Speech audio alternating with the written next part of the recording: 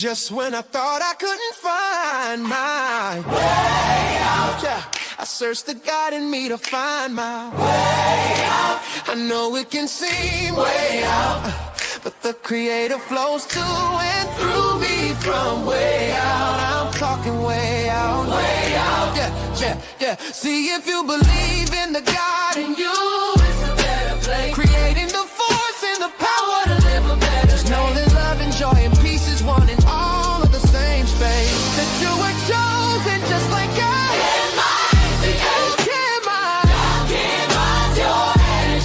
That's right. Only you can make the change. Shine your head at you.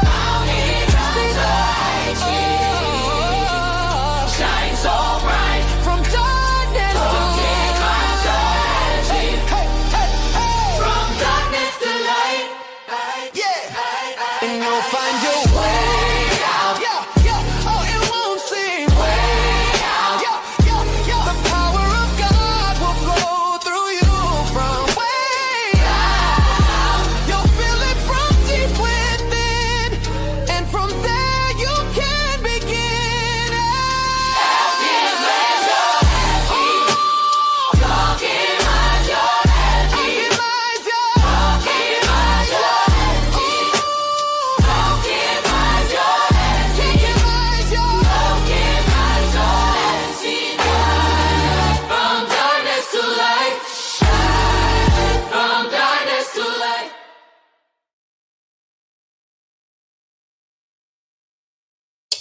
Welcome.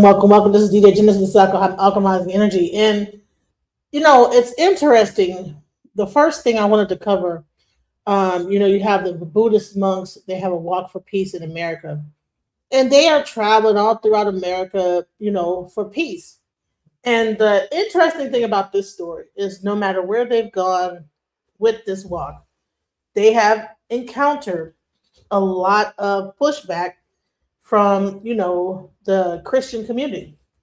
It's gotten really disrespectful. It's almost embarrassing, these people are walking for peace, and they are, the people that are supposed to be about peace, the Christians, they are attacking these people. Let's go in and let's see this walk for America that the monks are doing, the Buddhist monks. Let's check this out. Okay, good.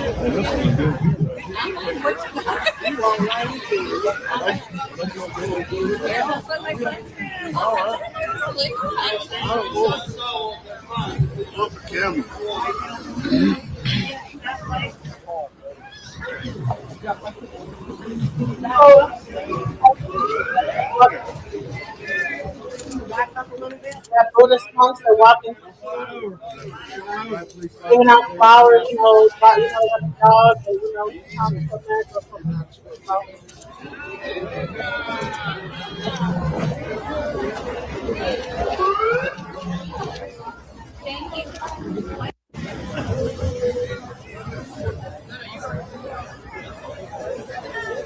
This thing is drawing very huge crowds, wherever they go. People are, showing them love. May you and all beings be well, happy, and at peace. They're coming there in the thing for peace, the walk.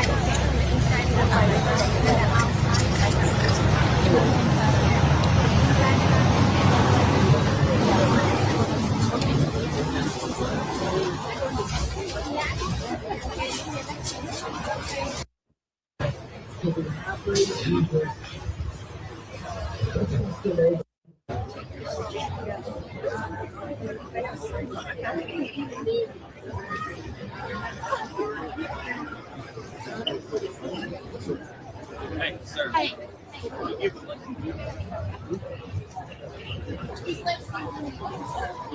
Oh. Well, it seems like they go to these different places and they meditate at each place, there's huge crowds. I think people are also, just watching them and coming to see them walk. But here is where it gets weird.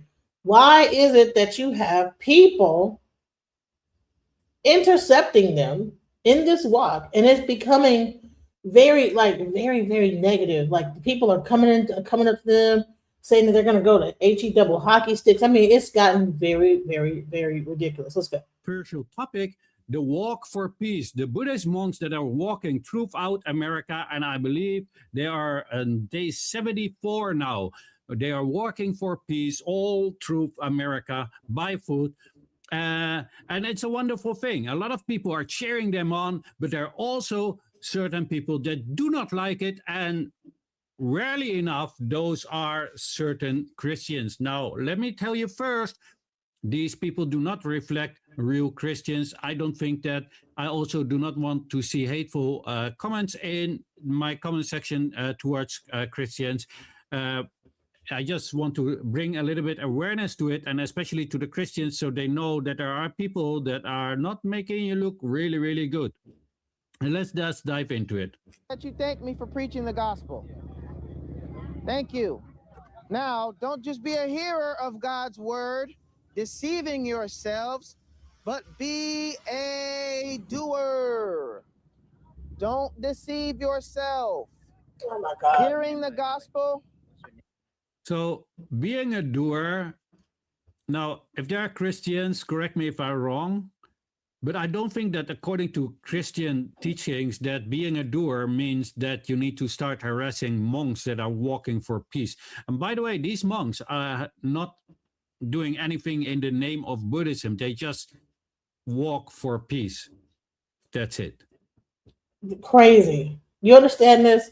This is where this fanaticism sometimes in Christianity, like this is where it gets into fanaticism. Okay, it's one thing, I get it. You're supposed to preach the gospel, but you don't have to be judging against other people in their walk. You know, Jesus walked, you know what I'm saying? All these different people that walk the earth and spread the gospel, but these people are just spreading the gospel of peace. Isn't that what Jesus was all about anyway? Let's go. And by the way, I didn't get your name. Rashawn. Roshan Rashawn, yes, sir. Panyakar. Yes, sir. I've seen you. I've seen you. You're a celebrity. No, I'm not celebrity. You are. I'm a monk. But I'm trying to help you, man. There's only truth in one name. Only one name, Jesus. Oh my God. Do you believe that? Yes or no? Do you know that what you do and you push in? I don't believe that at all. What he is saying, just by believing in a certain religion doesn't make you good, and certainly will not grant you a certain status for in your afterlife or whatever. Just by believing, no. I think all teachings in religions are based upon you actually expressing the teachings, doing, and Yeah. not so much in just deadly believing in it. I cannot get on the right name. Anyway, you get what Faith without works is dead, you know. And to come up to these people that are walking for peace, not to see if they were walking for all this other stuff. Where is these people when people are the KKK is marching through their town, or where is their Christian belief? But these guys are walking for peace, and you want to harass them. I mean, right? Pushing your members away. You know that? No, Yeah. I'm not pushing any members away Yeah, by you do. speaking the truth. No way. I'm speaking the truth. Because they are here just to listen to. No. to If they're something. following Christ, they wouldn't be here. No chance.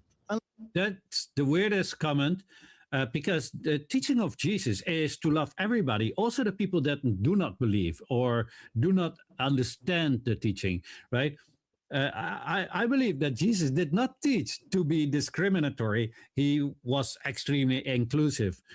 So to say that for this person to say that they are not real Christians because they are there, they're not following the monk, right? They are there because they appreciate what these monks are doing, something that if Jesus was alive and would be in the United States, probably would be doing himself. Probably would be walking with them at the same time. He probably would have joined the dang on march for peace. But you want to protest against them because for what? Because you have to join the Christian church first before you can march for peace? What is going on here? Right? Correct me if I'm wrong, dear Christians. Mind you, I also was exposed to a lot of Christianity in my youth because my grandfather and grandmother from my mother's side are extremely Christian. I forgot which kind because obviously I do not believe in Christianity, with all respect for the others. But even I got a children Bible, and my grandfather was preaching in the church, but he was also actually doing things. For example, he was, even when he was 80, he was collecting clothes from people, tell them not to throw it away, give it to him, and literally drive a truck on his own to Poland because the people didn't have money back in those days. He did it himself. He was taking action. He was not a blind believer. That was the word I was looking for. Blind believer. He was actually acting to what he was preaching, right? Because he was also preaching in the church. And my grandmother, from my father's side, she was a Roman Catholic. So I also went with her to church a couple of times, but only for Easter or for Catholic, for Christmas or something. But bottom line is that he's saying that he's been to church, and he understands what the church is about, but this is not the church here. This right here, it gets ridiculous. Let's go. Why do you have to expect them to follow one thing when they have nothing to do with Buddhism? Well, no. There's only, Jesus said, John 14:6. He said, I am the singular, the way, the truth, the life. No man can come to the Father but by him. There's only one name. So if they're following him, they're not going to follow you. If they're following you, they're not going to come out here and support this. they're not following. They're not trying to follow this guy. These are a group of monks that are walking for peace. What is the problem? Yeah. Sorry. Nobody follows. If they're following Jesus, they're definitely following you. So this person is so blindly filled with this hatred and this. It is a filled ideology which he has. I think, let me know in the comment section if you're a Christian, if this is the right way for Christians to act. I personally, I don't believe so, but maybe I'm wrong. But these people are not there to follow the monk. Neither does this monk is trying to get souls or whatever. How I don't know how. Anybody that follows the Buddhist tradition knows that they do not go out campaigning to get people to join their religion. Most religions that are like this, they don't go out looking for fun. They're just trying to like march for peace. Some people fasted for peace. I think Mahatma Gandhi fasted for peace. People do different things. I think even Martin Luther King fasted for peace, I think, at some point. But people, right now in this time of like this war and things going on, they decided they wanted to do a walk of peace, and they've been doing it for like how many days now? Almost 78 days, just walking, And for you to come out and try to attack them, this is ridiculous. This is not what Buddhists do, all right? I'm a Buddhist. We do not go around and tell people to become Buddhists. That's literally what we don't do.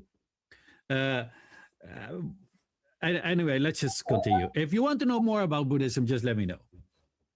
Followed you like a bunch of goats to your trailer. How disrespectful they are, right? The way that he talks. People are not that easy. No, people are very easily deceived. Look at most of these people who profess to be Christians. You don't even believe in Jesus, but they'll follow you. Easy to be fooled. People are very easily fooled, and these goats are perfect example. All right. Perfect example. You'll be well, happy, and peaceful. Turn to Jesus. See you next city. I'm good. I told you I won't take it. You sure? I'm positive. You sure? So this guy is following them You gotta from turn to city to Jesus. city. There's no other. This guy is following them from city to city and just screaming out the gospel to them. What does he think he is going to accomplish by doing this? What's the end goal? The same thing is happening to Ishowspeed. There's a guy following him around. I don't get it. I think that a lot of times people are trying to get clout off of the fact that they're doing this, and so he does this, and now he gets to have some clout. This is clout chasing at its finest. Let's go. Name. There's no other name. Okay.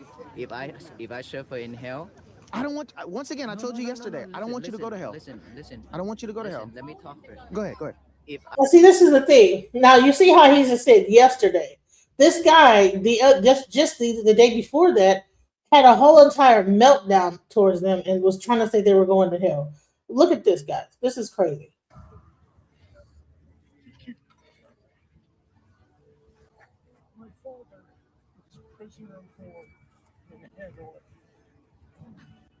I remember the burning in Saigon in '63.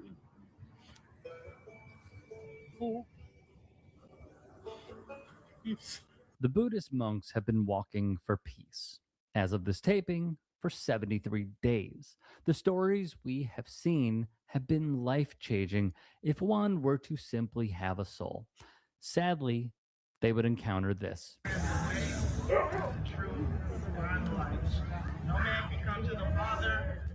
So, let us do the thing that we're supposed to do. Okay? Nothing in this world.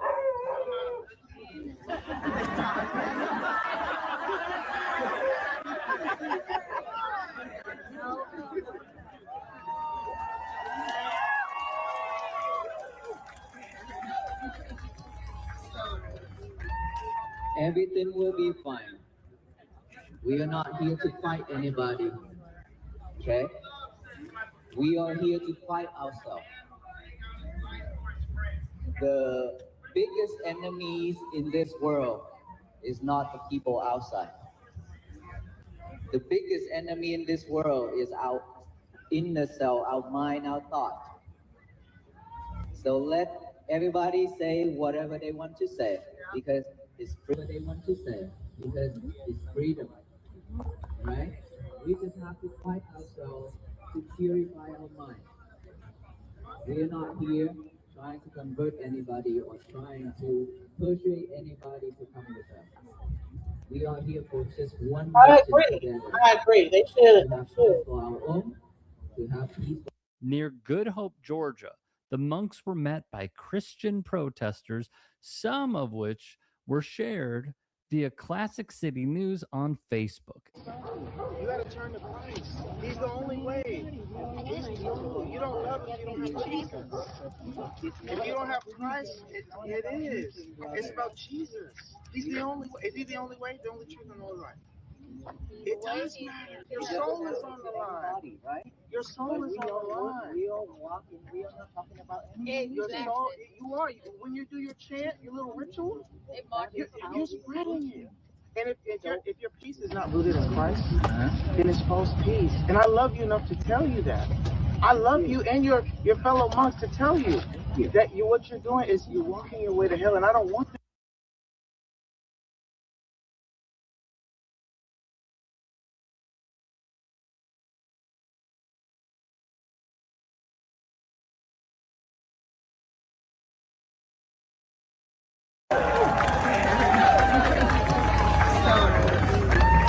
Everything will be fine. We are not here to fight anybody. Okay? We are here to fight ourselves. The biggest enemies in this world is not the people outside. The biggest enemy in this world is our inner self, our mind, our thought.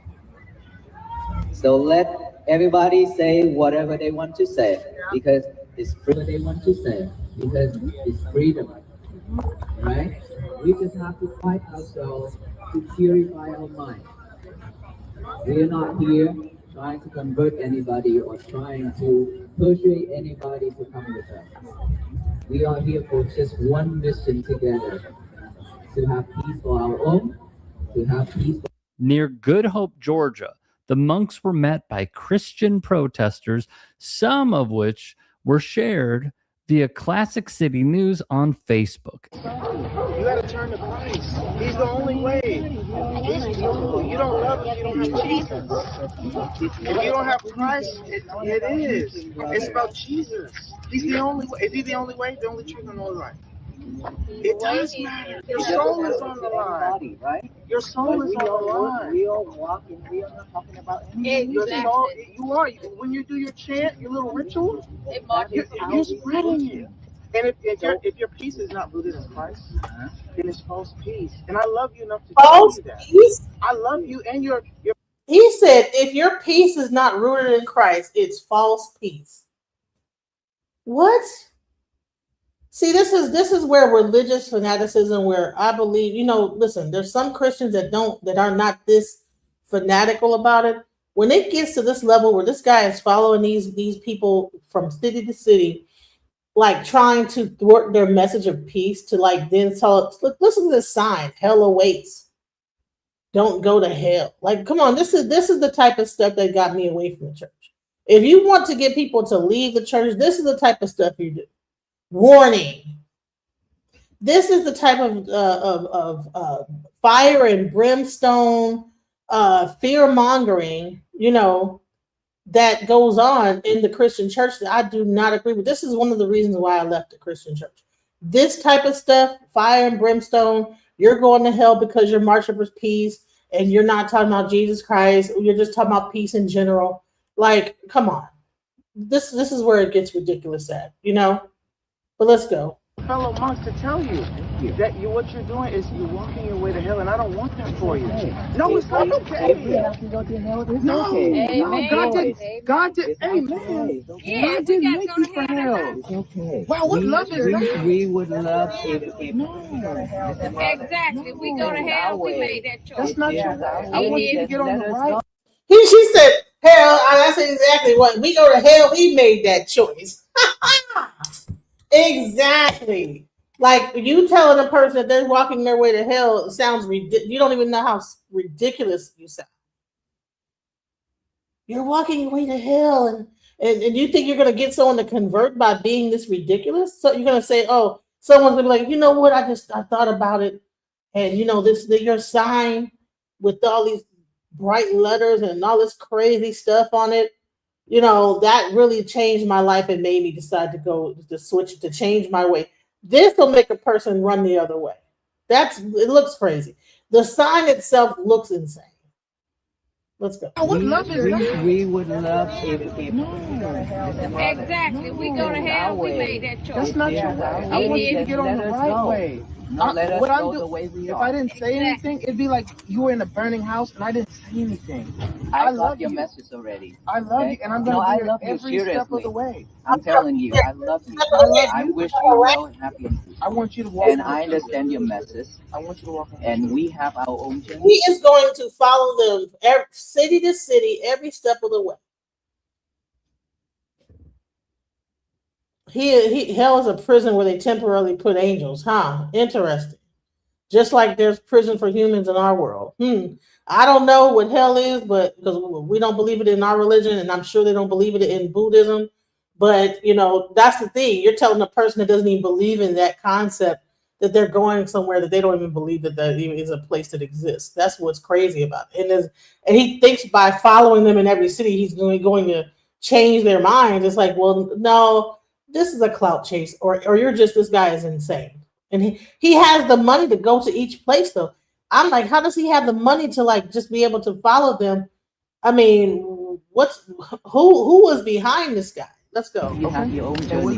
So let us walk on each our own path. But at the end, we always come together. No, yes. Have no fellowship with the unclean. Can you please let him walk? We have no fellowship with the unclean. This right here is like this is like a cult member. I'm not sure what church he's from, but this is cult talk. I have no fellowship with the unclean. So why are you up there talking to him? You should still stay over there and talk your rhetoric and not have any conversation. Just be on your little megaphone and call it a day, Or rather expose them. He's talking about me. I'm not here to hate on you. I love you. I truly do. But I know right now you're walking your way to hell, but you don't realize it. It's okay. You're walking your way to hell, but you don't realize it. We don't care with this. All these people right here, Okay. boy, him going to hell. Okay, if you're not okay with it, you're not okay with it. I love you. Well, didn't it say only 144,000 was going to make it anyway in Christianity? So, hell, he might be going to hell right along with him. How do you know you're going to be the one that make it? You know what I'm saying? Anyways. Then you take care of yourself. I will take care of ours. Hey, I'm here with you every step of the way. All right. If that is your that's the truth. If that's what you want to do, You can't be out here judging. And you may not realize it, but you guys are deceiving people. You are. There's no peace from it. The only peace comes from Christ. or you have You're deceiving people. All they said is they're walking for peace. So where is the deception in walking for peace? They're not saying nothing. They're just saying, hey, we don't have anything against anybody. We're not trying to promote. We're just trying to promote peace. That's all they're trying to do. And this guy is out here just banging. You know what I'm saying for the Bible. And honey, it looks ridiculous. If anybody that looks, this is how you look crazy online. Now it's all over the internet. This guy, and I think that's what his point was. He thinks that the more places that cover this is going to bring more people. That he probably goes to his congregation and says, "I did the gospel. I did the thing." You know, I'm trying to figure out who's funding him. This is the crazy part. I'm a peaceful person. Really? You got peace? Yes. Okay. May you do well, happy and peaceful. All right? May you do well, happy and peaceful. You look like Looks can be deceiving, right? In addition, this Baptist man confronted the monks in the state of Georgia. Then, a way of death and believing a lie. Folks, you're going to stand before the judgment seat of Christ one day. So now one guy starts it. Now more have joined in with this is ridiculous. Come on now because he got the clout. Now he say, well, no, he can't be the only one out here trying to get some clout off this. Let me get my sign out and with this fire and brimstone teaching. You know, whether you like it or not, you're going to be there, just you and God. And the only thing that's going to matter is, do you know Jesus Christ in truth? Not if you walk 2,300 miles, not if you believe we all come from energy, not if you do all the good deeds that you can think of, not if you go and you start to do good even though you're wicked. None of that can save you. Only Jesus, by his shed blood, who he died 2,000 years ago and rose again 3 days later in fulfillment of the scriptures, which those Buddhists reject, yet you support them. Only through him, the one who is the chief cornerstone and rejected by his own people, is salvation. And there's no other way around it, folks. You can laugh, you can scorn, you can mock, you can lip service to God, but at the end of the day, that's what's going to matter, and your fruit will show it. Good. This is. Does this sound like Christian to you? Does it sound good? He don't even sound like a person that I would be like, let me join that church. Let me join. It sounds scary. Like he sound like he'd be up in the church, like giving people, sending people to hell on his way. His damn hope rejects the gospel. We walked up and down your street. You gonna faint, man. You gonna faint talking so much. The gospel of Jesus. Look, he's convicted. You gonna pass out, man. Already. Sharing the gospel of Jesus. Man, wait for a commercial. His commercial break coming up in a minute. You can't talk forever. You can't talk forever.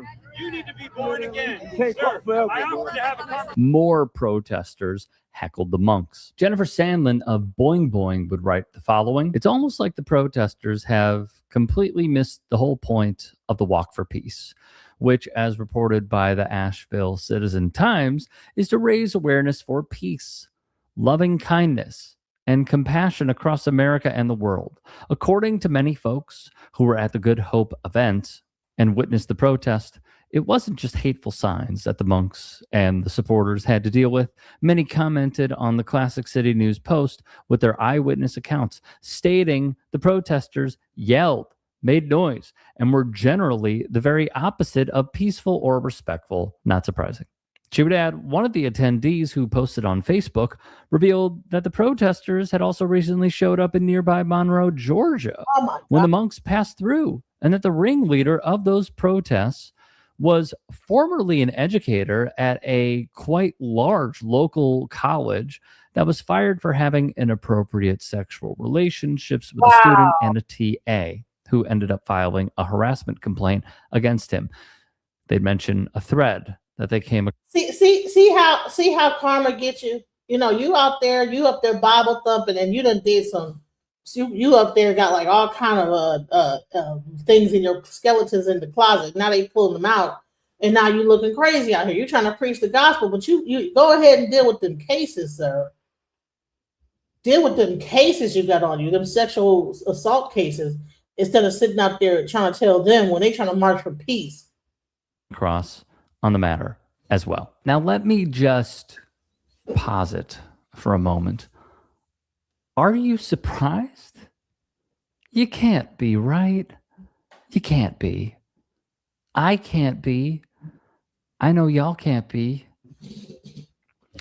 It truly is quite shocking that, from my understanding, Buddhism is not one to go out and do things that these Christian protesters will do. They are not ones to try and recruit. They are not ones to try and lure others. They are not ones to condemn other religions. It seems as though Buddhists like these simply want one thing: peace. Live and let live, it appears, is their mantra. And as many have also stated in the chats and comments, there is no hate like Christian love. How? And for the most part, I do agree. Right, the guy's like, I love you. I don't want you to go to hell. Like, well, sir, you have some way of, like, you're not going to get no one to join, you know. So the next day he approaches them again. Let's go. Turn to Jesus. See you next city. I'm good. I told you I won't take it. You sure? I'm positive. You sure? I'm positive. He's trying to give him some water. He ain't gonna take the water because it come from a Buddhist. You know, this is how ridiculous this whole thing has gotten. There is no hate like Christian love. You got to turn to Jesus. There's no other name. There's no other name. Okay. If I suffer in hell, I don't want. Once again, I told you yesterday. I don't want you to go to hell. Listen. I don't want you to go to hell. Let me talk first. Go ahead. If I have to go to hell, Okay, you don't have to. Okay. But okay. How do you know where he gonna go or not? You know why you? What made you the judge, jury, and executioner on whether or not he's gonna go to hell or not? That's the part that's crazy, because you think because he's marching for peace that he's gonna go to hell because he's a Buddhist. The whole thing is ridiculous, you know. But let's go. Let's continue. if I have to go to hell, that's gonna be in the future. But what right now, I'm seeing you. When is the future? You could get hit by a car and die today. That is the future. I hope you don't, because I don't want you to go to that is hell. the future. So you're Right assuming you now- have time. But right now, this is the present moment right now. Today is the day of salvation. I don't want to see you like that. South and every day like that. I don't want to see you like that.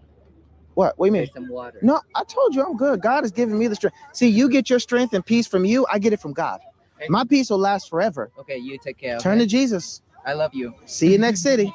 Turn to Jesus. See you in the next city. So he is literally following them to harass them. If you want, I don't know why. I see it a lot in Abrahamic religions that they are so pushing their religion upon you. This is really not the way to get followers if you really need to have followers. But yeah, I don't know. I'm a Buddhist. We don't do that kind of thing. But to just follow them around and just harassing them and being extremely disrespectful, because it is disrespectful the way that he is treating them, it's just mind-boggling. And again, I want to reiterate, I don't think that this is normal Christian behavior. I know a lot of other Christians who are really nice people and are not so pushy. There are some that are constantly asking me to go to church, but yeah, that's fine if they believe in that kind of way, then all right. Yeah. I don't think that this is correct behavior. Let these people just walk for peace. If Jesus was alive and he would be in the United States, I'm sure he would also do a walk for peace, right? Wasn't he teaching about peace? Wasn't he teaching about loving your neighbor? Wasn't he teaching about helping others, even if they do not believe or do not understand the teaching? He did. Wasn't he teaching to not be discriminatory? It wasn't he teaching about compassion, right? All these things. And nothing that this person does shows any of that. I want to say again, a religion on its own will not make you a better person. Following a righteous path will. And what this person is doing, and also many others, not all, but many others, is not the right path. This is straight out harassing others while they are in the act of trying to do good to the world. Who would not want to have peace? Honestly, let me know in the comment section what you all think of this. These are my 2 cents. And again, no hate to the Christians. I don't think that many of the Christians agree with this. That is why I make this video, so you can have a voice and let me know in the comment section what you all think of this.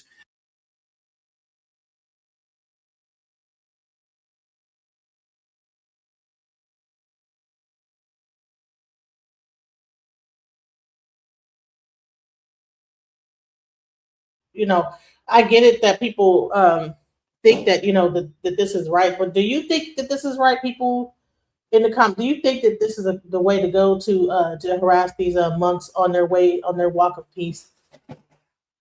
I doubt it. I'm sorry, that's my chair, guys. It's not me farting. My chair is a little, you know, crackly, but yeah, that was a really interesting story. Let's hear what the rest of you have to say. Let's go. This man wanted to have a conversation with the monk, which, by the way, you shouldn't. They're doing this as a walk for peace. They are being peaceful. It seems like they really, bothered is the wrong way of putting it. It really seems like they would like to do this and be on their way.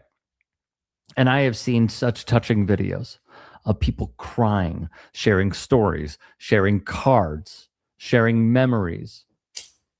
I saw one woman holding her special needs sister, and the monk stopped, gave her something, and sang to her, and I suppose, I apologize if this is the wrong word, but prayed over her. That is touching. That no matter who it is, no matter what they look like, no matter what race they are, no matter where they come from, they stop and share a moment of hope. And then you look at videos like these. Compare and contrast, guys. Yeah.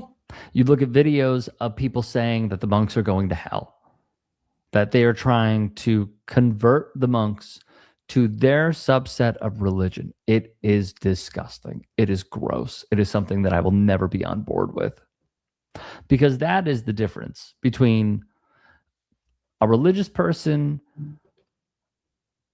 who can see the light and even atheists, is that just let people be.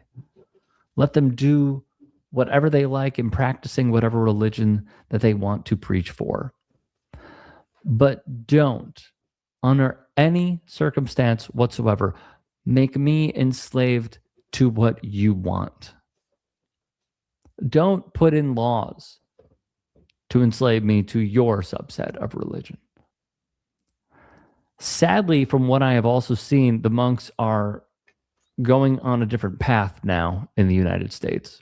They were supposed to go through different parts of Georgia, and they are now approaching South Carolina. I really hope that there are other parts of the country that do not do this, because you are embarrassing the United States. If you can and are willing. Exactly. That's what I believe. It's embarrassing. It's very much embarrassing. Like, I'm embarrassed for the guy. You know what I'm saying? Have you ever watched something, you just, why are you doing that? But anyways, you know, I just want to give a shout out to the monks that are, you know, walking for peace. I hope that they make it safely on the rest of the journey. And that these people run out of money. If they're going to harass, okay, why aren't they praying for people? Why aren't they, okay, if you're going to have your walk for peace, we'll walk along with you in Christ, and we'll pray for people right along with you. Join in on the prayer. But instead, you want to condemn and condemn people to hell and all this other crazy stuff. What are we doing? You know, this is insane. Anyways, I wanted to like kind of get into this whole Ishowspeed conversation, because, you know, it's gotten weird with that. You know, FBA is taking that, you know, there's another group of people that, you know, believe in what they believe in, and they have to change the narrative around. No, he's getting attacked in Africa now, but he's not. But they're trying to put the narrative out there that now they're attacking him in Africa. So now they're like putting out this whole thing. So let's go into that. So Ishowspeed is in Africa. He has been in various different cities so far. He's probably like do 20 cities, 28 different cities in 20 days or 30 days, something like that. And I think he whatever city he's in right now, they're trying to say that he's being attacked. Okay. So let's get into that.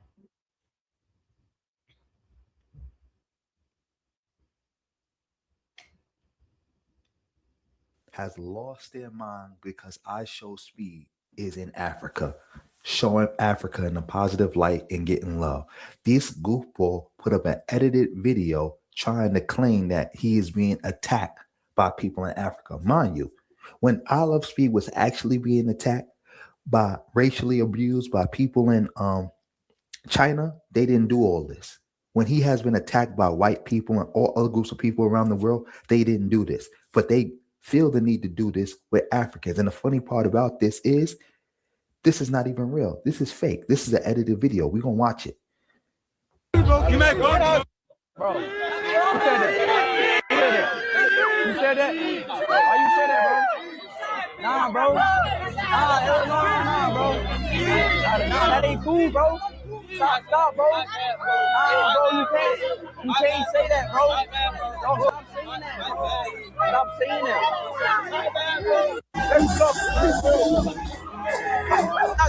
Hey, welcome to the channel, Bold and Understood. Did you want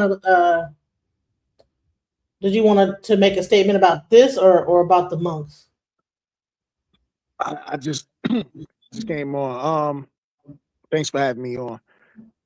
I agree with what you said about with this situation, because what I don't understand about these FBA dudes is that they quick to call people tethers, tether here, tether there, but they're tethering themselves to Ishowspeed because he's in Africa. You know what I'm saying? And he's getting much love and everything else. So they so bored, instead of just going off whatever they, Uh-oh, we lost your mic. You there? We lost your mic. Somebody probably called. Go ahead. Somebody called you? Nah, my for some reason, like on my phone, I guess the thing like timed out. I don't know. Go ahead. But yeah, it's just the fact that like these clowns, what they do is they so bored. They have nothing else better to do. You know what I'm saying? But talk about Black people even in the country that they reside in. Like it's bad enough that they already criticize, you know what I'm saying, like the Black immigrants here in America. But then when those same Black people are in their own country, they still want to come on there and clout chase and criticize them just because they want to, they just mad because Ishowspeed is getting shown a lot of love and everything else, and it doesn't meet their whatever narrative that they're trying to push. But that's all I got for now. Right. So what's happening in this video is that there's an actual FBA channel that turned a whole interaction into something negative when it really wasn't. They're so desperate to make it into a negative thing that they're coming up with false narrative. So this guy Woods, that's Nibiru 1000, that's on X, is saying that Black Americans, Ishowspeed, went to a third world country and then they were throwing racial epithets at him, but they're so wrong that it's ridiculous. Watch this. You may go out, bro. Please get out, bro. Get out, bro. This way. Let's go.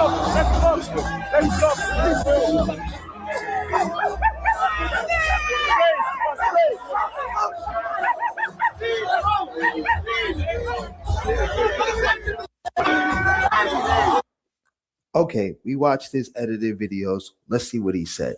This is one of Tariq Nasheed's top Twitter apparatchiks, just like Black Voltron. Hopefully, he'll be paying Black Voltron a visit soon in person.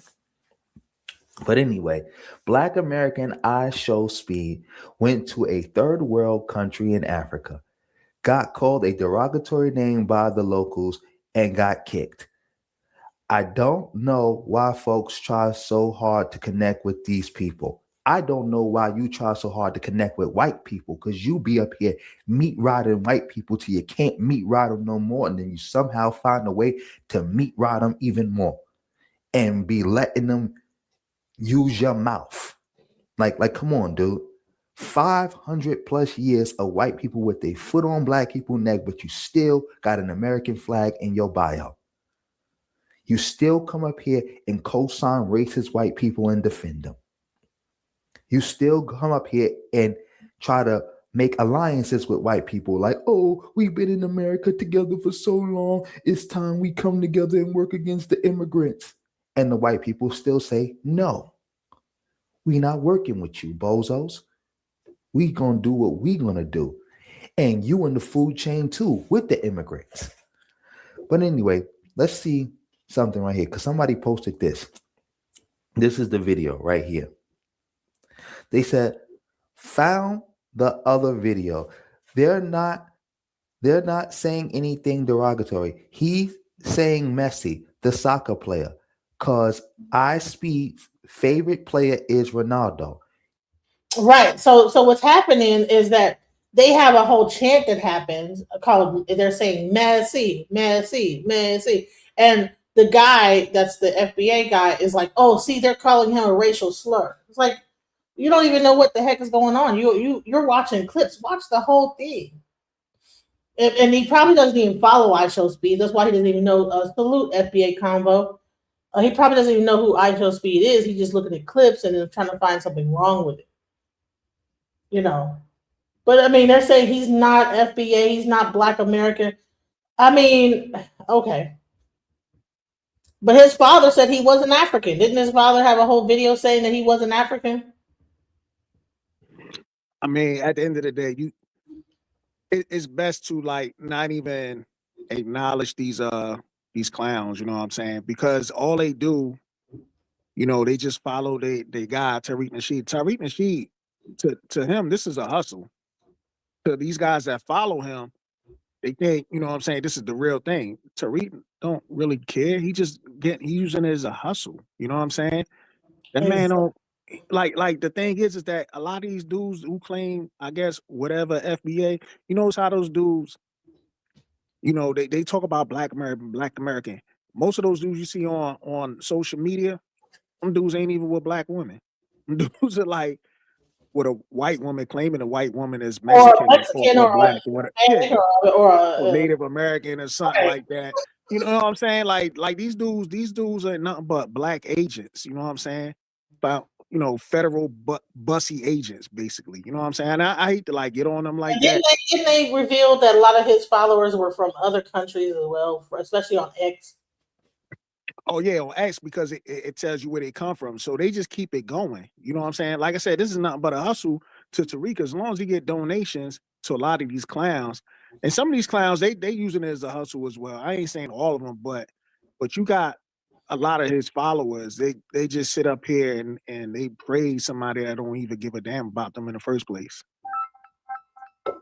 Yeah, the whole thing is just weird. Let's play the rest. Video right here. They said, found the other video. They're not saying anything derogatory. He's saying Messi, the soccer player, because Ishowspeed's favorite player is Ronaldo.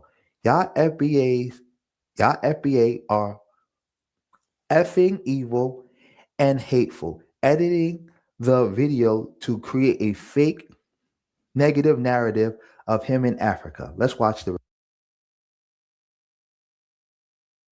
So exactly, I actually seen the whole video with the albino. He was walking through the town, and he basically said, you know, the albino was saying Messi, Messi. I think he had the whole uniform, whatever the jersey on Messi. That's why he stopped at him, because he had the jersey on, and he likes the Ronaldo guy, and so they're going back and forth about Messi versus Ronaldo, who's the best soccer player, you know. And they turned that into something like it was like they were bad mouthing him or making him look bad. Real thing. Yeah, we're walking distance. We can walk by Nando's. Yeah. KFC and Nando's. Yeah. Bro. Who said that? You said that? Why you said that, bro? Nah, bro. Nah, bro. Nah, that ain't cool, bro. Stop, bro. Nah, bro, you can't say that, bro. No, stop saying that, bro. Stop saying that. What's up? Good?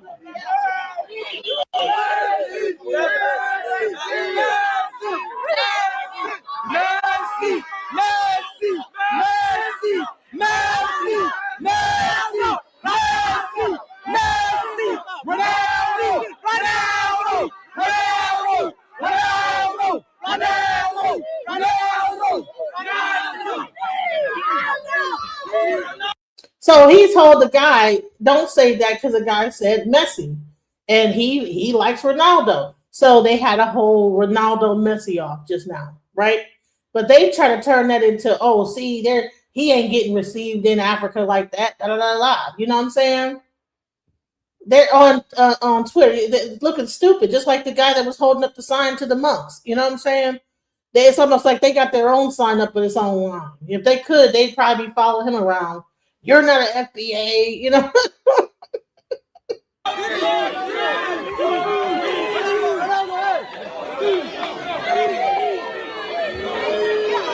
That's enough of that. As you can see, that was about the Ronaldo Messi thingy. I don't do soccer. Shout out to all the people who do soccer. This person said, found the original video that you edited to create a false narrative of Ishowspeed being kicked. He's being mobbed with love. FBA are evil and hateful. Let's watch this. No, that's dead. That's dead. That's dead. Get out, man. Get out. You man, go out, bro. Please. Get out, bro. Get out, bro.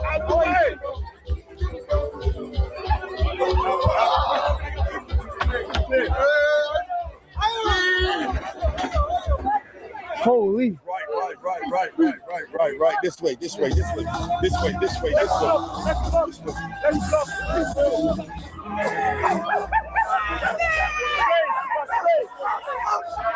So everybody's trying to get his attention. You know what I'm saying? He walking through a crowd of people. They're pushing him. They're trying to get his attention. Hell, when he went to Poland, they pulled his hair and damn near killed him in mob-like way. So, you know, they're actually pretty civilized compared to some of the crowds that he's around in other countries. He, like I said, if I show you the one in Poland, they were pulling his hair. I think he had hurt his leg, and they were trying to get him through the crowd to the ambulance. One dude jumped on top of him, all kind of crazy stuff. These people, okay, the most they're doing, trying to push him to get him to turn around and acknowledge them. Then they turn around and say, hey, give me a hug when they're done with it. You know, they're not trying to hurt him. But people were trying to make it into a negative thing. Oh, they kicked them in the back. You know, let's go. Do you want to say something? Nah, I totally agree. Yeah, they, like I said, they just clout chasing. You know what I'm saying? Because like I said, instead of worrying about the stuff that they stand for, they want to stand for as far as, you know, what's happening in America, they too busy looking across seas just to criticize somebody else. Like this is no different from, like, you know, over 10 years ago, you used to have the trend that a lot of these people used to come out and used to like diss black women, especially dark-skinned black women, and they used to have that running, and now they figure they're like, well, shoot, you know, just dissing the black woman joint ain't working anymore, so we just diss all black people. Like this is what they do. Exactly. But they're grasping for straws. Let's go.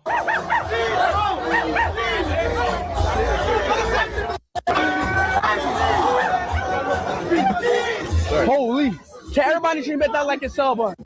All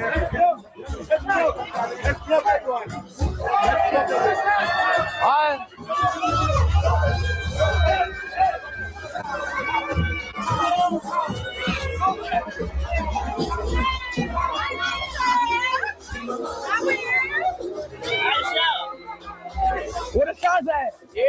salsa. Let's get some salsa. Let's get the salsa. Yo, Rudy, you got my phone. Rudy, you. Okay, so as far as we can see right there, he's being mobbed with love. It did look like somebody kicked him on some being a hater because he couldn't get a picture with him or touch him. But that was one person. And we cannot try to condemn all of Africa, especially all of Zimbabwe. No, excuse me. I said it backwards. We can't condemn all of Zimbabwe, especially all of Africa, because of what one person did. But you're a bozo and you edited all that other stuff out that he was like, keeping it pushing with. That's because you're a hater. You're a bozo. Let's see this. 1.6 million views. 1.6 million views of a lie. I'm afraid to even click on his profile. Matter of fact, I want to scroll down a little bit and I'm gonna come back and click on his profile. He probably got a retweet from Tariq. Oh yeah, I gotta save this picture. Matter of fact, I'm liking it right now. FBA anti-African growth. How to find reasons to hate Africans. So they're on Twitter just trying to find something wrong with this situation. I think it's really sad. They're on Twitter trying to find something wrong with Ishowspeed going to Africa. Because that's another thing. These dudes is so stupid. Nessie is literally like the biggest athlete in the world. And he's currently playing in America right now. How did you think Messi? Matter of fact, I don't even think you thought Messi was a slur. You knew better because you edited the clip. There's no way you could have found that clip like that without seeing the rest of the context. Either somebody sent that to you or you edited it yourself. Either way, you can't be that stupid. This is why FBA is a hate code. Only a true hater would do something disgusting like this. Only a true bigot. You don't even got white people really doing stupidness like this no more. Like trying to obviously edit clips to make it seem like somebody's saying something that they not. When the last time you saw somebody splice together two clips like this and they go mega viral? That's what I'm saying. The FBA hate cult is a white nationalist front group. They got them doing their work now. Let's click on this dude profile.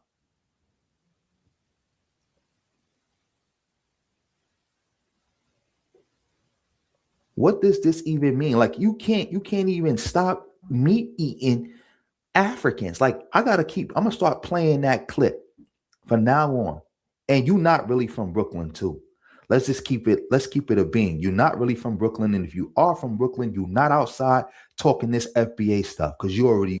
I like how New York say little words like bozo, keep it a being, like their little slang. I think it's hilarious. Yeah. Bozo. You're a bozo. Yeah. I'm gonna start calling you a bozo. Like I'm from Brooklyn too. You know what I'm saying? But I moved around and stuff. But yeah, they definitely won't be talking that shit in Brooklyn, like in New York City in general, because there's a lot of people, you know what I'm saying? Like in New York City is like a melting pot anyway. So a lot of people usually have like a Caribbean background or African background or whatever, you know what I'm saying? So he's right. You definitely not gonna go to New York and talk that craziness. You know what I'm saying? So You're not. What did it say? He from New York? I don't think he is. He can't be. Nah, if he is, that dude stay in the basement somewhere because his ass ain't out there like that. Wow. So anyway, you can't go to New York City talking that divisiveness like that amongst black people. That shit won't fly at all. I'm sure it won't. Let's go. You would have been dead, but we going. That's neither here nor there. He say from Brooklyn. But look, he just on Africans' meat. They crashing out. They can't take it. They can't take it. They hate anything positive that got to do with Africans. And look what he says. Ishowspeed's African stream is proof that Pan-Africans love romanticizing Africa from a distance. Well, what are you guys doing from a distance by trying to find something wrong with his thing? Hating on Africa from a distance?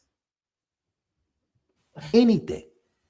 What does hating on Africans, hating on people who want to be cool with Africans, how is that Black American first? How?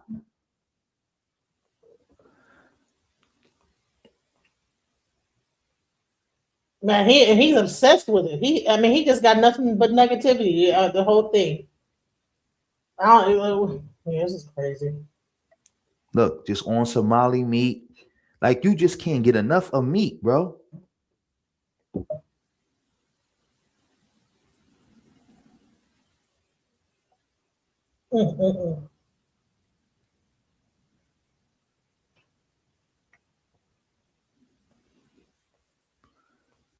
So bottom line is, what it really boils down to is that these people want to have a reason to have something against Africans so hard that they're just willing to make up lies just to do it.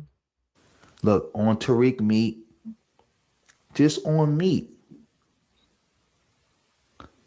Look at this stupidness. The reason people keep saying he's saying people are getting mad. It's not only for descendants of slavery. Anybody who actually read the 14th Amendment or just the descendants of slavery and knew the backstory around the 14th Amendment knows that's not true. And why do y'all think the 14th Amendment is some type of special protection for just you? It don't work like that either. Third and three, Trump is breaking every law in the book.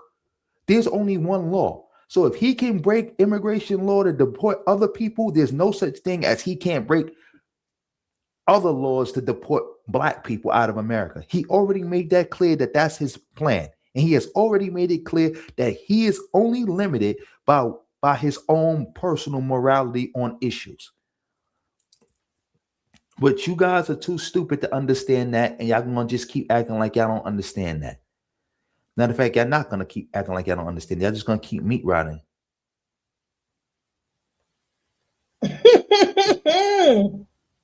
But anyway, this video. What do you think about this so far? About this information that you've seen so far about what FBA is trying to find something wrong with Ishowspeed going to Africa? I mean, that's what they do. They just clout chasing. Like, anytime, you know what I'm saying, you got family, you got our people like trying to connect with the motherland, or just go over there, just do something, or just even enjoying themselves, whether it's in countries in Africa, or if they go to Caribbeans where it's majority Black, or go to the, the Black areas, these clowns will find a way to come out and make a video, clout chasing what the, what the average, Black person would do. You know what I'm saying? Like these, I can't rock with these dudes because they doing it. Like I said, they doing it. They try to get some money, trying to grow a following, but their movement is only online. That shit ain't even outside in the streets. Like, you'll never see them dudes out in the streets talking this nonsense. They sit out there. They probably get around themselves and probably talk that nonsense, or find a spot where nobody is at and talk that FBA garbage. But they won't go out to no hood talking that nonsense. Do you hear? You don't hear nobody talking FBA out in Brooklyn, where you from?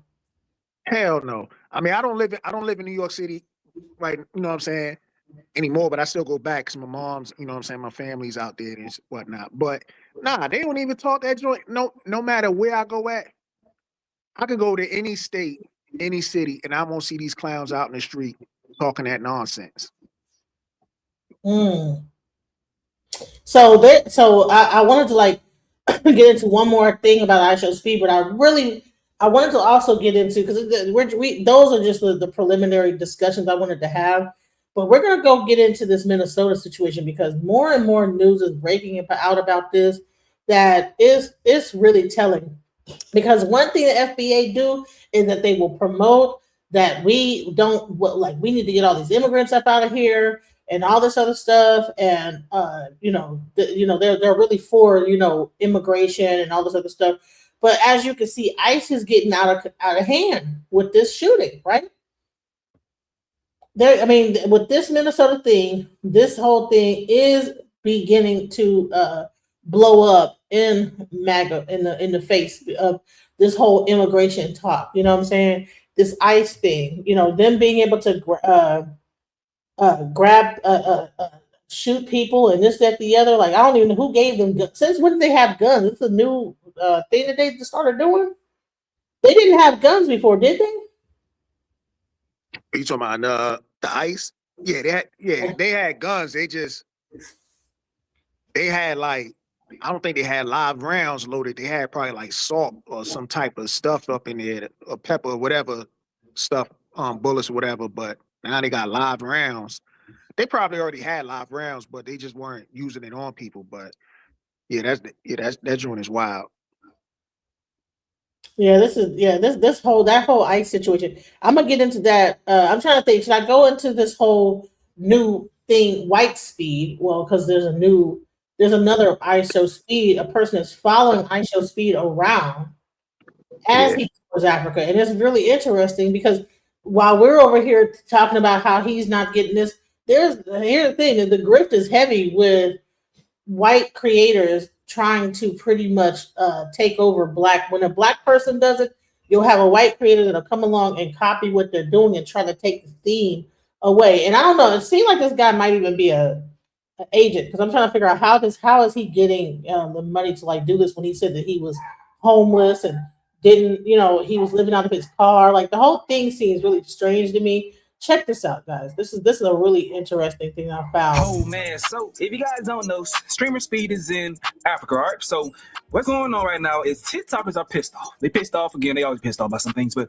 everyone's having think pieces about this dude who they call White Speed. So this dude's name is Tiki, calls himself White Speed, and what he's been doing is stream sniping speed. All right. So what stream sniping is you see someone that's live in IRL in real life on stream, you try to find a location, you go ahead and just happen to pop up while they're on stream. That's called stream sniping. So this guy has been doing this for some time now. It's continuing to pop up on speed stream. Now, what I'm saying with these TikTokers, they like, it was okay, it was cool at first, but now it's getting kind of weird, even to the point that speed is in Africa and dude is still popping up even there. So people have a lot of different think pieces and reasons why they feel like dude is doing this and they not rocking with it. I'm gonna go ahead and walk y'all towards that point. But first thing first, this video will be collaborative with my No Chase States page. That's my channel where I cover streaming content. I post my live clips and also many more random shit. All right, man, make sure you go ahead and follow No Chase States. But let's go into the story. So like I said, this dude has been following speed everywhere, continuing to stream snipe him, and people are wondering why. So Speed asked him, why are you doing this? What is the goal here?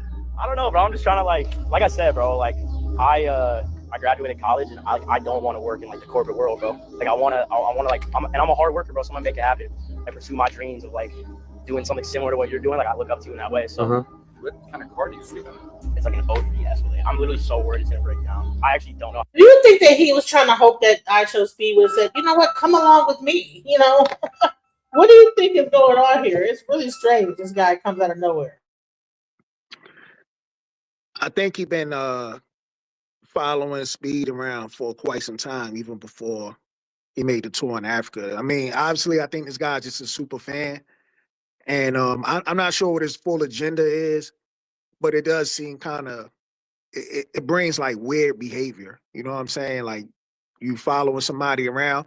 At one point in time, I was like, is this all part of like the program? Like, are they like doing this just to have somebody come along? But then I'm looking at him like, man, if he's really following this guy like that, this dude he's straight up weird. You know what I'm saying? Like a stalker or some type.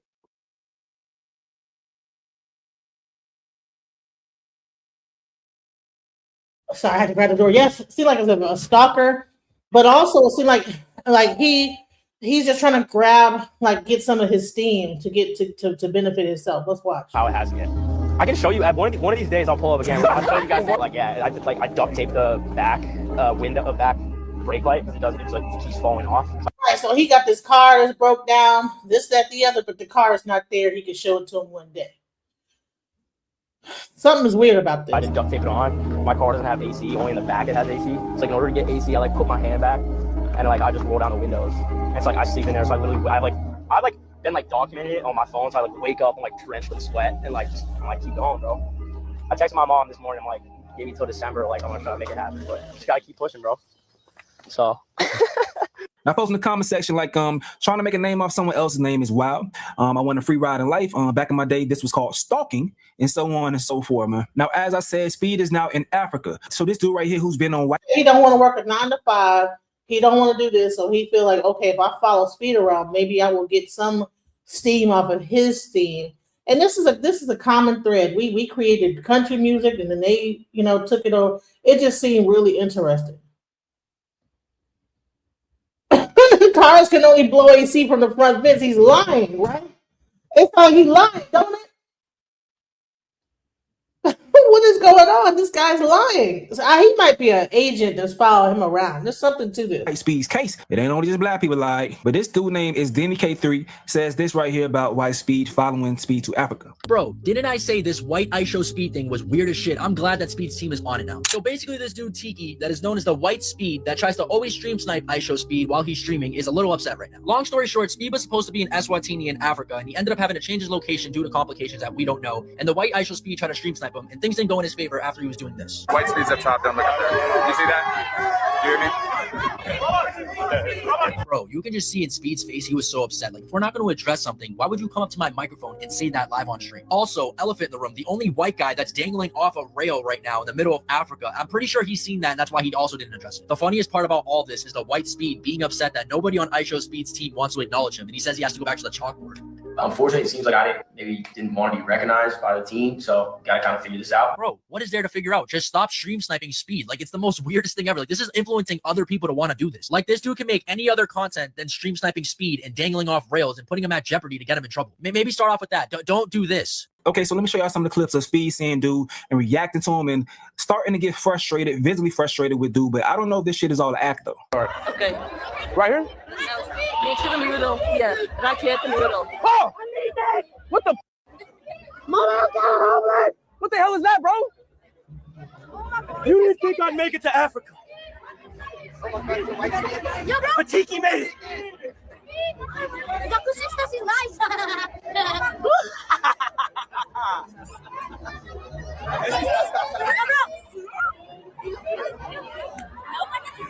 So no way. You came all the way to Africa, bro. You came all the way to Africa, bro. You following me from America to Africa. Bro, he said he was in his car. AC didn't work. He got one thing hanging off of one other. He's sleeping in his car. How he make it to Africa, you guys? This is weird. This is weird. It is weird. Yeah, that's why I was saying, like, one side of me is saying, like, is this all part of like the story? Like, they all in on it, and then it's another side saying, like, this dude was just a stalker. And he probably got money. You know what I'm saying? Because he lied about that. Like, oh, I'll show you my car later on. Like, what? No, like, show it to me now. Take me to the car. I would have said, let me see this car that you're talking about. Because he lied. He lied about his. He probably is a rich guy. I'm waiting on somebody to expose who this guy is. You know? Here I am, brother. It's gonna be a journey. How do you know? Wait, how do you know I was gonna be here? It's gonna be a journey, sir. How do you know I was gonna be here? By the grace of God. Bro. How did he know where he was? Mad, bro. Religion. This African shit.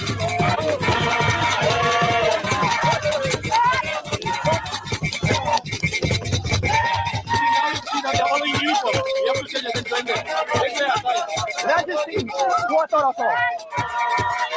Did I just see who I thought I saw? What? What?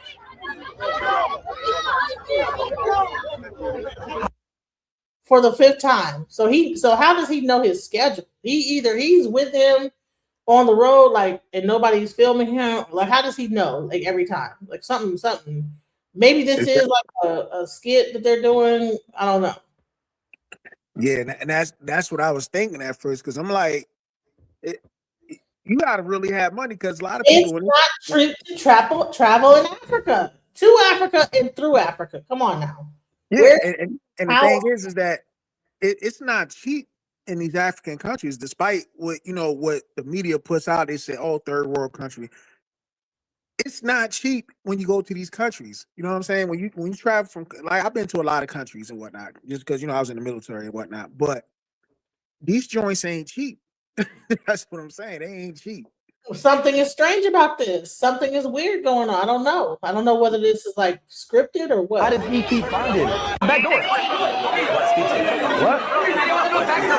I didn't, bro. New mic.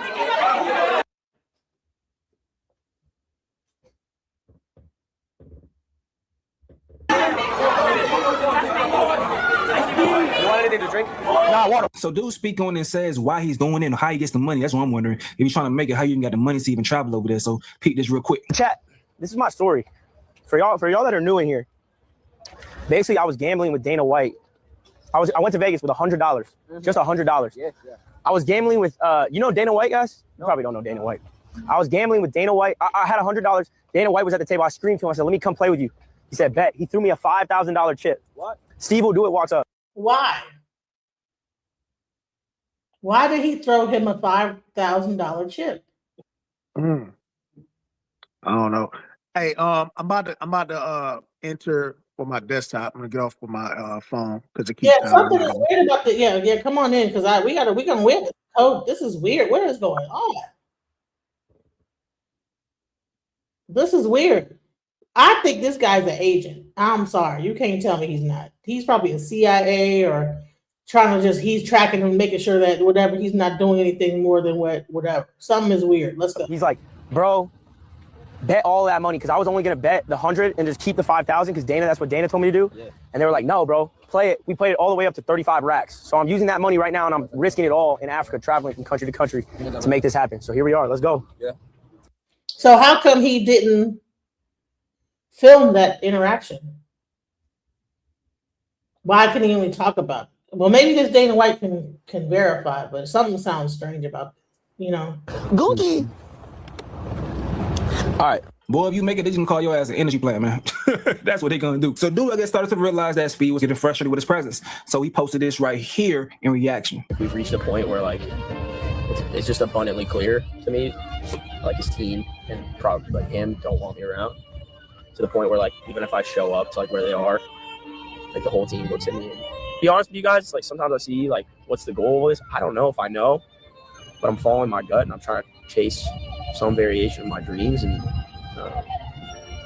I know that God has a plan for me at the end of the day, but it's, bro, like I said. Hey, what's up, Black Revolutionary? Do you have something that you want to say about the subject? Peace and Black Power. Can you hear me? Yeah, I can hear you.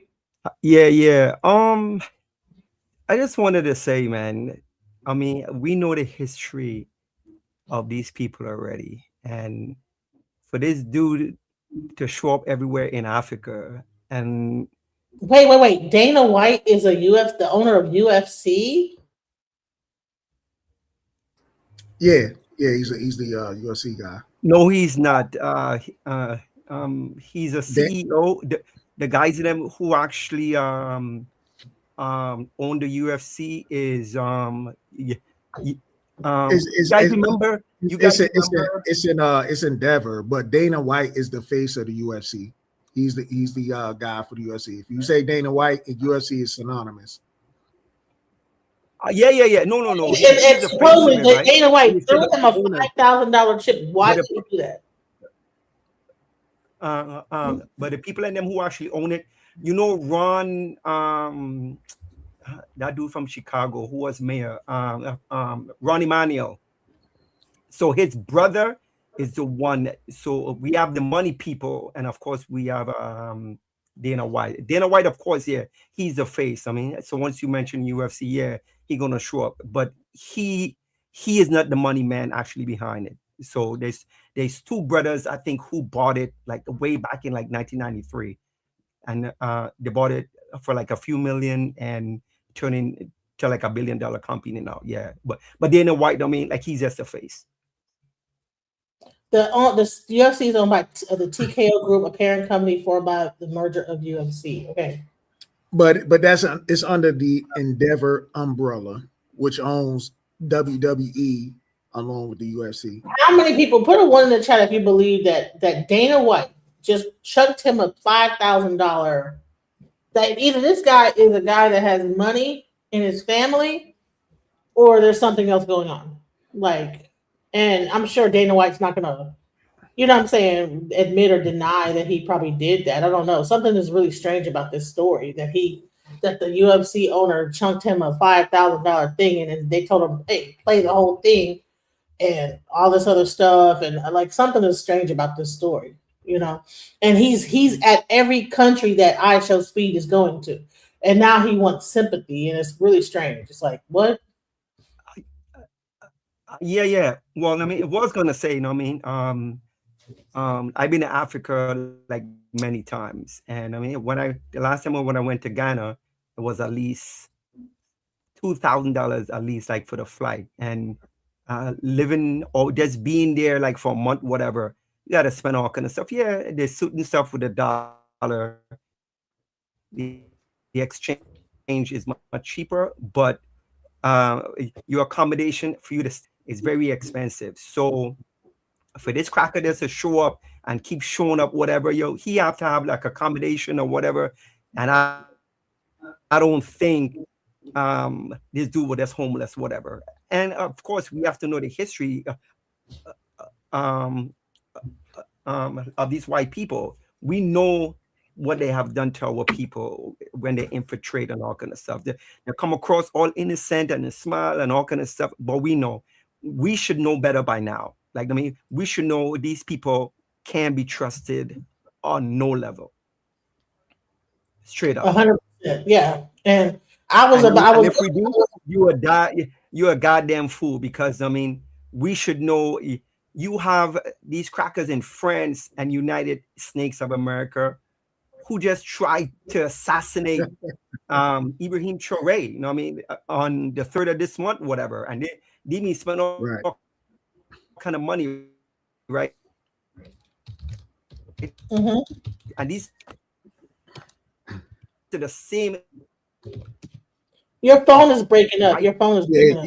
Yeah, you're going into the matrix.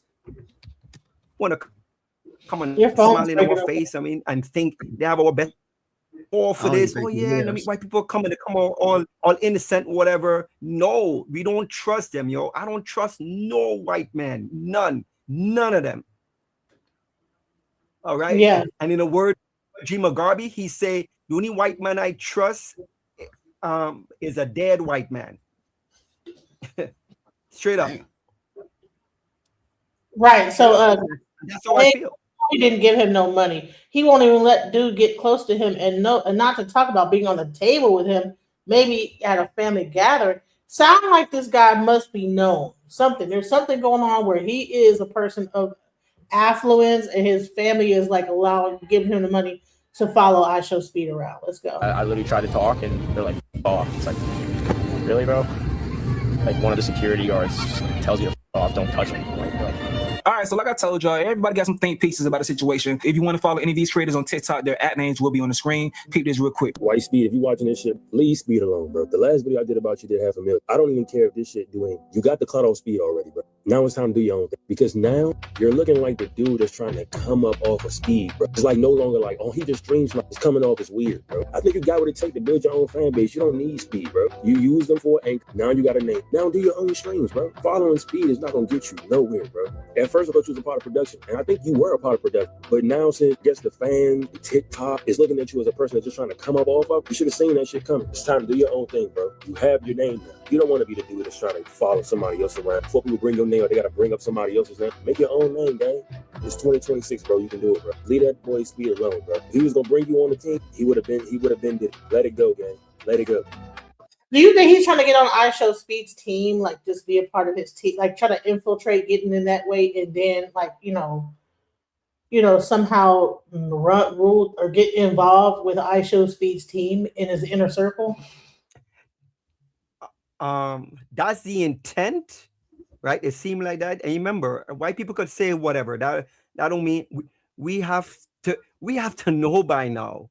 Whatever white people say, we can't believe them, because we all know how these people in them, they will come, right, and bite our culture, and next minute you have some white supremacists who throw some money behind him, and I mean, all of a sudden he's a big streamer, whatever. All of a sudden, oh yeah, he started this. We see this playbook so many times. So they all want to come and say, oh yeah, I'll come and join your team, whatever. Yeah, right. We know these people, man. So we can't trust them. Welcome to the stream. Hi, Castle. How you doing? Not bad, DJ Genesis. Good evening, everybody on the panel. So we're talking about this person that has been following Ishowspeed around. in Africa, and right now it's looking like it's not welcome at this point because they're like, who is this person? Like, why do you? He pretty much started off like saying he was poor and broke. Next thing you know, he has the owner of UFC throws him $5,000. He places a bet, ends up with 30, and now he's in Africa following the Ishowspeed around. And he knows every city that Ishowspeed is in. And that's white speed, correct? Yes. Right. Yeah, which is interesting. Why they call him White Speed?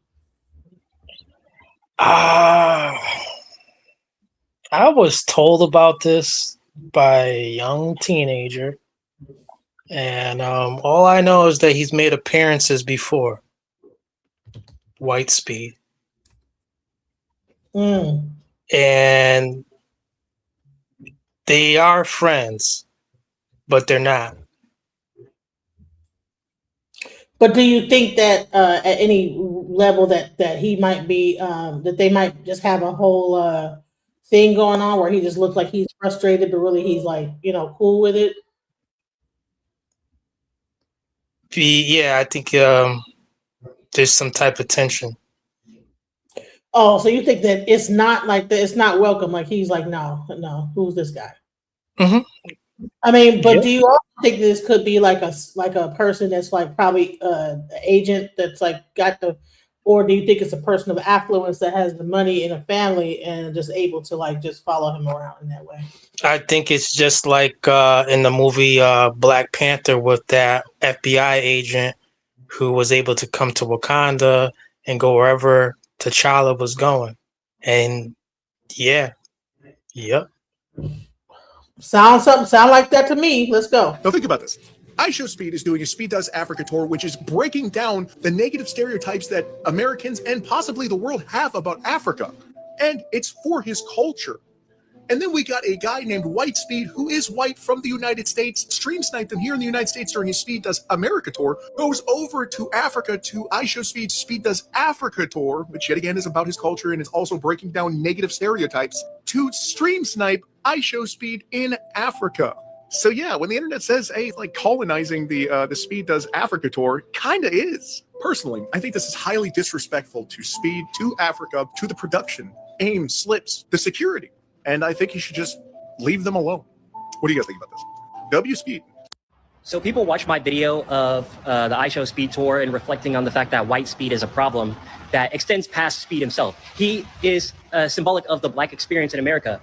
White people co-opting Black culture, Black trends. And before you get me with the Speed was copying Ronaldo. No, the fuck he wasn't. Speed wasn't following Ronaldo around the world and pretending to be him. He was a super fan who wore a shirt and said Sue. So we're not going to pretend it's any deeper than that. And he didn't call himself Black Ronaldo ever. So let's start there. But further, it's always funny that we go into these whataboutisms. We see a Black content creator barely into his 20s who built his brand off of being obnoxious. And for the first couple of years of his career, people hated him on behalf of that. Now you go all around the world, speed, speed, speed, speed. Everyone's crazy.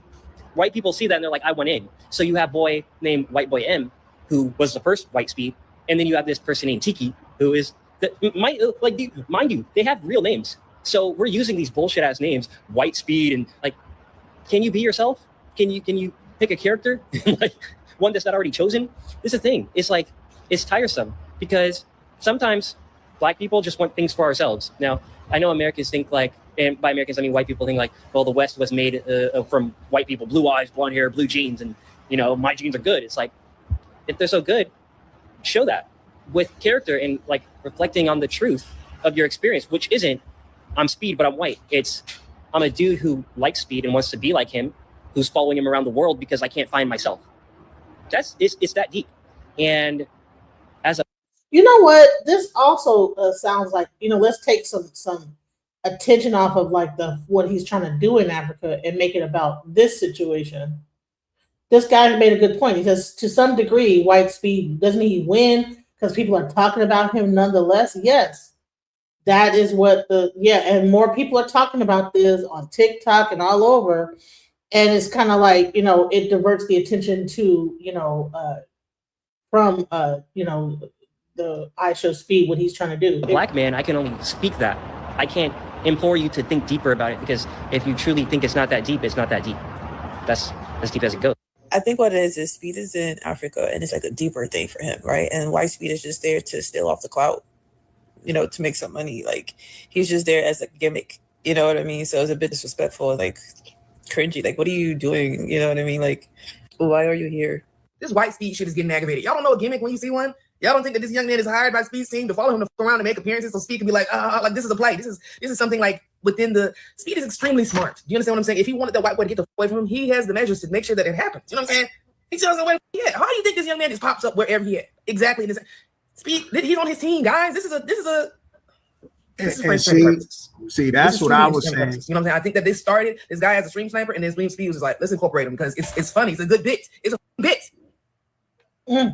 And see, that was my original thought. I was like, maybe he's part of the team, or you know what I'm saying, somebody they want around. I mean, because at the end of the day, you know what I'm saying, like old boy said, Speed is the one still winning. Not White Speed, but even Speed. Like Ishowspeed is winning himself.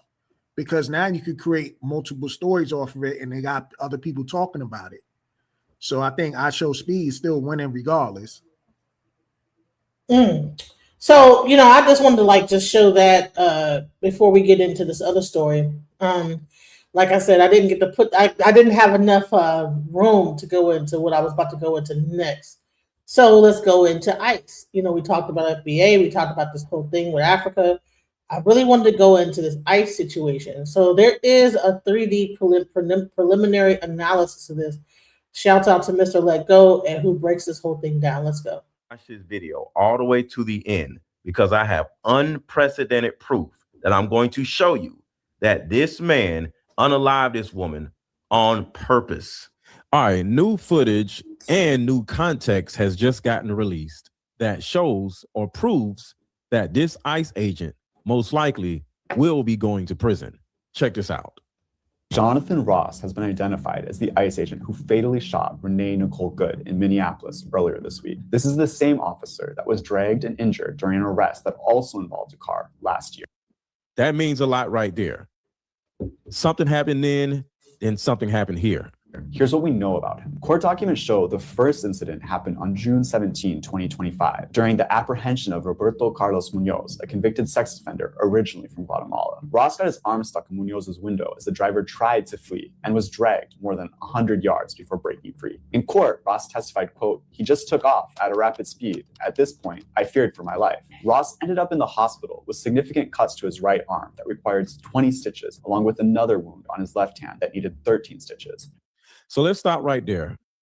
For anybody, whether it's a citizen or a police officer or an ICE agent, if something like that happens to you, don't you think that stays in your mind? Don't you think something like that would affect your nervous system, that will cause you to be a little bit more hyper vigilant whenever walking up to a car, especially if the car tries to pull away?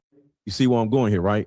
A jury convicted Munoz last month of assaulting a federal officer with a dangerous weapon. So let's start right there. As you can see, that guy got convicted. So in his mind, if he sees somebody do something that is similar to what happened to him before, he may easily feel justified by defending himself in a manner that he wasn't able to the first time. So to a certain degree, and I'm not saying this is what was going on in his mind, but possibly, since the last person got away with assaulting him and putting him in the hospital, he may be thinking, I'd be damned if somebody else gets away with this, even though it's a different person in a different scenario. Court transcripts also detail Ross's background, showing he's a veteran and was deployed to Iraq in 2004 and 2005 as a machine gunner on a gun truck. He joined the Border Patrol in 2007 and ICE in 2015. Later, serving as a firearms instructor and a member of the FBI's Joint Terrorism Task Force. According to DHS, Ross was part of ICE's special response team.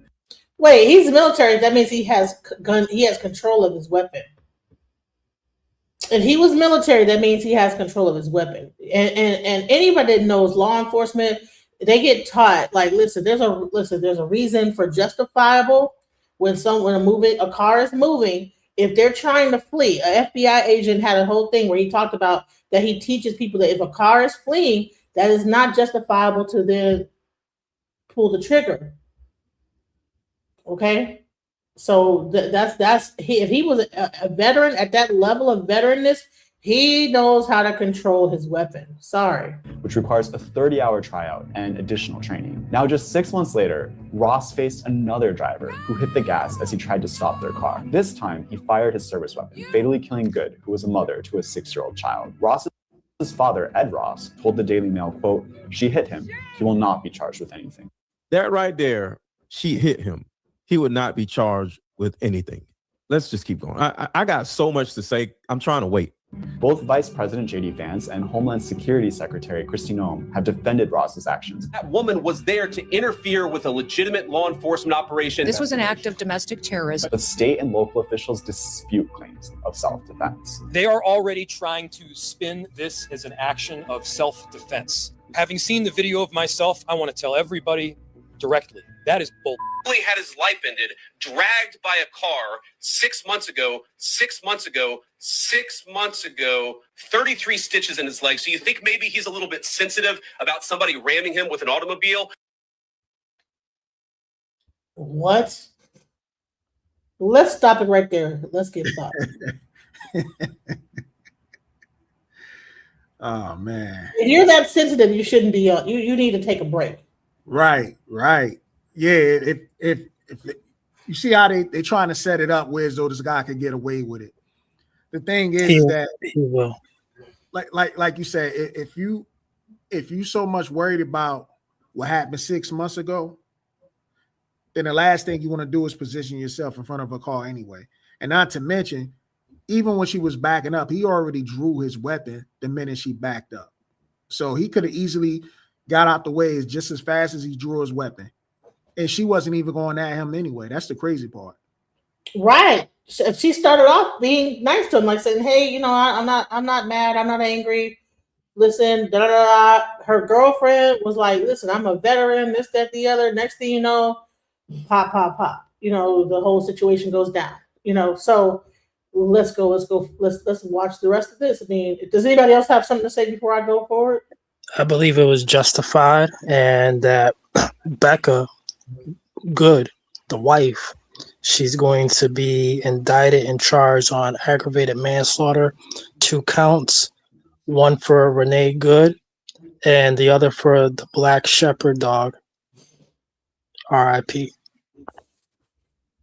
Wow. Why do you think that? I have information that I'm not privileged to give out. However, don't take anything that the man in the high castle is saying on 100% face value. Time will tell. All right, well, let's go. That right there. You think he wouldn't be a little sensitive with another person that has nothing to do with the first person ramming him with an automobile? First of all, he didn't get rammed with an automobile. We all seen the footage, and if you didn't see the footage, I'm going to show you the footage, but he did not get rammed with an automobile. But if you're spending those seconds doing this instead of just getting out of the way, yes, you're going to get hit. But because of what's going on in your head from previous incidents, you don't want to get out of the way. See, a lot of officers and a lot of people, I'm not just going to say officers, a lot of people walk around waiting for somebody to test them. Sometimes we have this mindset of, I wish a MFer would do the same thing they did to me last time. This time is going to be different. And this time was different. But guess what? This time you're going to go to prison instead of the other person. That's literally called PTSD. And because it's so frequent, the Peace Officers Research Association of California has recorded 83% of officers suffer from mental health struggles like PTSD, which is probably the reason why our government, as indicated by the .gov here, has a whole website dedicated to just PTSD. And in this PDF about understanding PTSD for officers, it states very clearly that a person with PTSD may feel easily threatened and become aggressive or violent, and that someone with PTSD may be more likely to use a weapon because he or she may interpret neutral cues as signs of danger. Neutral cues as a sign of danger. Is it dangerous for a car to be coming towards you? Yes. But what does a human body cause you to do if a car is coming towards you? This or this? Your brain will instantly cause you to just jump out the way. There's no human other than a police officer who's going to just do this. instead of getting out of the way of a moving vehicle. And this is what's important. He did this on purpose. He wanted this to happen because I'm not against police, but some police can put themselves in a position where they can fear for their lives. They don't fear for their lives, but contextually, it can look like that. So if you stand in front of a car when a woman is like, get out of the way, I'm trying to get out of here, and you deliberately stand in front of the vehicle and the car starts moving towards you, all you gotta do is move out of the way, but you don't want to move out of the way. You put yourself in a position where the context and the visuals looks like I'm at fear for my life. Do you know how many police officers got away with literally unaliving an innocent person because in their mind, or they were able to contextually make it look like he was in fear for his life? And I just want to say this, a police officer's job is very dangerous. And I don't want to take that lightly. So for a lot of police officers, they fear for their lives a lot. But guess what? Those police officers, unlike this one, who isn't even a police officer, did not unload on an innocent person simply because they feared for their lives. Because I want to give grace and appreciation to the good police out there who are doing good police work. Any thoughts, guys, so far? Yeah, just what I thought. Like I said, he had more time to think about drawing down on that lady instead of just getting out the way. And here's another thing is that why do we keep like putting it in the same frame as a police officers? These are not police officers. They're not trained like police officers. They don't go through the same level of training, and like they don't do that. I'm not sure. No, Therese, police officers have less training than ICE officers. Where'd you get that from, man? Or are you just making that up? It's the truth. The training weeks to become a police officer is less than 16 weeks. Okay, so where you getting? Well, border control basically has more. We're not talking about border control. We're talking about Homeland ICE Security. agents. We're talking about ICE. Yes. Okay, so what is ICE agent? What are they? Immigrations and Customs. Okay, enforcement. Are they not part of Homeland Security? Yes. Oh, okay. But border patrol is that not part- the same as ICE. Is border control part of Homeland Security? Of course, but they're not the same as ICE. And I think you know this. Okay, so what you're doing is you dancing around. Do they not receive the same training, right? You mean to tell me they don't receive the same training? ICE agents have more training than regular police officers do to become a police officer. And where you get that information from, sir? Look it up yourself. I'm asking where you get that information from, sir. Look it up yourself, sir. So obviously you don't. I'm advocating and promoting that you find out the answer for yourself. You don't even know where you got the information from. You just pull that out your ass. Because I'm asking you, where you get the information from? Because I stand for with ICE and what they did justly. Because Renee Good was told, hey, by her wife, drive, baby, drive. And she took off and hit the ICE agent, and she killed the dog and herself. Come on. Okay, so let me ask you this. How come the other ICE agents didn't even pull out their weapons? How come only that one guy did? That's a great question on how good they're trained. They're trained well.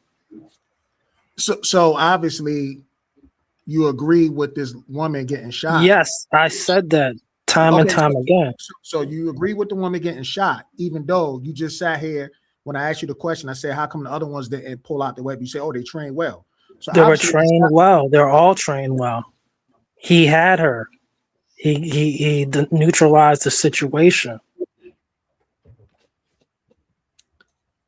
If they were all trained well, then why did he draw down his These weapon? guys are not Boy Scouts. They're professional enforcement of the law. How come these Aryan queens will not obey authority?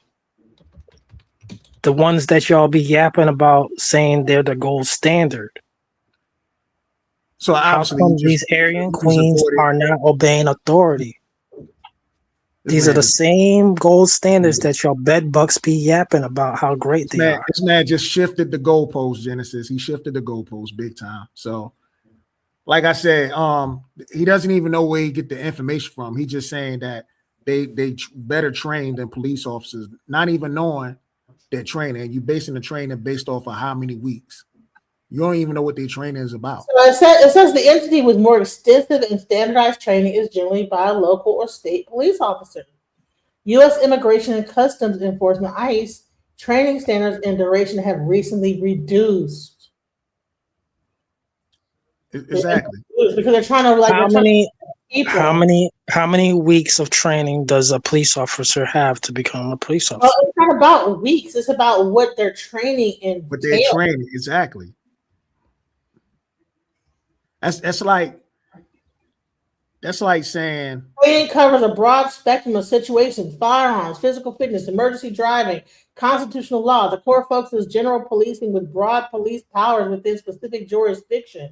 Operational experience.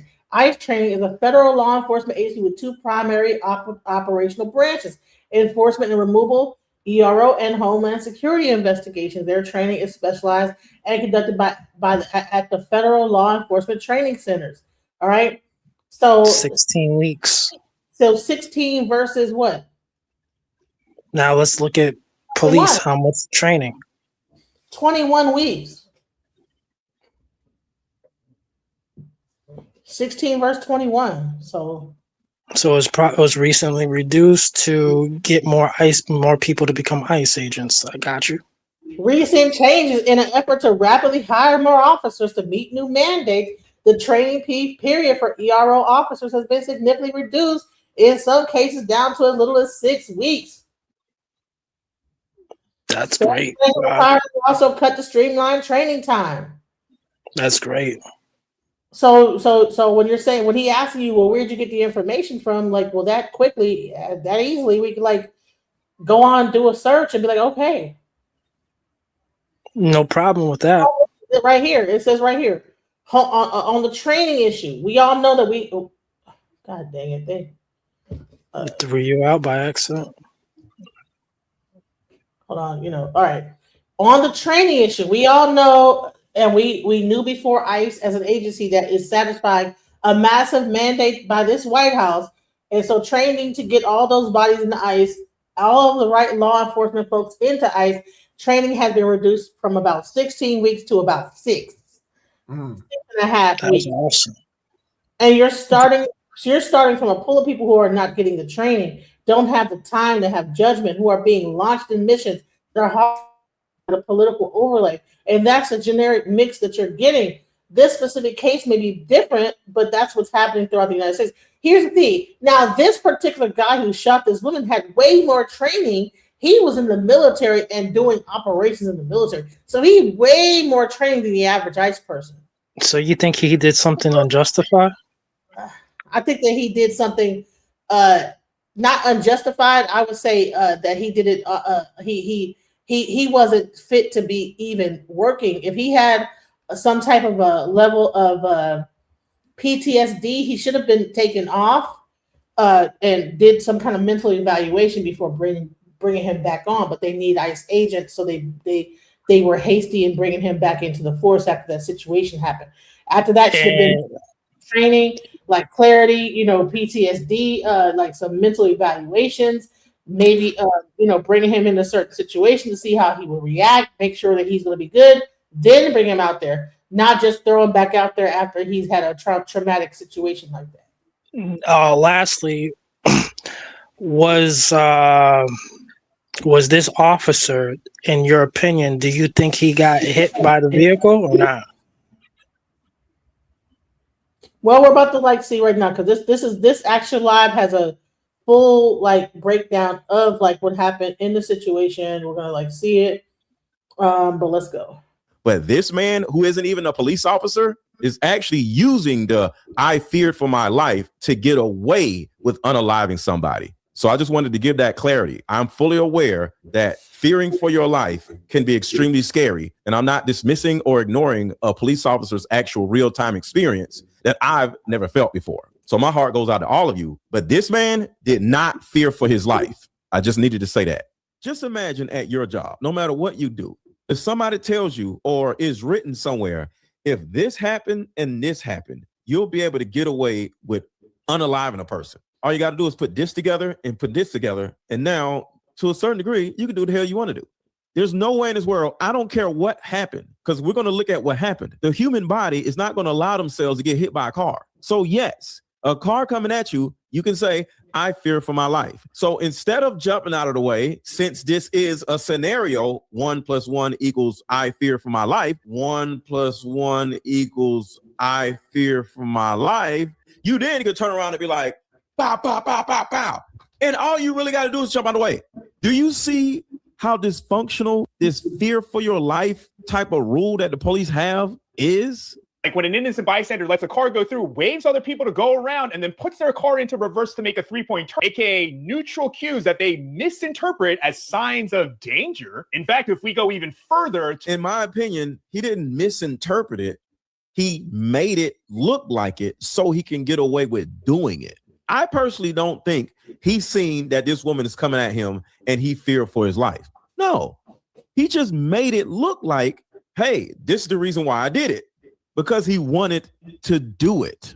Let me say this. I'm not saying this man or anybody else is like this axe murderer that's running around trying to unalive people.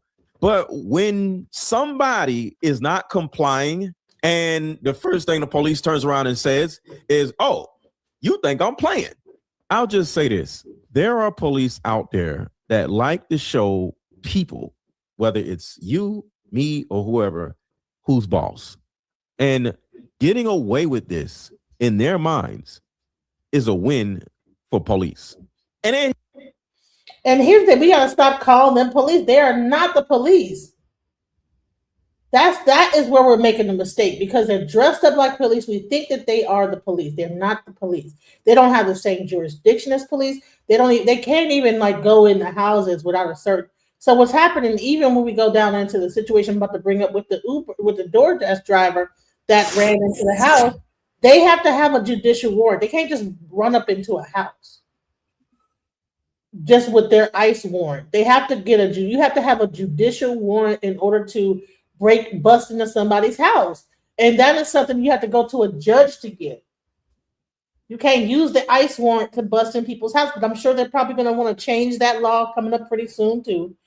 And I see that men in high council is all here for it. You know what I'm saying? But it's crazy though. Let's go. He's not even a police officer. He's an ICE agent. That makes it even worse. But my point is, some people, if they can get away with it, they would do it, whether they're a police officer or ICE agent or a citizen. The reason why citizens don't do this, because they can't get away with it. It's about showing somebody who's boss. Oh, I'm going to show you. That's what this is about. Oh, you're not going to comply? I'm going to show you. To the DOJ's website, as you can see from right here, they have a page called Department of Justice Policy on Use of Force, where the #1 rule is that deadly force may not be used solely to prevent the escape of a fleeing suspect. And #2, it may also not be discharged solely to disable moving vehicles and may not be discharged at a moving vehicle unless a person in the vehicle is threatening the officer or another person with deadly force by means other than the vehicle. Other than the vehicle. Means other than the vehicle. Y'all see that, right? What is the other means other than the vehicle that made him feel like I need to do this and do that in order to neutralize this person? Also, waving someone on is not a threat. In addition, vehicle is operated in a manner that threatens to cause death or serious physical injury to the officer or others, and no other objectively reasonable means of defense appears. That's it right there. When no other means of defense will work.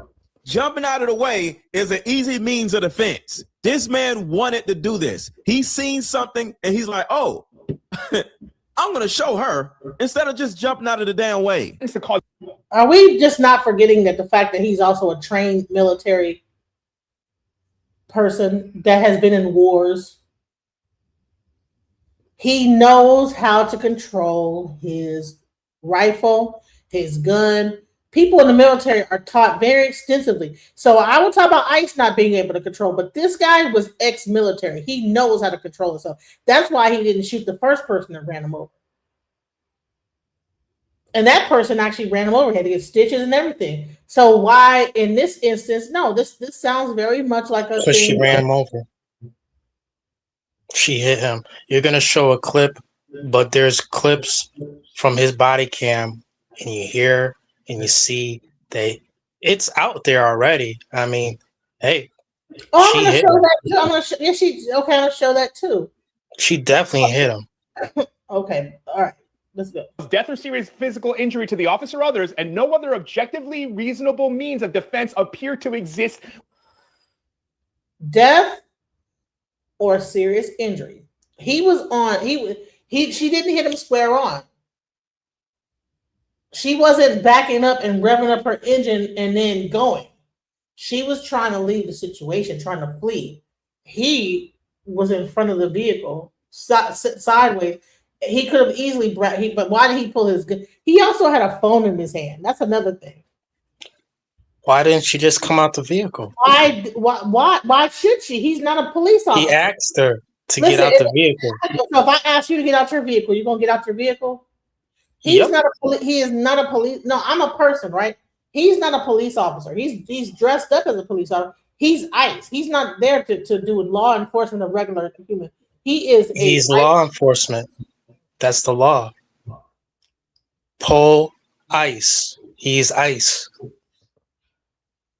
Listen, does anybody know the difference on this panel? Do you know the difference between the level of law enforcement that can happen with ICE versus that can happen with a regular police officer? Can ICE just tell you to get out the car and you got to do it, or can you just be able to leave? Does anybody else know this? When you're obstructing traffic, like how she was as a professional agitator who's done this numerous times, come on now. Bold and understand and Black Rebel. Do you guys know for a fact whether or not ICE, is able to make you get out your car by saying get out the car? Do they have of law enforcement? They don't even have like that type of right. You seen plenty of people when they say get out the car, people don't get out the car. They obviously it doesn't turn into a life or death situation. So that's why a lot of police officers are actually pissed off with ICE, because they know that these people don't know what the hell they're doing. They're just being under control by the orders of the White House, basically. And even, that's why they don't like them. That's why a lot of these couple of states, you already saw in Mississippi, that mayor said don't come in, or the governor said don't come over here with that ICE nonsense. Now you see there in Minnesota, like a lot of people, because they know ICE is pretty much just doing anything off emotions, basically.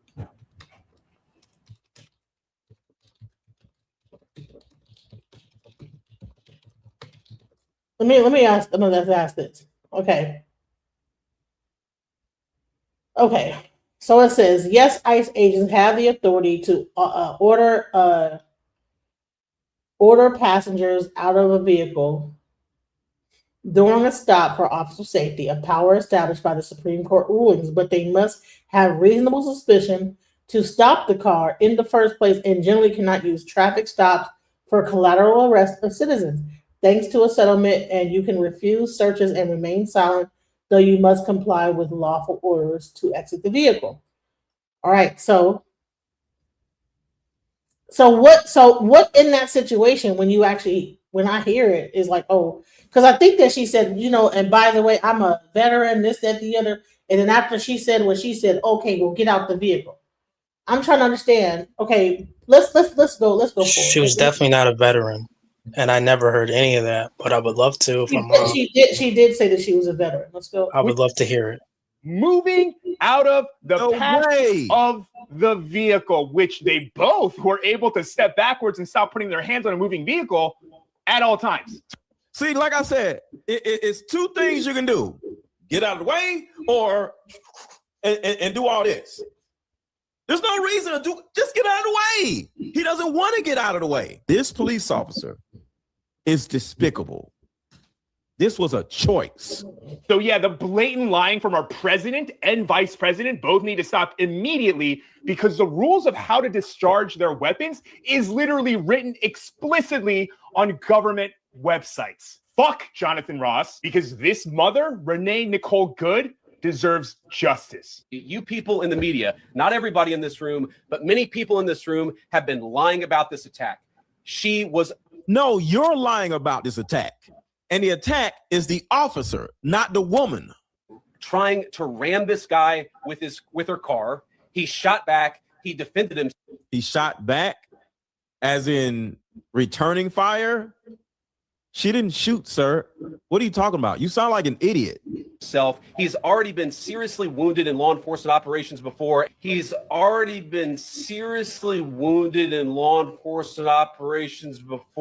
Which means he has PTSD, which means this man needs to go to prison. This is some innocent woman who was out for a drive in Minneapolis when a law enforcement officer shot at her. You should be ashamed of yourselves. Every single one of you. Soulless. When someone can look you square in the face and lie like that, lie about a video we've seen, we can see it with our own eyes. We know exactly what happened. He can lie to your face and tell you what you saw didn't happen. In fact, the opposite is true. That's a man with no soul.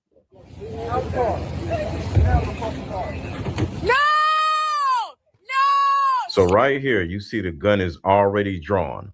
All the man has to do is get out of the way.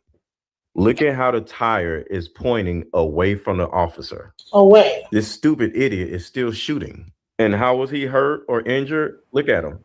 I don't see any injuries. He didn't even fall. He didn't even get hit.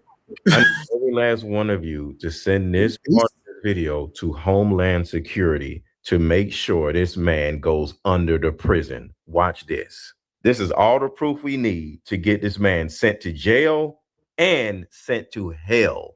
We can go frame by frame on this one. Keep an eye on this guy, the cold-blooded murderer, who's no doubt going to claim that he was afraid that his life was in danger. For someone who's going to no doubt claim that, he sure doesn't seem to be in any hurry to move out of the way. See, here you can see that instead of moving out of the way, he actually decides to draw his weapon and actually...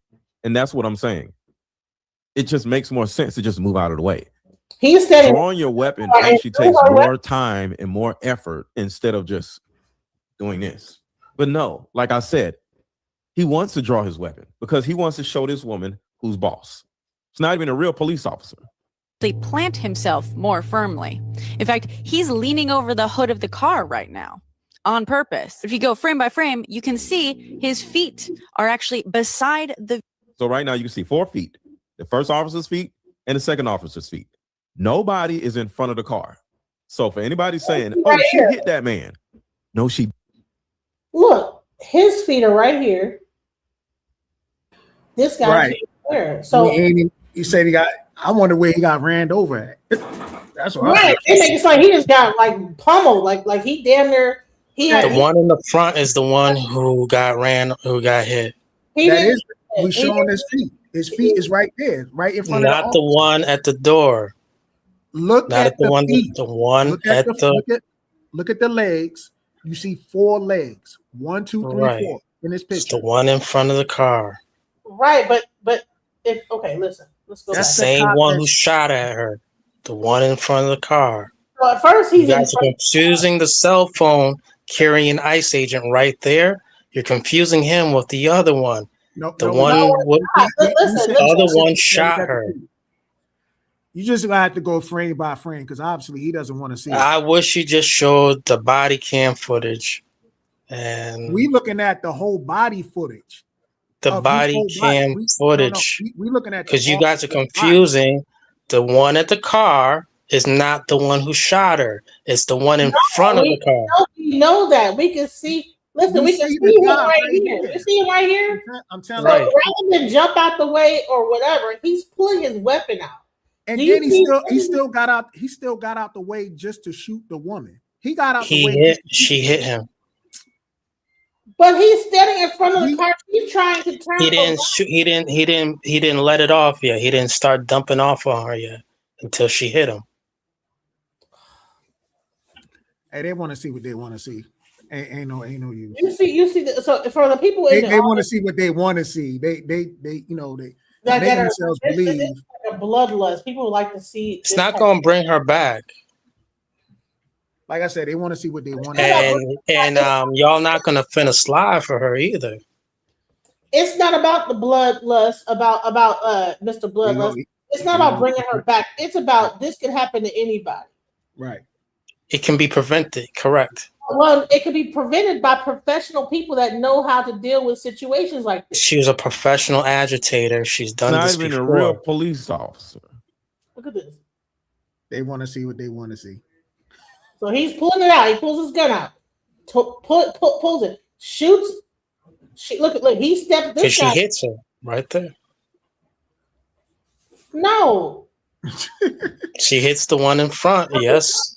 No, stop. You see him step to the side, right? This is his foot. Everybody's acknowledging it now. Show the body cam footage. No, first of all, if she hit him, why is his leg still planted on the ground? The body cam. You're showing the one in front, not that one. It's the one in front who got hit. No, I'm telling you, you're not looking right. You're not looking right here. You see his foot.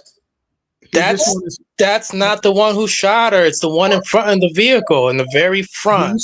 Do you see 4 feet right there in this picture, sir? 1, 2, 3, 4. You see she hits him. Do you see 4 feet in that picture? She hits him. So obviously, the answer is yes. You see 4 feet in the picture right now. Yes, because there's 2 set of men. Okay. The one at the door did not shoot her.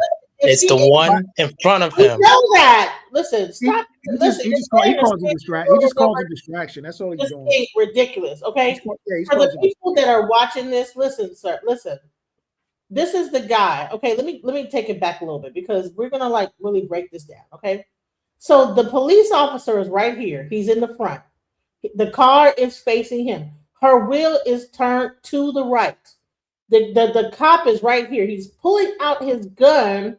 And he is directly to the passenger side of the car. The car, right? It's moving. It's going to move. You're going to see it turn, right? You're going to see the car move forward and turn. Now, this is the police. He has his gun out, right? And he's standing in front, right? She moves. He pulls his gun, shoots the gun, moves to the left. Both his feet are planted on the ground. Watch this. Boom. Now she might have capped his knee or capped his leg a little bit. You know what I'm saying? Maybe. They say she hit him. But if that happened, it would have knocked him off his square. You can't get hit by a Jeep and be sitting up there still able to keep your balance and still shoot. This is his heel right here. This is his other foot right here. This is this officer's foot. This is this officer's foot. You see that his foot is still planted on the ground.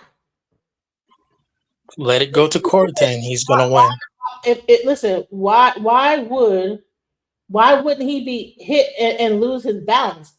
You know what I'm saying? She did not listen. Thank God he didn't lose his balance and he was able to hit her.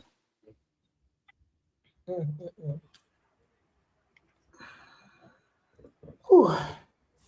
That's crazy. Don't worry about it. He's just agitating. That's all he's doing. It shouldn't agitate. This is it's an educational experience. It shouldn't agitate no one here. Nah, what you're doing is you're being agitated because you swear up and down. This man got pummeled. It's like ice and stuff on the road, snow on the road. So the hood got him. The hood He of the did. car. It's just what it is. I'm gonna put it like this: if you got hit by that car, so she 100% hit him. So in these conditions right here, he'd have went sliding. Even if she would have nipped him, he'd have went The sliding. conditions had to played into all the factors. All right, it did. And lastly, this. The conditions played into the factor. However, he shot her more than once, 3 times, and she's dead. Where do they go from there? Lone Wolf, come up. People come on up if y'all want to say something, because I feel like she was trying to escape. She was trying to flee. There are reasonable laws against hurting someone or killing someone. When is force allowed to be used that is lethal? You know, and so as much as we can say, okay, well, she hit him and this, that, the other, I don't think that she was trying to kill him, and the lethal force that was used, I think it is questionable. I'm sorry, you know. Drive, baby, drive. Let's talk. Let's talk. And former FBI agent Richard Frankel joins me now as we're learning more about this shooting. Rich, Minnesota investigators say they have now been barred from taking part in the investigation into this. We know that the FBI is leading the investigation. What are your thoughts? I'm actually a little surprised by that. Not the fact that the FBI is leading the investigation. We've done many of these investigations in the past. I did them when FBI and other DOJ agencies were involved in shootings. So we would do internal or shooting investigations. But also, whenever our agents were involved in shootings, NYPD was involved. The New York State AG might be involved.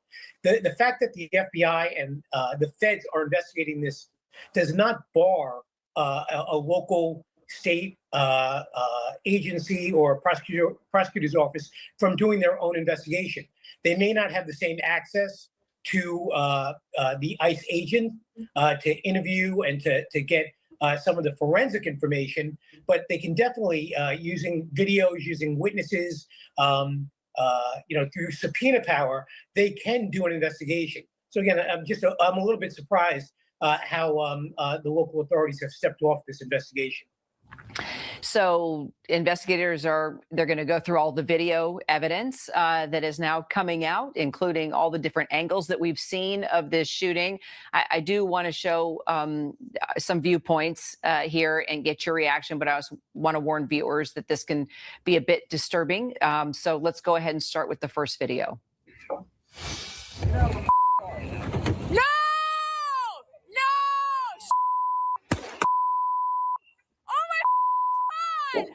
What the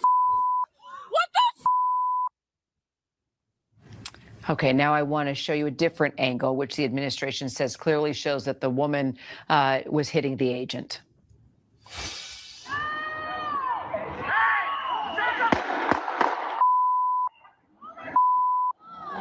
Yeah, it's a wrap. It's a wrap.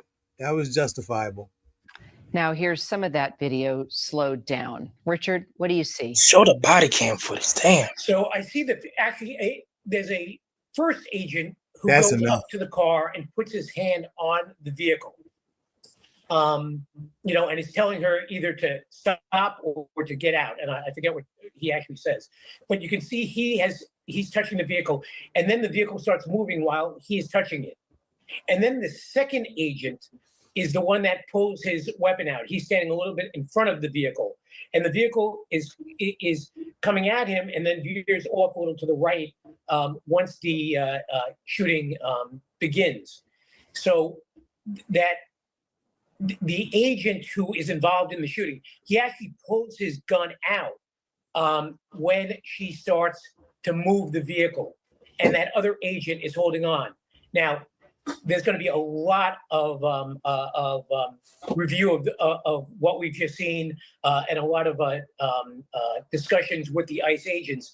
But what was that agent thinking, both subjectively and objectively, at that time when the driver started to drive away? When you had a agent holding onto the car and could have been dragged, and also the car was coming at him. Did that agent have time to jump out of the way so that he would not be struck? Did that agent see that other agent was being pulled, and that's why he fired the weapon? Because he's allowed to not only protect himself but protect other agents? Or was there something else going on in his mind?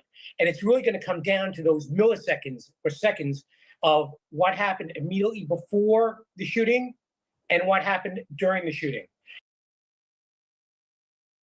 All right, so I'm gonna play one more video of because he's saying play the body cam of the agent, for crying out loud. I'm gonna go ahead and play this. We'll go here. Hold on. and then we'll discuss it. Let's go. Even over in Minneapolis, and we're getting a new look at video that was taken by the ICE agent who fatally shot Renee Good on Wednesday. Vice President J.D. Vance reposted video from another angle, originally released by media outlet Alpha News. Now, CBS News was able to independently obtain the cell phone video taken by the ICE officer who shot Good. And we want to warn you, before we show you this, it may be disturbing to some of you. That's fine, dude. I'm not mad at you. So that's Good inside the SUV and her wife outside the vehicle talking to the ICE officer before the shooting. Man, why are they gonna show the fucking video? Now another officer orders Good out of the SUV and she starts to drive. Look at this. Out of the car. Can I say something, please? Confirmed the agent who Show shot the real video, man. He's worked with ICE in Minnesota for nearly a decade, and he. I mean, that is the video. That's not the real video. Like, show the real videos that from the body cam footage. All it takes. Can I say something real quick? Go ahead, guys. Go ahead. Thank you so much. Thank you. I'm not going to be on long. Because, you know, ABC News like to kind of cover everything and cover up what this lady did. She was taunting them ICE officers, number one. And now we're learning that Renee was used as a plant. Unfortunately, she should have been home with her daughter. And what they didn't show, or what they didn't say, was the woman was baiting these officers. She drove up to the officers. Now, the camera he's talking about, the brother that want to speak on it, she drove up to the first officer, right in front of the officer, trying to block him, what you should never do. And another officer comes on the side and says, you know, move away, move out of the way. But then the lady comes out, her lady friend comes out and starts telling him, oh, we can do whatever we want, and we're going to change different license plate. You'll tell it, says tomorrow, something about threatening their faces or whatever. So she got a smart mouth. She started threatening the ICE officers. He says, okay, get out the car. So now you got to get out the car. But she about to get in. She as soon as she turns her wheel towards that officer, you're going to see, you may not see where that officer is standing. You're going to see the wheel turning towards the officer, which he was going to run over anyway. Today, wait a minute. Let me finish. No, that's my point. I'm trying to find that video.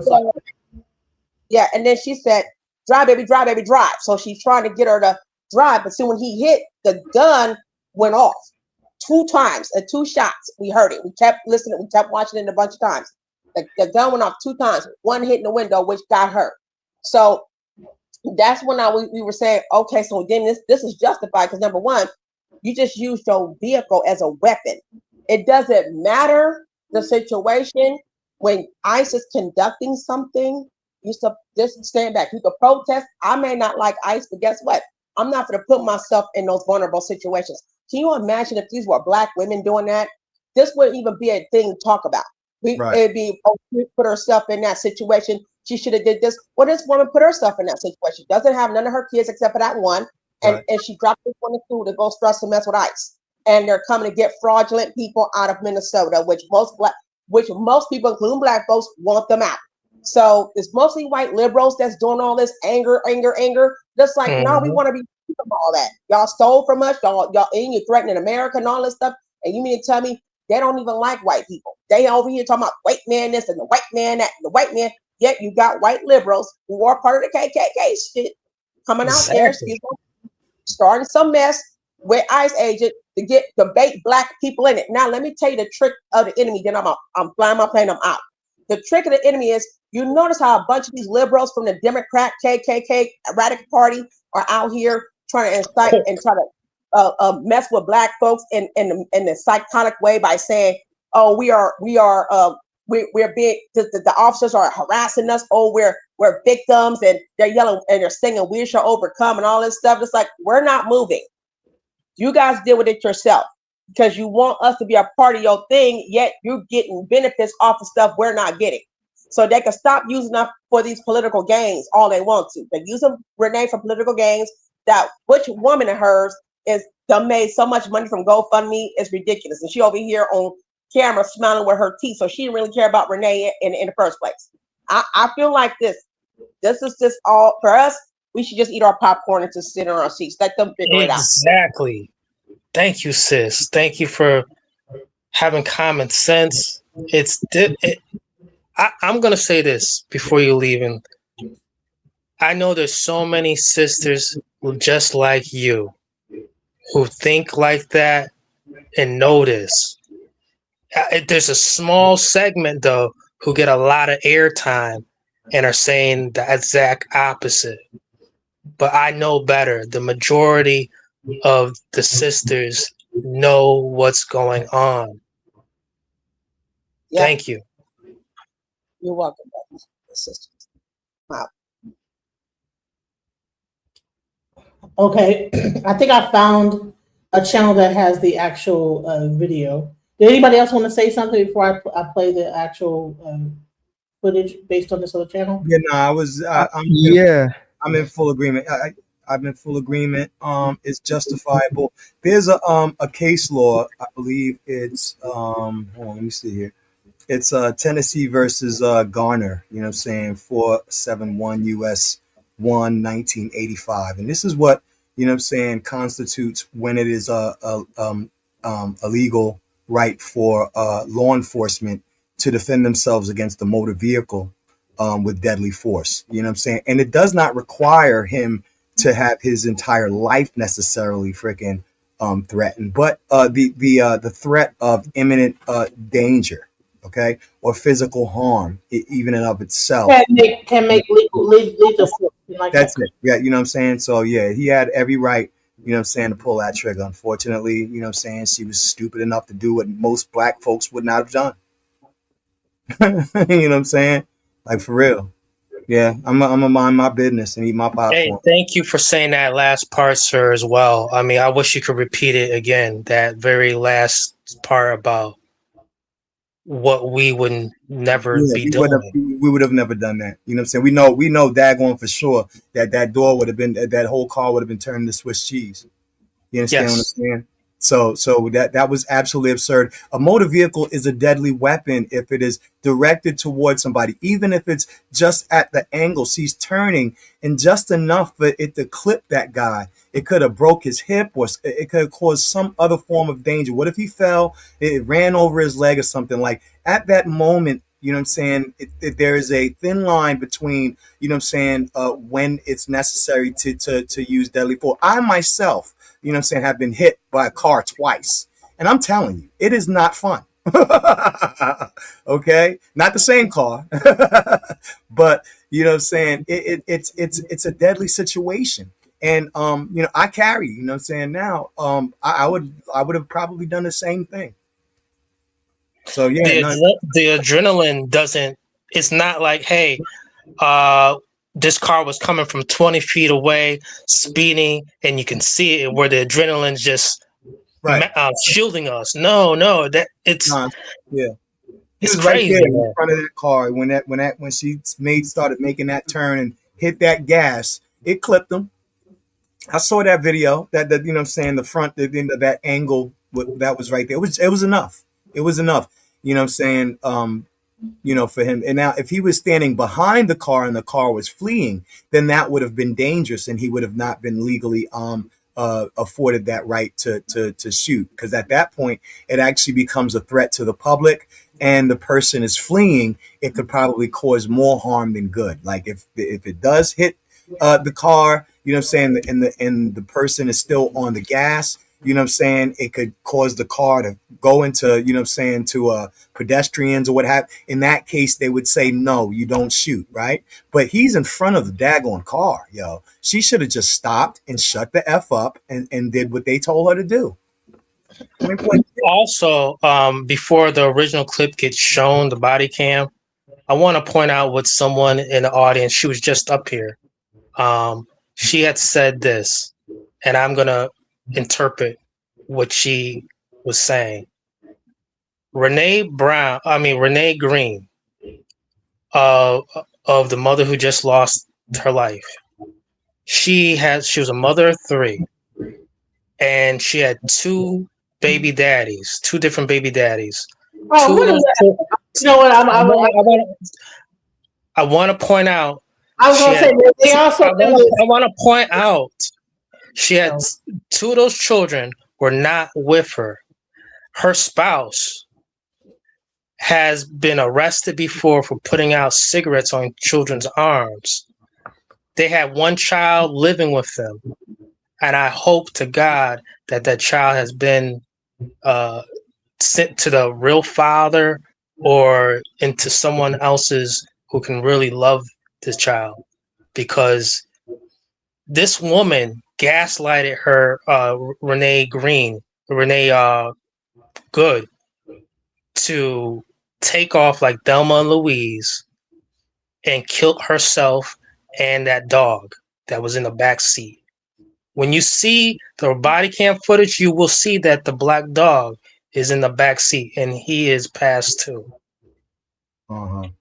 Yeah, This is crazy that the left just doesn't want to recognize this. It's irresponsible. It was absolutely irresponsible, and that the children were in the car. She would have definitely, and she were not killed. She would have definitely lost custody of those children just off of the sake that, you know what I'm saying, that she endangered their lives. You know what I'm saying? Like, you don't do stuff like that. You just don't. You know what I mean? Right. You just don't do stuff like that.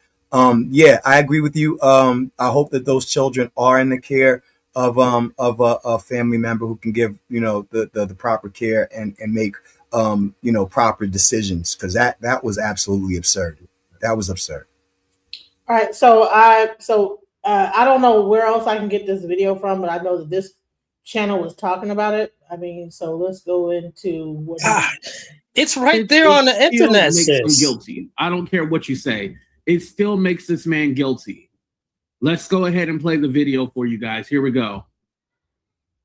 Show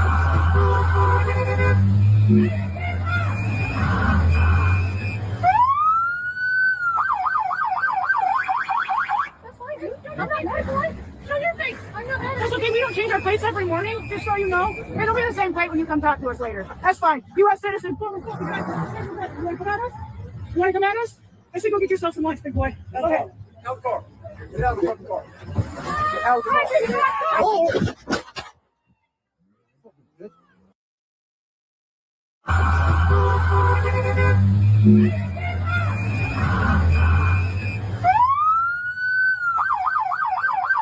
The dog is in the back seat. Show your face.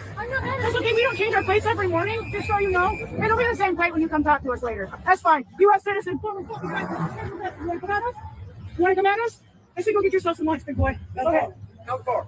Get out of the fucking car. Get out of the car. No. Bye bye. Sorry, I'm not making fun of it, but time to go bye bye.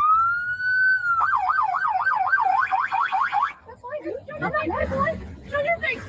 That's okay. We don't change our plates every morning, just so you know. It'll be the same plate when you come talk to us later. That's fine. U.S. citizen. Yeah, talking all of that shit. I say go get yourself some lunch, big boy. Okay. How about you just sit your ass down somewhere? Yep. So again, I looped it so I can play it a few times so you guys can see it. So the thing is, in this one, you don't see him, you know, shooting her. So that's why I was like, Right, so that's the video that's showing it, you know, from that angle. So like she did hit him. That's it. That's enough. I put the real video in the back. I put the real video in the back link.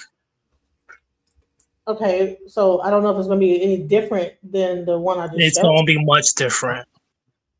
Because the one I just showed talked about, it showed the conversation, it showed what happened, it showed. Let's see if it's any different than what the conversation was belligerent, but that doesn't, you know what I'm saying, that doesn't necessarily necessitate you know, her being shot, but it shows the level of disrespect or lack of care, you know what I'm saying, toward the ICE officer. So that's, you know, like, even if she didn't get shot, she could have got tried and she would have got convicted. For real, just going down, yo. Yep. There was no way, in any way, shape, form, or fashion, that this was just justifiable on her part. I just showed them talking to the police. Police are saying, "Hey, whatever." Let's see if this video is any different than what I just showed. You'll be able to hear the thud in the very beginning when I he don't care if she you hits don't him. don't let that Well, color in you. the other video, you can hear the thud too. You see his thing go up. He has his camera in his hand. He's like, "Stupid bitch!" At the end, you know the whole thing. But let's go. You said he stepped in front of the vehicle. Yeah, you could do that. Stop.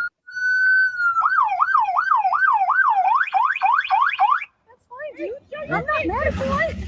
Show your face. I'm not mad at you. It's okay. We don't change our plates every morning, just so you know. It'll be the same plate when you come talk to us later. That's fine. U.S. citizen. You want to come at us? You want to come at us? I say go get yourself some lunch, big boy. Go ahead. That little black dog didn't deserve it. Out of the Whoa! It's the same video. There's no difference. It's not moving super fast. You see that little black dog? Look at that little black dog.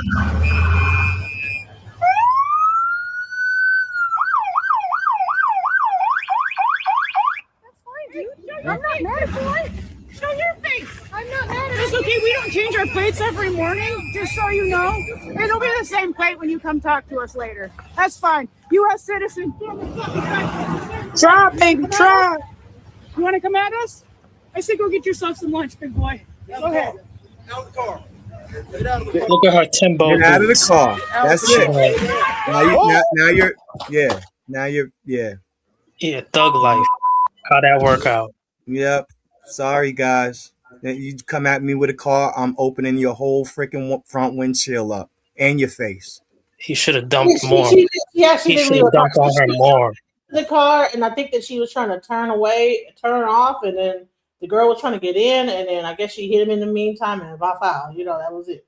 You could blame it on icy conditions then.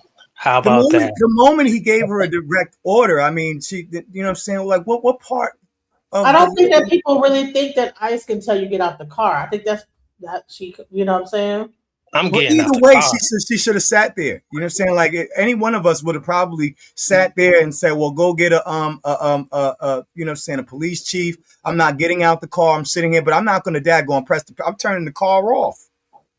You know what I'm saying? For my own safety and for the safety of others. Well, speaking of that, there was step in front of my car. I'm not going to hit the gas. Well, speaking of that, there was a whole incident that happened with another a person that was a Somalian that kind of went in on the ICE agent, and that incident went on without no one dying, nothing bad happening, but this guy just executed his right to his speech, and you know that incident ended up without any incident. So let's go into this. Let's see what happened here. And let's get what your thoughts on this situation is, because sweetie, we don't make up lies. Democrat supporters do, though. Just spin a narrative. I'm not a Democrat, by the way, so just you keep showing these Democrat shills. So what? Listen, they have the footage. Shut up. There's more footage, raw footage. Well, then listen. Y'all are too polarized. All of y'all are some bum bumps, as far as I'm concerned. Whether you a liberal or a daggone conservative, y'all got your head up the daggone same bird's ass. It don't make no sense. It don't make no difference. You know what I mean? I'm not conservative. I just voted for Trump. This polarizing political language where one country, we always had these two parties. It has nothing to do with the price of a can of beans here. Right now, we're talking about a human being who is standing in front of a vehicle, trying to exercise their right, you know what I'm saying, and somebody pressing the gas and him pulling Press a 1 in the chat if you love America like the man in the high castle does, please. Oh my God! Who the hell has that? What the hell does that have to do with the price of again, you know that all this is an act. Yeah, that wouldn't even go into a court of law, because that would be like tainting the pool. Like you're trying to use biases. Political biases has nothing to do with this man's legal right to defend himself. Like, can we just leave that out for a second? They have to insert politics everywhere they go. It just gets Is it like y'all are some bots or something? Listen, I just found out that I'm trying to find a specific video. I typed it in, and this is the thing that came up that had the video. It's annoying. I'm not a fucking Democrat or Republican. Me neither. I was trying to figure that discuss what I'm I'm registered Republican, but I don't even engage in this shit. I'm so aggravated with the whole thing. I don't even. I'll I let y'all just do voted for that. Trump. I'm not a I'll figure it conservative out at later. all. You know what I'm saying? a bunch of bullshit. Who gives a fuck? Bottom line is this Right. video. I'm trying to tell it. You keep bringing up the Democratic videos. Yeah, Okay, You do. it's like It's you're the all truth.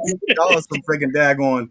You know I what I'm wish you saying? just owned it. I'm trying to show the video of the situation that he's talking about. I don't care whether it's Democratic, Republican. It's the video. Yeah, it has nothing to do with the price of a can of Let's beans. go. So let's talk. So let's go back I'm to not what letting that. I'm not letting the politics color my judgment.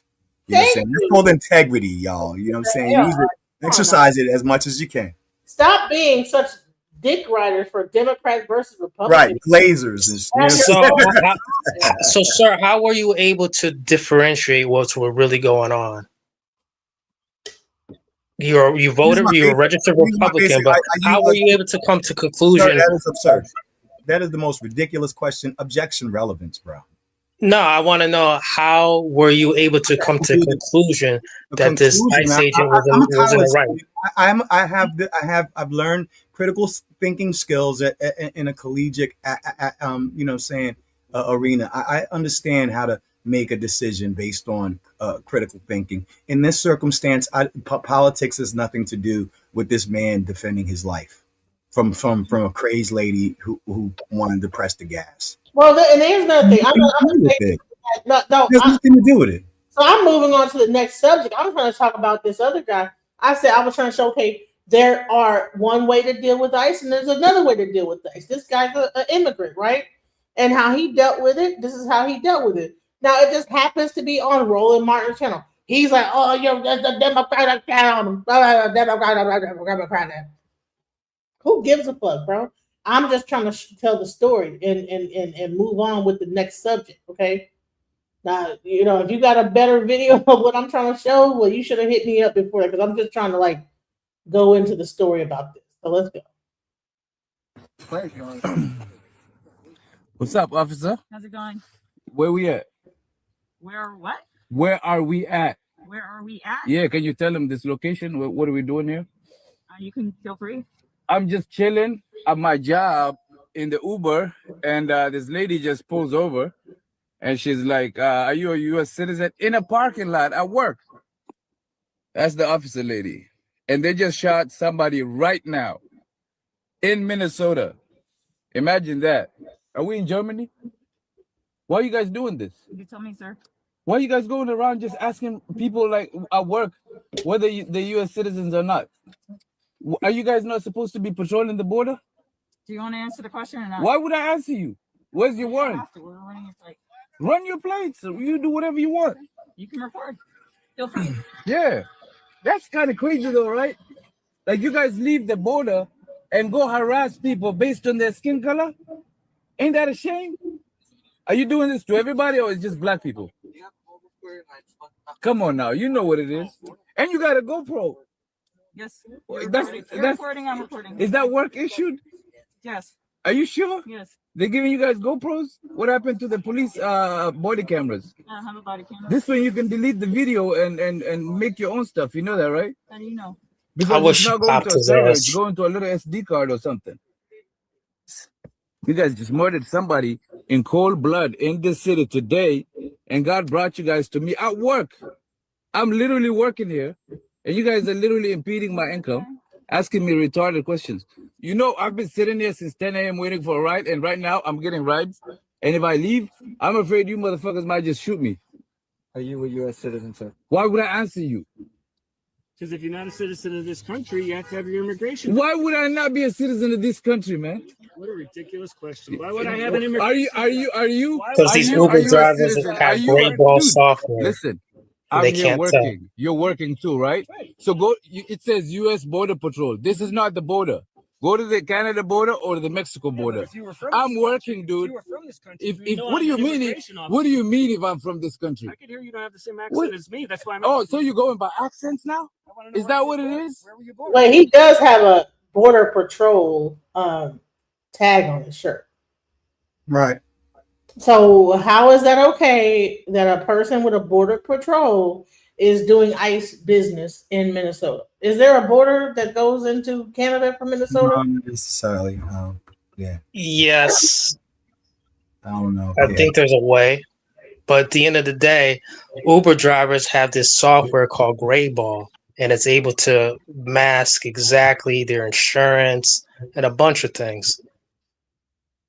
It's just the way it is. You know, they had every right to. I would have just, you know what I'm saying? Like, I mean, he should have just provided his daggone documentation so they can walk the fuck away. Like, why Nah, get No, here's the thing. He was able to not get taken or nothing just by questioning.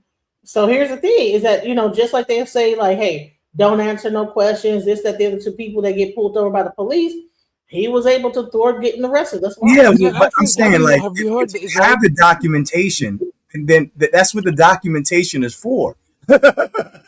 You know what I'm saying? Like, everybody was required to have some form of documentation, you know what I'm saying, and some form of identity card, you know what I'm saying, even us as citizens. I don't even think of the documentation. You know what I'm saying? Like, I mean, unless there's like, how people with green cards get still. Hold on. If there's some probable cause, right? But in their case, they're searching for illegal immigrants.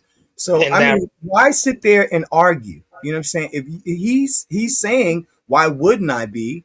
Then I mean, here, here's paperwork, bro. You know what I'm saying? Like, have a good day so I can get back to work. Oh no, that's not how it works with ICE. That's just how I would have did it. I wouldn't This have how it sat there and works. went back and forth. If you want to stay alive. Went back and forth. Like, I'm not going to escalate. I'm not going to sit here and argue. Somebody just got shot in Minnesota. Like, he's bringing out all of the points of why he should have just supplied his daggone paperwork. Well, no, actually, you're You know what I'm saying? Like, watch what are you doing? listen. Watch this though. Watch this. You would have supplied his paperwork, No, he would no, fix no. the Listen, thing you're right here. saying he's getting all the reasons why he should, but you're gonna see in the next two videos that one person showed it, one person didn't. This guy got left away free. The other one got taken by ICE. Let's go. Was he blocking traffic? He was in a parking lot. She was in a driveway. Let's go. Have you heard the European accent? It's garbage. It's retarded, dude.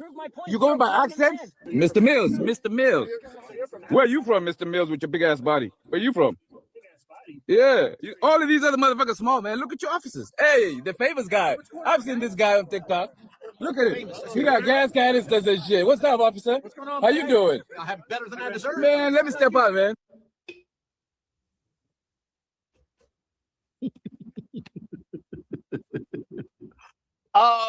That was wild. Roland Martin is funny. That was a shorter version, right? I don't know where the rest of it. Let's see what happened. The whole thing. Let's see. Okay, I think it went on and on. How about that? Man, you guys better move on, man. Look at this motherfucker. A4. What kind of name is that? Alcohol 4? What's your initial? It's right here. It ain't over there. Crazy motherfucker about this shit. Why would I answer you? Why would I not be a citizen of this country, man? Are you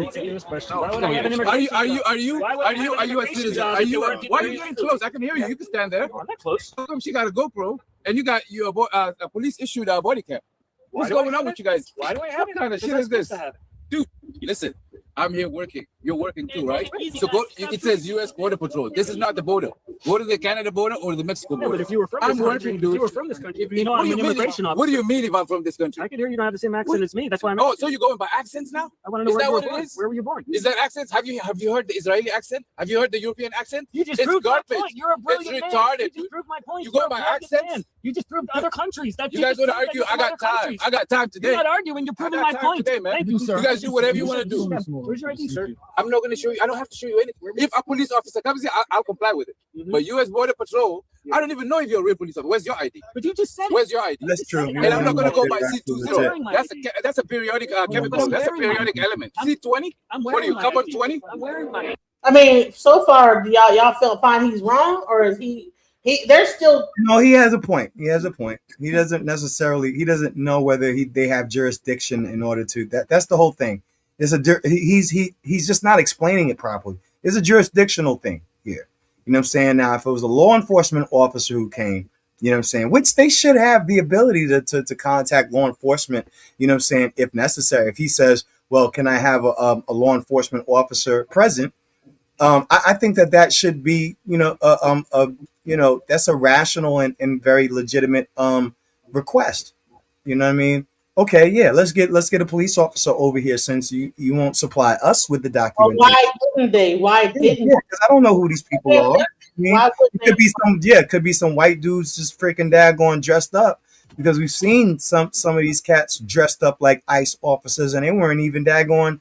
You know what I'm saying? Like there's some crazy shit going on right now. You know? Right. So he has a point. Yeah. He has a point. Let's go. Yeah, he has a I said, why are you walking away, Bills? Come back, Bills, come back. I know he's into it. Bills. Hey.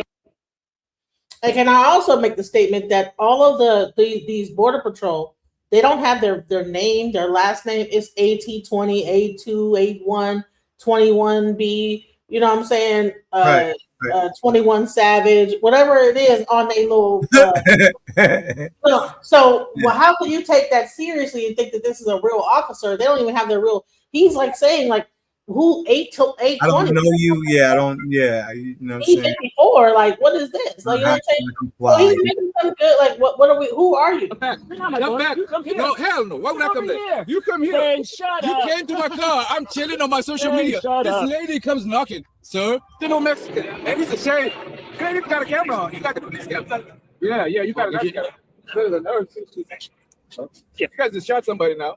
Who else you guys want to do? That ain't us, big dog. That ain't you guys? It wasn't ICE? That wasn't ICE? Oh, come on now. Can't read? My nigga. Whoa. Move on now. Harassing Africans. You guys got the right guy, man. I got the time today. Yeah. So you're Mr. from Mills. Africa? Mr. Mills. So you're from Africa? Where you from, Mr. Mills, with your big ass body? Where you from? Big ass body. Yeah. That's a strange All of these other compliment. motherfuckers small, man. Look at your offices. Hey, the famous guy. I've seen this guy on TikTok. Look at it. You got gas canisters and shit. What's up, officer? How you doing, man? Let me talk to you guys. You doing all right today? What's up, man? You doing all right? I see you. Oh, yeah. Yeah, with the soundtrack and everything. These guys, your officers coming over here harassing the hell out of me. This guy's saying because he said because I got an accent. Yeah, and you said, you said everyone from Hold other on, countries. hold on, Have you seen the European accent, brother? How many officers are here? One. Yeah, but what case law has been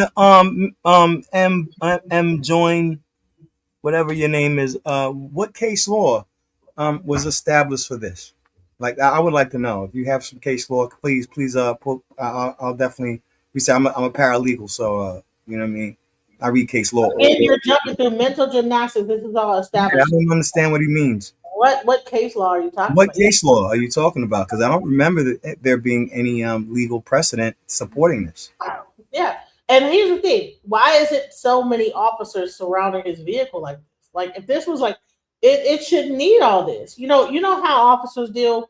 You have one officer come to the thing, and if there's a problem, you know what? They call for backup. That backup shows up with their car, and you best believe you're going to jail. When you see that, I'm all for it. You better hang it up. You see that other police car show up, you know you're going to jail. That's that transport vehicle. Okay, I already been to jail. I know. I know you guys can understand my English. I got an accent. I know that. I'm black too. Hey, I've got an accent. You ain't going to jail. Yeah, you got a busted accent. You're not Going on, You said I have an accent. Homeland Security. You give me a settlement. Good boss over here. What's going on? Listen. 1, 2, 3, 4, 5, 6, 7 officers to one man, and this guy is making a fool of them. This is crazy. Are we in Germany? What do you guys want to do today? You guys want to take me in? They're running it right now. It depends. Are you an illegal alien? Illegal alien, man. I feel like I'm from another planet. Yes, I might be from another planet. Oh, okay. Well, if that's the case, if you're from another planet, that counts too. Well, if that counts, well, I'm an alien, guys. Let's do DNA tests and shit. You got a lab? We can run some blood tests to see what that shit is. Hey, I shave too. I mean, yours, yours is prettier than mine. You know what I'm saying? Go ahead, Mr. Mills. Mr. C20, cup on 20, and alcohol 5 over here. I go by A3. I like this dude, though. Isn't this crazy? Though? You guys are doing a crazy job going everywhere. You literally appreciate that. That's crazy. Yes. But the He thing giving him hell right now. wrong shit. You got criminals, man. No people working. This is an Uber waiting lot. We literally working. You know, I've been here since. Criminals doing Uber? Oh yeah. That's not how it works, brother. Maybe criminals are doing ICE. How about that? You know what I'm saying? You guys shoot bad people, man. Somebody just got shot for what? Why did you guys shoot that lady? Answer me that. There's an officer today that shot a lady in the head, dude. She tried the For what? motherfucker. Tried the nigga over, man. Fuck it. You got all these stuff. You could have just Sat her got her, man. fucking You're Karen not ass gonna like down fly out of the somewhere. country. Like an alien with a spaceship. Yeah. Yeah, it is what it is, guys. What you guys want to do? They're not going to do anything. That's the thing. Is that they end up leaving. The head of all of these One guys leaves. is literally here, man. Probably because he's You screaming. know there's a bunch of hardworking Somalians here. You guys just They come to all terrorize leave. them, man. They all left. Terrorists. See, like what Because the all Because like they probably didn't have Every the person here is working. have Uber, if the you don't have an app, if Uber didn't verify you, if your app is not force him active, to you cannot be here provide his working. Do you know that? Does Uber verify Well, hold on, citizenship for, hold on. Dude, I don't work for Uber. And that Hold on, because Man in High Castle says that they're all using spoof apps and stuff. He breaks it down. Watch this. there's a bunch of hardworking Somalians here. You guys just coming to terrorize them, man. Why are you guys acting like terrorists? terrorists? What I the think, fuck, dude? I think your idea of terrorism Every is all over person the here street. is working. Uber, if you don't have an app, if Uber didn't verify you, if your app is not active, you cannot be here working. Do you know that? Does Uber verify citizenship for Dude, I don't work legal for Uber status? in that capacity. They're But you literally see what I'm pimping me saying? out too. You see what I'm saying? Like Uber doesn't verify legal status to be in our Dude, they make sure that you're safe. They do a background check. They just don't. They just don't give you the app access immediately. They run the background check. I So think that's great. yeah, it is what it is. You guys coming here pissing in our little porta potties, man. He breaks down that Uber does a background check, and if you don't pass the background check, you cannot drive for Uber. Right. That's probably why they walked away too. Yeah, watch Over this. everything. They would have turned into a lawsuit. We turned into a lawsuit. Exactly. So he gave the blues, and they all walked away. He nothing happened. Incident. Thwarted. They didn't pull their weapon. He didn't have to speed off. Right. So I just want to show two different examples of people like giving like pushback to ICE and how. Yeah. See, in this one, the heterosexual African Somalian dude. Right. He made the right decision. He knew how to deal with it, right? Just saying, kept his hands in plain sight. He didn't jump and close the door and try to drive off. You know what I'm saying? Talk all of that mess. Talk about, when I see you again, all of that dumb stuff that Karen did. You know what I'm saying? See, sometimes the privilege that military veteran of the town. privilege to get you shot in the face. Right. So I'm a military veteran. Hey, well, guess what? Your wife. Yeah, you can talk all of that freaking privilege all you want. You know what I'm saying? Ex-Army and Marines. You know what I mean? She thought she was the elite till she was eating some lead. That's terrible. I'm not laughing at that. That's terrible. I'm not laughing at it, but she should have sat her ass the F down. Yeah, that that brother still he still balked and he still talked back, but he was non-threatening. Cracking jokes. He was like, hey, he was cracking jokes. He was talking back. He was talking and reasoning. His hands were out in the open. He didn't daggone, you know what I'm saying, get all belligerent and freaking daggone threatening or anything of that nature. Yeah. All that stuff about Uber, what I said, they have the gray ball software to mask all the registration and stuff like that. I don't care what was said in the video. It's about Uber does not always do background checks. I don't know what y'all talking about, though. That's what I'm saying, the Man in the High Castle. At the end of the day, he wasn't taken away. He wasn't driven off, and he wasn't shot in the face. And I think that was the point. You know what I mean? 100% the point. That was 100%. You know what I mean? That's it. That's the point. That was the point that was being made. He didn't do some dumb shit and get freaking daggone smacked with a daggone hot piece of metal. Thank you, Zion. That's the point I was trying to make. So there's one way to do it. There's another way to do it. I'm showing you. This guy was like, "Hey, what's up?" Right. Blah blah blah. And she could have parked the car, stayed right there. He said, Stay right there. Yep. And yep. You know what I'm saying? She could have objected all she want because, you know what I'm saying, your right to free speech. Right. But you ain't got a right to daggone drive somebody over. what I'm saying? You say what the hell you want to say. All right, so this is to answer your question, the person in the comment about Uber listening, it's because of the Gray Ball software. Type up Gray, Grey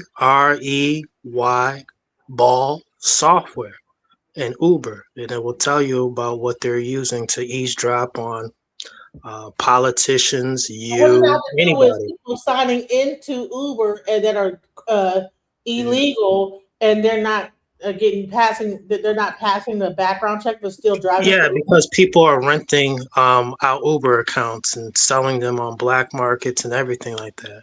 They're allow illegals to operate. No, like no Uber, because I do DoorDash. Okay, they make you do face recognition every so much time, so you can't do all that. Now there are people that can, if you really doing it like that. But I'm trying to tell you is that you have to have some facial recognition, like every few minutes they'll hit you up and like, okay, scan your face. And you just started it though, correct? Yeah, and I've already got scanned 2 times of my face. Like I like show my left, right, and side. Now imagine someone who is already established and they're selling accounts. They're still selling accounts. They're still renting DoorDash accounts and Uber accounts to others, especially to illegals. Well, that's not the point. We're talking about ICE here. I mean, I get it. Yeah, we are, but they're still using those. We're talking about ICE and how they're enforcing and how they're going about it. The one way to go about it, get shot. The other one jokes, makes a joke of it, doesn't get shot, doesn't pull his car out, doesn't try to escape, doesn't get shot, and then they all leave, and then they don't even like get to card him or nothing. I mean, whatever he's saying must have something to it because they didn't even say you have to get your card. You have to do this. So I'm gonna show you this other situation where a person orders DoorDash. Let's see. And ICE surrounds our house. Let's go. DoorDash without ICE showing up to our house, right? This DoorDash delivery. It's getting crazy out here for some DoorDash drivers. ICE is coming. Watch these short clips, watch these videos. I'm going to give my opinion on it. I want to see what you guys think about it. I know many of you are going to say this is great, but what's the bigger issue here? Welcome back to Mr. Bet on You. Before we get too far, I'm out here doing some deliveries. Hopefully ICE don't come get me. Hit that thumbs up and subscribe if you want some more gig content. We do a video every day. Open the door and they have a warrant. They don't have a warrant. They said they'll get one. Okay, if they get one, then they're going to break the door down. That's fine, but I don't want to open the door if they don't have a warrant. Open the door. Because this was my DoorDash lady. I don't even know the lady. She just ran to my house. Job delivering food when ICE agents started chasing her. She panicked and ran into a customer's home for safety. Her daughter was still in the car. ICE took her anyway. Then it got worse. The agents tried to force their way into the customer's home to arrest her again, but they didn't have a warrant. Not know what to do. I really did not want to give you up to them. I don't know what to do when you. All right, so this is going to be interesting. It will, I guess, get political. I don't mind. Hold on, let me like find the actual because sometimes. And see, this is an example, right? So what'll happen is that Man in High Castle will be like, "You're showing right wing, left wing, green ring, blah blah blah." I'm like, bro, I'm just trying to find a video. I look it up on YouTube, and then that's the video that shows up, and that's it. You know what I'm saying? There's nothing more happening here. I'm not trying to be left wing or right wing and all. I'm just trying to find the video. I'm so scared. James, come downstairs.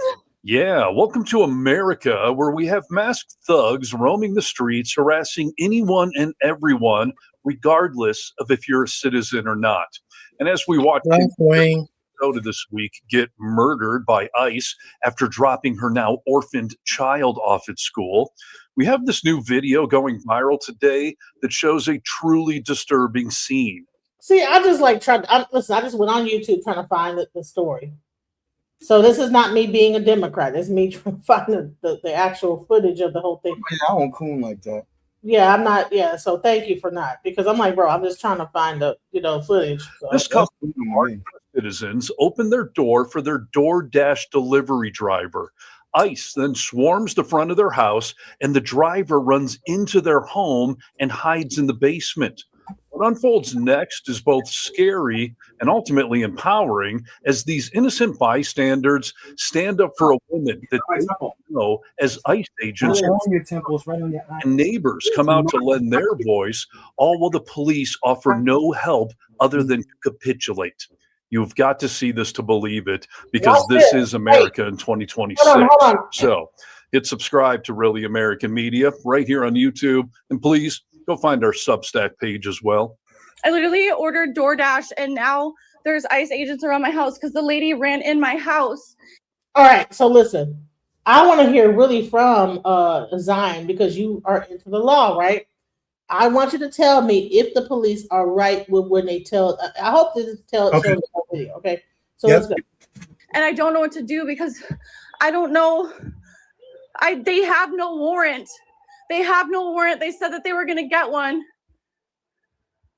I don't know what to do. Yeah, I don't think any of us would know what to do. This woman is on the phone with the police, begging them to help, and the dispatcher's advice is to hand over the stranger, because if not, ICE will just bust down their door and then arrest the couple, which is against the law, along with the DoorDash driver.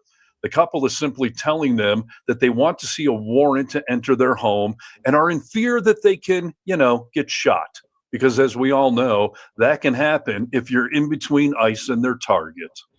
They said they're going to get a warrant to come in here because we ordered some DoorDash and somebody ran in our house. So now we don't know what to do. I don't think the police are going to do anything because I don't know what to do. I'm just waiting for the warrant. I don't know what to do, man. This is scary. You don't even know her. Can I just get a warrant?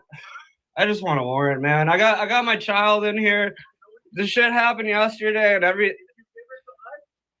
happened. And he has a right to ask for a warrant. Our SWAT team's gonna come. We have an active warrant for this person. Why do you make it work? So they're saying that they have a warrant for this person, but I don't know. I mean, so what do you mean? It says that ICE cannot enter a home without a judicial warrant. So ICE usually carries administrative warrants, forms 1I-200 and I-205. These are not signed by a judge, but do not authorize entry into a private home, do not override the Fourth Amendment.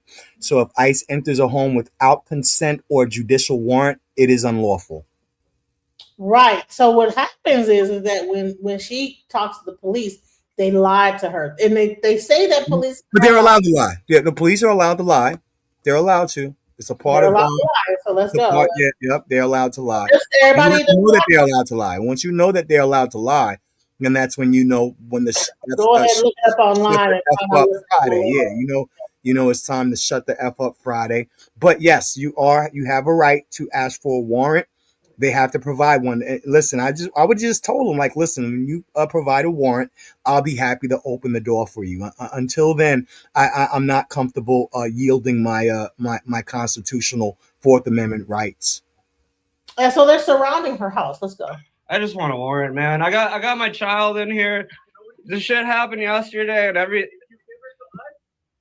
happened. If we wait, it's gonna get worse. Our SWAT team's gonna come. We have an active warrant for this. No, we're not gonna do that. That's coercion. With nothing with you. Do you have your ID? She said she has her ID on her. Hold on. Well, he says we don't need to identify her. We saw her. See, this is weird. Like, what is going on?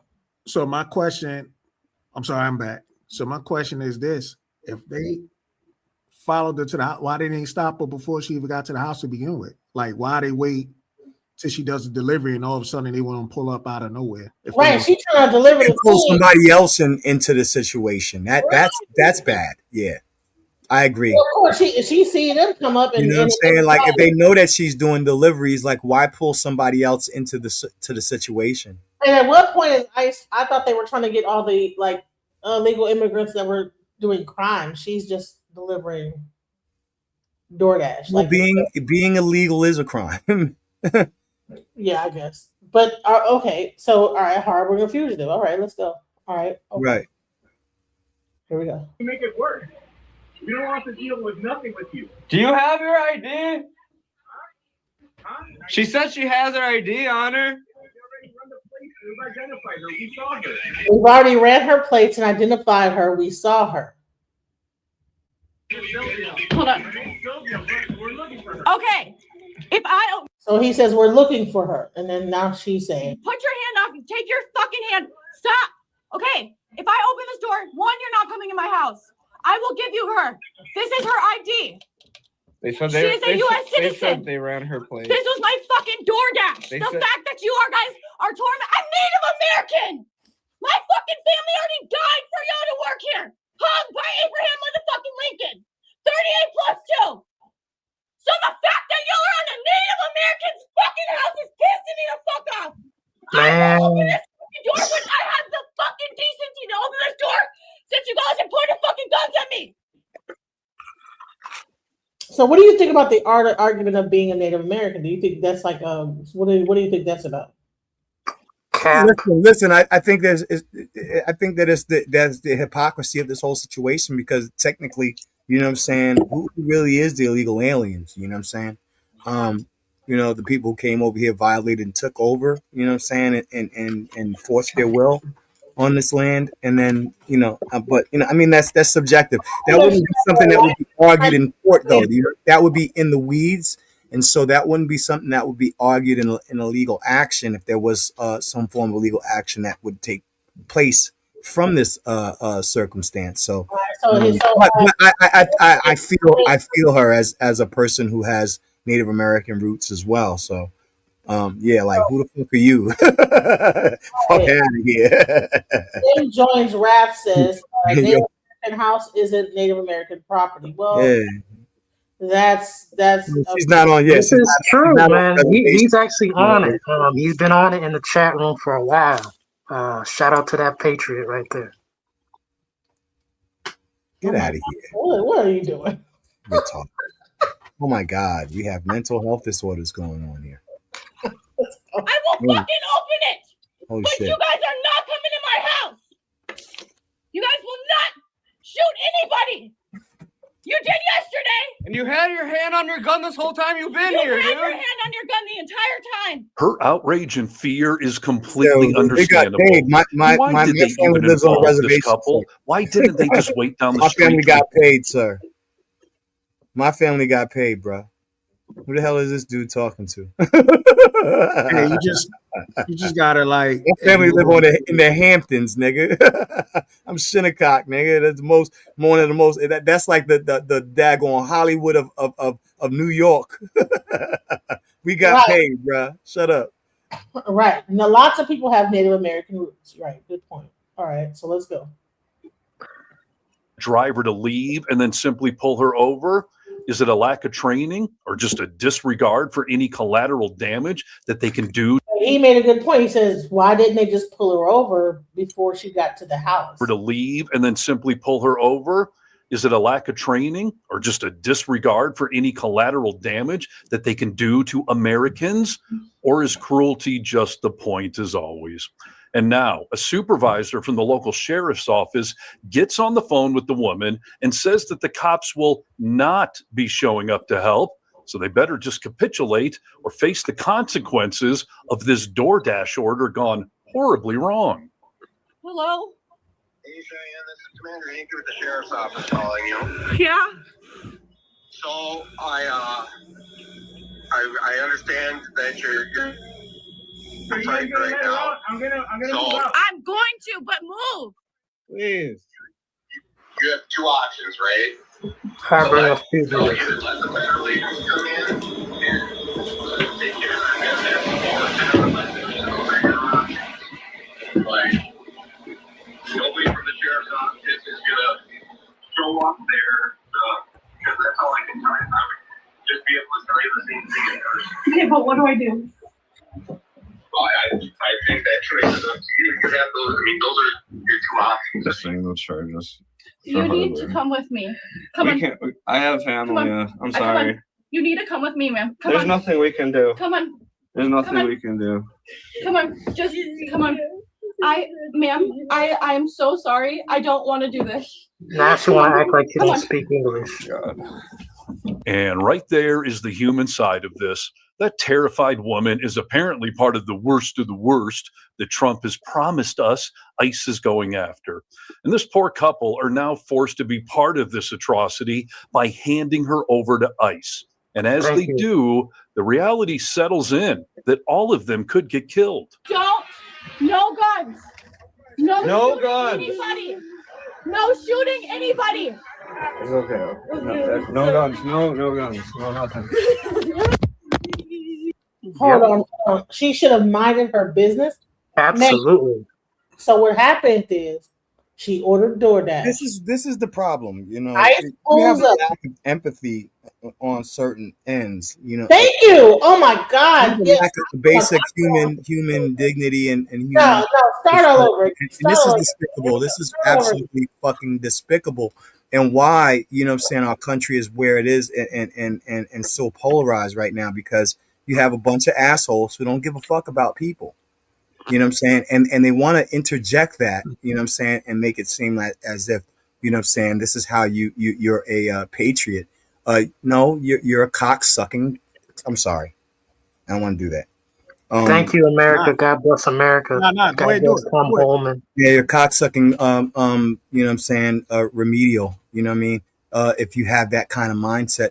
These people just, you know what I'm saying, this person was just trying to deliver some food, and they had some empathy. Thank God for people who actually give a fuck about people. Thank God that there are some people who actually care. Like they saw this woman and she was in distress and they freaking daggone, you know what I'm saying, tried to help. I'm sorry, I have a superhero complex a little bit. You know what I mean? If that makes me a liberal, then, you know what I'm saying, you could eat a EAD. I don't know. I just think that, you know what I mean, I have I grew up Christian and I have an attitude that you know, that people should be treated with some form of dignity and you know what I'm saying, and some because I wouldn't want my children in that circumstance. You understand what I'm saying? Or myself. So that's what reciprocity. You have a conscience, basically. Yeah, you just have just a basic level of human freaking respect. You know what I mean, for other people. I'm sorry, Yeah, if that's bad. I want to piggyback off of that too. Please I do. want to add on to that. Yes, sir. So, you know, about almost a century ago, right? We had this thing that happened in Germany, and we have American citizens say, "Oh, that was wrong what they did and everything else. We'll never be fascist." And then here it is, we going through almost a similar situation, and then we got people in this country that's talking about they want to make it all about a political party or whether it's liberal or conservative, but they don't want to look at the human side of things. You know what I'm saying? Like, you know, how can they, you know, sit up here and say, "Oh, this person got what they deserve," or this person is harboring a fugitive? I mean, it's just a human. It's a human nature, like you say. You know, you want you feel as though it's like you want to exercise your integrity. You want to do the right thing. Like, yo, shorty is scared. Like she look like she's in danger. I don't know what I would do if I saw her like that, man. I would probably go to her defense first before, you know what I'm saying? Like, I'm not going to just, you know, not care. Like, this is like a woman who seriously looks like she's in distress. Like, I'm fucking, excuse me, I'm totally defenseless against that kind of stuff. You know what I mean? I'm going to try my best to mediate somehow and advocate. And this is the crazy part, right? Because, you know, there's a lot of, you know, I guess I don't want to call them trolls, but in the comments, right? Yes, that's what they are. Go ahead. Yep. Yeah, they want to use this conservative liberal. I guarantee you, if Obama was the president right now, these people would be like, "Oh, that's fucked up, man. Oh, this is crazy. This is inhumane. Oh my God." But because it's the party that they support, right? They just want to. It can fly. It can fly. Right. You know what I'm saying? And Yeah. that's the part I That's hate about bad, it. yo. Thank you, President Trump. Shut the up. greatest president of the USA. Yeah, he calling it big time. This dude had a nerve to come on the camera, put a goddamn, I don't even know if he in blackface, man. He probably in blackface. We go. He probably in black, man. He got a mask on.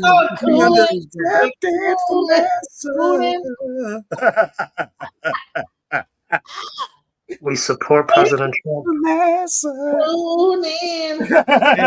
Hey, he's probably one of those dudes. He's probably one of those dudes. Be like, he probably like, "Daddy's back, Daddy's back." But bottom line, hey, baby, tonight. Cooling.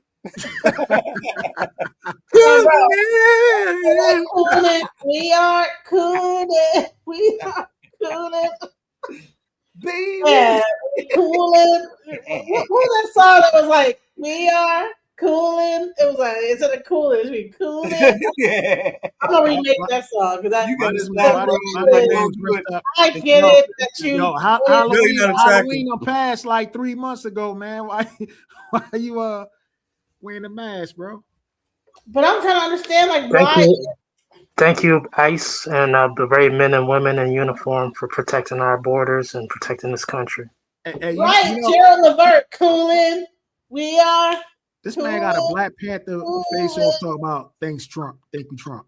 Gerald Levert. Yeah, I'm waiting for this Negro to get pulled over by ICE. Like, you ain't from here. Right, because you know he got curly hair. You know he look light skin. He a light skin. Like, no, I support Trump. No. You're going back. Get off the car. I don't care if you got ID. We're gonna send you back to Zamunda. No, Wakanda with that. We going to Wakanda. We're gonna go to Wakanda. The bottom line is that listen, this was scared to death, and I'm sure that these people in this house felt some kind of empathy for her, and like, oh my God, what is going on here? They ordered their DoorDash. Imagine you open the door for DoorDash. All of a sudden, ICE people swarm in. This lady just runs into your house into the basement. And what do you do? What do? You be like, bitch, get up out my house and go get with ICE. I would like to add on briefly. ICE runs to the car, grabs your husband and your child out the car. You just try to get like $20, probably to get some gas, because I know I do love a little DoorDash, trying to get a little gas. You know what I'm saying? Like little gas. I couldn't imagine me and my daughter, because I like have my daughter sometimes run the order up. Sometimes me and her like do DoorDash. Could you imagine like they say, you know what? Oh, she. I like to add on. Imagine this. Imagine. You know what I'm saying? The Underground Railroad, and how many Black folks had to find solace. You know what I'm saying? Hiding in the basements and in the bottom underneath churches, and, you know what I'm saying, in order to try to find freedom. Imagine if we didn't have that, if even Black folks didn't even have, you know what I'm saying, the level of compassion that these people showed this lady. You know what I'm saying? Like, this come on, yo. I would like to add on. First of all, this is not Nazi Germany. Where are the crematories at? Where are the gas chambers? And secondly, most importantly, this is definitely not slavery. These people have a home to go to, and it's called their homeland, which they abandoned. It echoes the same behavior, and no, so, it doesn't. So wait, hold on. Yes, it does. It has nothing. It's not the same, bro. Sir, I'm talking. Slavery so echoes the same Nazi behavior, and so somebody showing some compassion just for a moment, just to figure things out and make sure this person is not, you know what I'm saying, mishandled, or, you know what I'm saying, or shot in the face, you know what I'm saying, by some folks who are cock heavy on the trigger, you know what I mean, looking for somebody to shoot, that they had some compassion. For me, it's the compassion. It is the compassion. You know what I'm saying, that these people showed. They didn't know. And so if she doesn't have a right to be here, you know what I'm saying, we deal with that, you know what I'm saying, from a legal level. But still, at the end of the day, you know what I'm saying, there's some human beings over here who still don't fucking see color and don't see borders and don't see freaking daggone language barriers, and has some compassion for human beings. Yeah, however, this is definitely not the concentration camps, and this is definitely not slavery. And it could become that. You guys are trying to go way. It could become that, brother. It could become that. It started off. The people will never allow it. Do you The know that? people You will know that never it was allow Hitler? it. See, know but that you it was- got do you you know that Democrat it was- skills yeah, keep yeah. on pumping this Do you identity know that it was politics. Hitler? Do you know that it was Hitler who created what is called the best interest of the child doctrine? That actually came out of Nazi propaganda. First and foremost, Right, Hitler's dead, sir.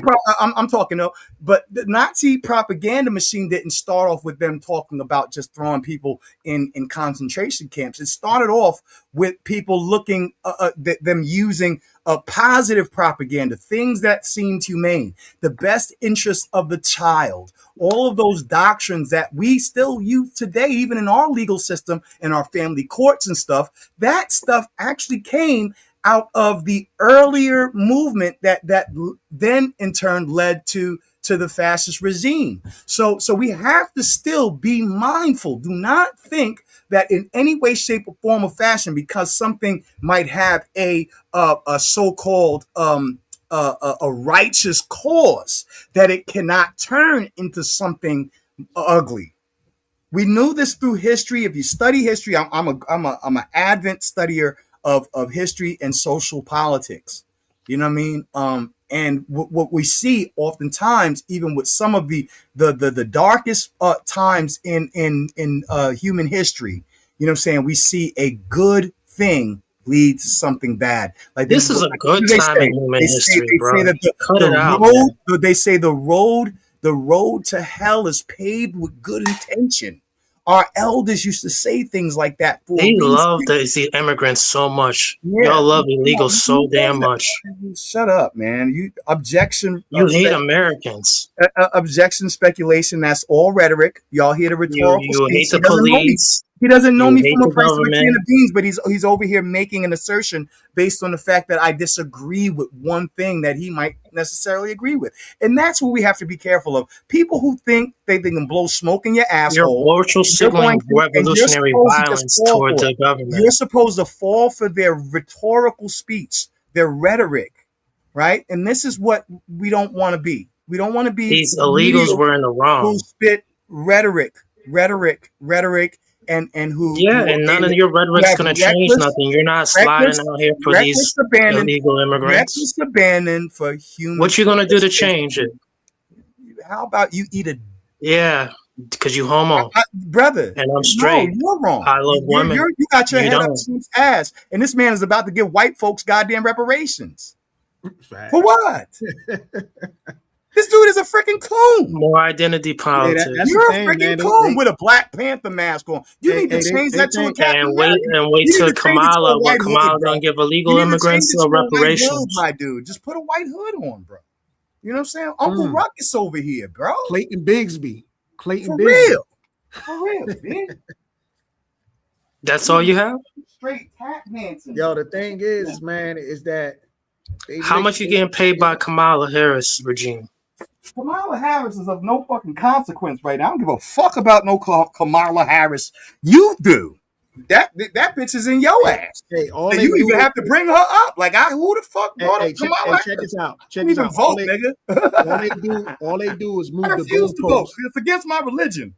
Hey, how much did Ilhan Omar pay y'all? I'm not a threat. I'm not a threat to your politics, nigga. I don't vote. So you can get off my penis now. How much did Joe Biden pay for y'all? How much Start did talking this how much did plantation. Trump motherfucking glaze your motherfucking goddamn nasty nigga nuts? So this dude is tripping, right? He's saying how much. Yeah, he bugging, bro. How I much? don't know why you bring this dude on here. Him and fucking goddamn Pan Mulatto. Those two Negroes get on my nerves. They'll destroy your channel. Like the fact of the matter, right? They can bring these niggas up. You ever see grown man tripping like this over a panel? Look at that. They whining, complaining. Like the crazy part about it is they're quick to talk about. They say so much rhetorical shit. Everybody going back to their country. They're virtual signaling political violence. But check this out. Check this out. You see this dude sitting over here trying to sell a fucking goddamn dream. See right there? Right. You know what I'm saying? If that shit turned into something that what you just said turned into something, that would be fucking goddamn. That would be fucking prosecutable. Watch your mouth, bro. You know the crazy part about it, right? They always quick to tell somebody to go back from where you bro. came from, right? But Yeah. they never say, hey, we could send your resources back where it came from as well. Like they always want the resources from those countries that they tell the people to go back to. You know what I'm saying? Like these dudes are clowns, man. They talking about, oh, did Biden pay? How much Biden paid for? Like, bro, ask how much I don't have resources to that came Biden from or any of these motherfuckers. Like, I don't give a fuck about it's that. like how much these resources done came from these other countries that, you know what I'm saying, you criticizing. You know, that's what I understand about these clowns, man. They just sit up here and just be talking. Talking. Like, oh, yeah, talking, bro. God I really feel like they think that if they, you know what I'm saying, if they pander, you know what I'm saying, that they'll get, you know what I'm saying, some kind of reprieve from the white folk that look down on them and look at them like they're just a bunch of freaking daggone like monkeys. they think that if they pander to those white, you know what I'm saying, you know, classes, you know what I'm saying, of people who, you know, have those kind of sentiments, that somehow that they'll be accepted. And I'm sorry. Where are the bro. people in the chat who really love America? Just press 1. Man, stop telling my Man, stop doing all of that freaking politics. Where are the people in the chat that don't fall for this dumbass rhetorical the propaganda? That's true. You nigga over here blowing smoke in your ass. Right. If you press 1, you retarded. Right, 0. Yo, check this out. Get out of here, yo. This is the same dude that said, he said, Don't do that. I used to get more training than the police officers. And then when Genesis These people hate America. They keep going on and on about this administration. You been wrong several You don't know times. what I love. You don't know me. Yo, the crazy part about it, for you to say people hate 'Cause I America, don't you were particularly just, care for you your just dogging out particular- Kamala Harris Yeah. and Joe Biden. Aren't they American? I didn't vote for none of them. Not No, my I'm type talking of about the other dude. He said people hate America, but then he's dogging out Joe Biden and Kamala Harris. You've been living in America this whole time. Yeah, these are fucking goddamn people who And I ran love for it. fucking president. Like, so I guess they're well, you love it. anti-American too, right? Right. They ain't American because they don't agree with his American policies. because they don't agree with his fucking politics. But let's get back to this video of this poor lady. Polarizing bullshit. Let's get to it. No guns. No shooting guns. anybody. No shooting anybody. It's okay. No guns. No guns. No nothing. I'm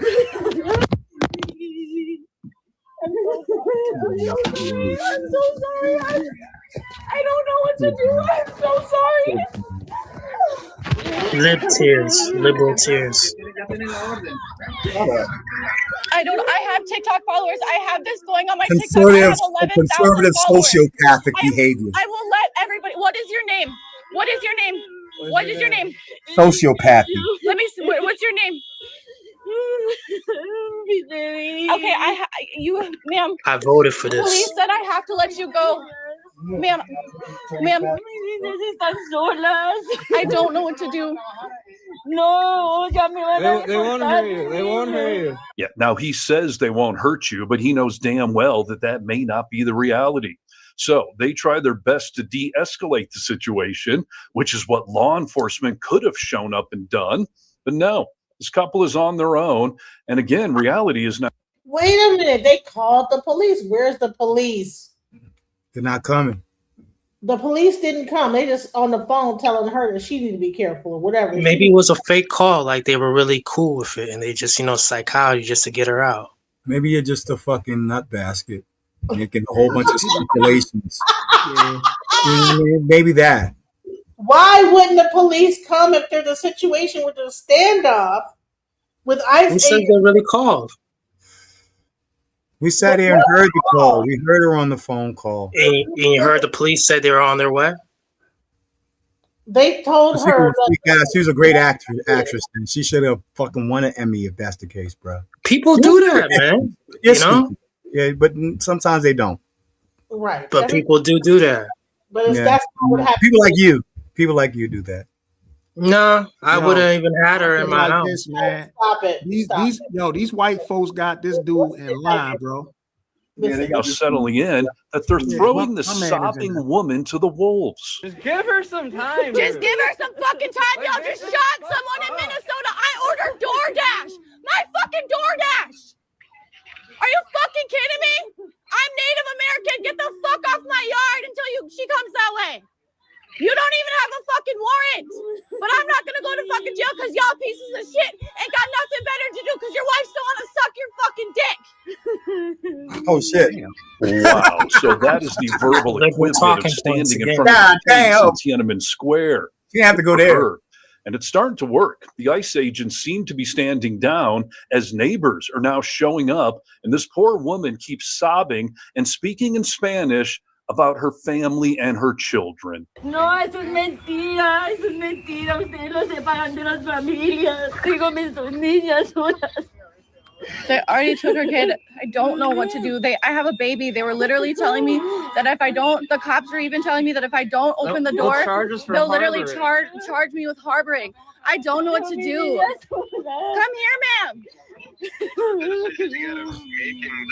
Come here. I ordered DoorDash. Do you hear the fucking police on the phone? Do what's best for you and your family, okay? This is crazy. Yeah, that's the best thing. I'm glad that she did reach the police then, and it struck to her because she has the mind virus. She has a liberal mind virus. Damn. What mind virus do you Why have? do you have? Why? I think it's like, we're gonna have to have a conversation.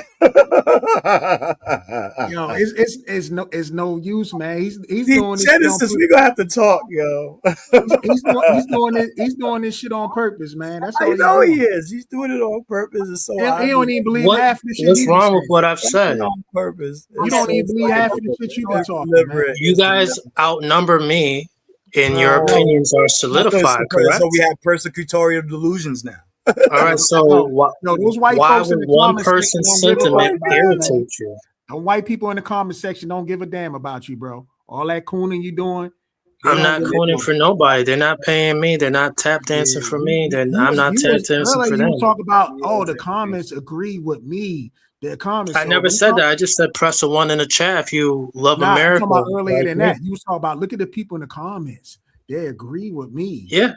People in the comments, they love America too. Nah, This has nothing to do with America. This is humanity. That's a form of manipulation, y'all. You know what I'm saying? Like, so if you don't do this or you don't agree with that, you don't love America. Okay, that's like that's what an abusive husband does to his wife. If you don't cook, you know what I'm saying, what I want you to cook and have my beers ready and rub my feet when I get home, you don't love me, right? And you shouldn't be in this house. You know what I'm saying? You know what I'm saying? You're a liberal. Let's not fall for the dumb shit, yo. This is a great teachable moment. Whenever you do bring this guy up, and I wish you would bring him up a little bit less, but when you do bring him up, you know what I'm saying? Let's make it a teachable moment about manipulation and rhetoric. Okay, rhetoric. This dude is so full of it; it's ridiculous. And I think that the only way that it's like cult tactics. Absolutely. One of the things that I do, you know what I'm saying, with a lot of presentations, I focus on how cults are able to manipulate, you know what I'm saying, religious cults are able to manipulate people, but also within the paradigm of politics, we see that kind of dialogue as well. You can go back to even neo, not neo, but you know what I'm saying, fascist Germany, to see those kind of rhetorical, you know what I'm saying, speeches and stuff like that. And so we shouldn't fall for that in this century, right? We shouldn't listen to that. Forcing ideas, absolutely. And if you don't agree, then you get shamed for it, right? That's a form of emotional abuse. Let's not fall for that kind of stuff. When we see it, let's point it out. Thank you, Coon brother, my coon ass brother, for being here to demonstrate that for us. Right. Like, I don't understand why we would look at a person crying for her family and look at a human being that came into America. She has her paperwork, she has her ID, she has her green card, all this stuff, and whatever might be laid on. Whatever. Be crazy. Does she really, or are you just saying that because ICE thinks differently? She showed her ID. Hey, ICE need to pull your ass up because you got the Black Panther mask on and thinking you American. They should snatch your ass up so you see how I feel. A mask is a mask, sir. Nah, it doesn't matter. But you trying to perpetrate one thing and Did then trying to be another. Showed that she was American. She actually The mask is Freudian, y'all. The mask is a Freudian slip. I'm just saying. Yo, the thing is, you know what would be crazy? If a bunch of Native Americans just overthrown the government and say, yo, this is our land. You know what I'm saying? Get the fuck out of here. Throw the government, overthrow them. I wonder what that coon would be saying now. Would he be like, oh, and that's virtual signaling for revolutionary violence, sir. Oh, M join IRS wrath 23. Understand this, that the political parties shifted. I don't know when the last time you took a course on civics and politics in American history, but I just recently did this I did a whole entire thesis paper on this, the shifting of power, right, between the two parties. So a lot of people get it twisted that because Democrats, were at a different position during the I would say even going back to like 17, right around the time. You're not saying anything. The time, sir, you be quiet and have some civility. That'd be great. So when we get to the Emancipation Proclamation, and then later on the Industrial Revolution, and then later on the Reconstruction era, we see a shifting in the ideals of the parties. Okay, so when the Democrats literally shifted, and it wasn't a short period of time. It was a long period of time where the party's ideals shifted. And so the Democratic Party actually looked a lot like the Republican Party in the 1800s to the 19th century, etc. Than it does, like as it does today. Today, the polls, the power shift and the identity of the parties have shifted. And this is spoken of in all political history classes, in college, in university. Okay, look up the shift in the change. The Republican Party, the Conservative Party shifted, and so did the Democratic Party. That's why one time, black folks were all Republican. And then later it shifted, and so the Democratic side became more. So this is the problem here. The Republicans were more liberal when we had Lincoln, far more than they are today. There was a huge shift. It's spoken of in every single daggone history class that deals with politics in America. And if anybody keeps on using that, oh yeah, they were the KKK. No, the KKK was in both parties at that time. It didn't even matter. You know what I'm saying? The KKK was founded by the Dixiecrats, who are the Democrats. Yes, no, they're not the Democrats anymore, bro. Yes, they are. They're not. There was a shift. That's their origin story. Like I said, this brother does not know his history. You can look it up. It's even on Wiki. Wiki will tell you. Fascism started in Italy. Political positions of Nazi Germany was democratic socialists. So these dudes are freaking retarded. They're not even honest with you about history. Either they're not honest, they're being totally disingenuous, or they're uneducated. Hey, you're the one who's upset. Okay, so go ahead, DJ Genesis. I'm gonna pull it up for y'all and let y'all see this, that I'm not lying here. Hey, you can show all your DEI college material. It's not DEI college. Then get the fuck out of here, B, with that dumb shit. You listen, you crazy. Ass nigga, college, I slap the fucking shit out of you in real life, B. Like, for real, man. No, you wouldn't. You catch 12 to 6 beat you up and beat the case. You're offensive, bro. But they told me I was going to be charged with harboring. They were going to break down my door. They were going to break down my door. And as the crowd grows bigger, this brave woman starts to process the reality of what's been happening in our country this week. I called the police, but I don't know what to do. A woman was just killed in Minnesota yesterday from you guys, and you guys think that we're going to just take this shit lightly? Literally, you just shot and killed someone yesterday, and you can put on your shit and go to work, and that shit just sits right with you? What the fuck is wrong with you guys? And at this point, the homeowners decide that they are not going to bend the knee. They're going to risk their own freedom to make a stand on their property, which is about as really American as it can get. Just watch what happens next. Get out! Until you guys have a warrant signed, get off my fucking property now! Watch this. Watch this, yo. Can you share my screen, mommy? Judge papers. Can you share just that fast? Just that fast. Just that fast. Because I didn't have to do much, right? So share my screen, if you will, please. For you all who don't know this history, this is actual history. This is not DEI or anything. This is historical facts. The Democratic and Republican parties have not always had the same ideals. Watch this.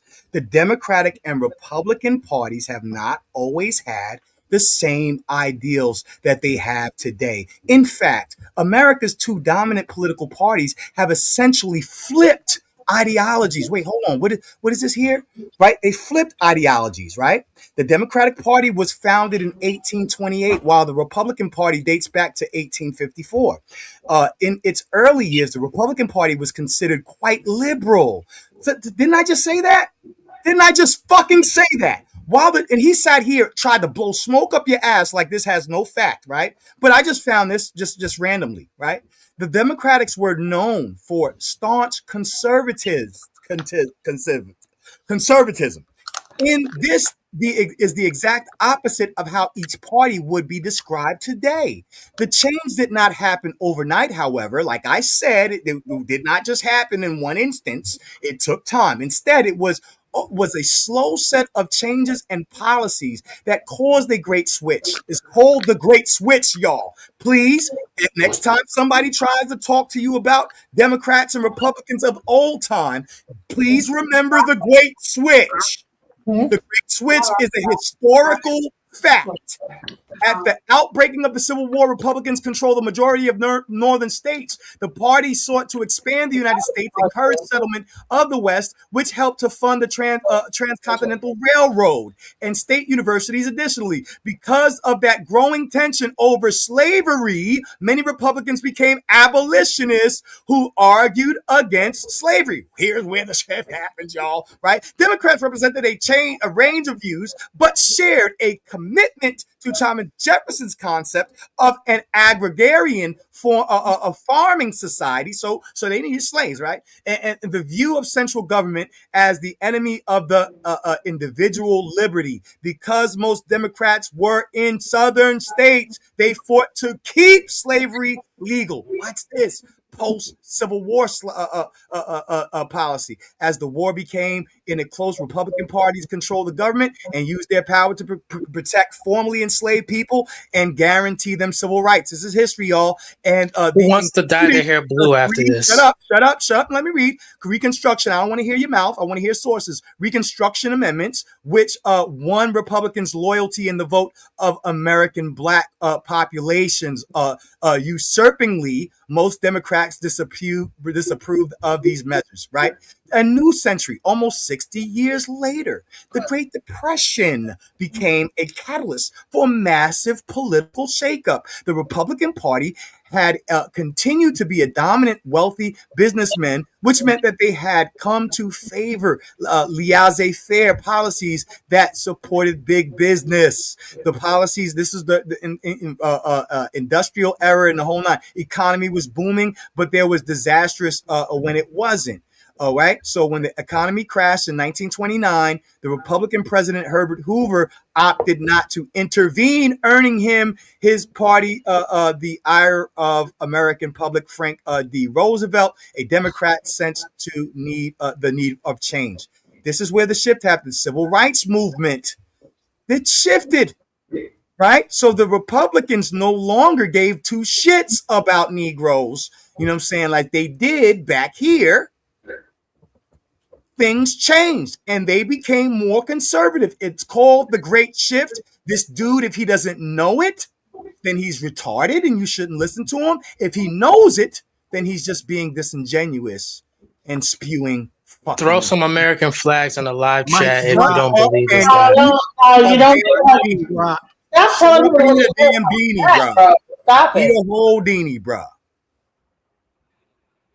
Stop telling people to do things in my chat. If you do this, if you believe this, You know the crazy thing about it. He's been proven. This guy been proven wrong all day, and he's still gonna come up with some nonsense and don't have proof. Can I? What have I been proven wrong about? And just Can talk I say rhetoric something to you? and say inflammatory things. That's trolling, and that shows an actual sign of I don't just study social politics and stuff. I study psychology as well. And when you see these types of people, there is a psychological disconnect here. There is something wrong with them.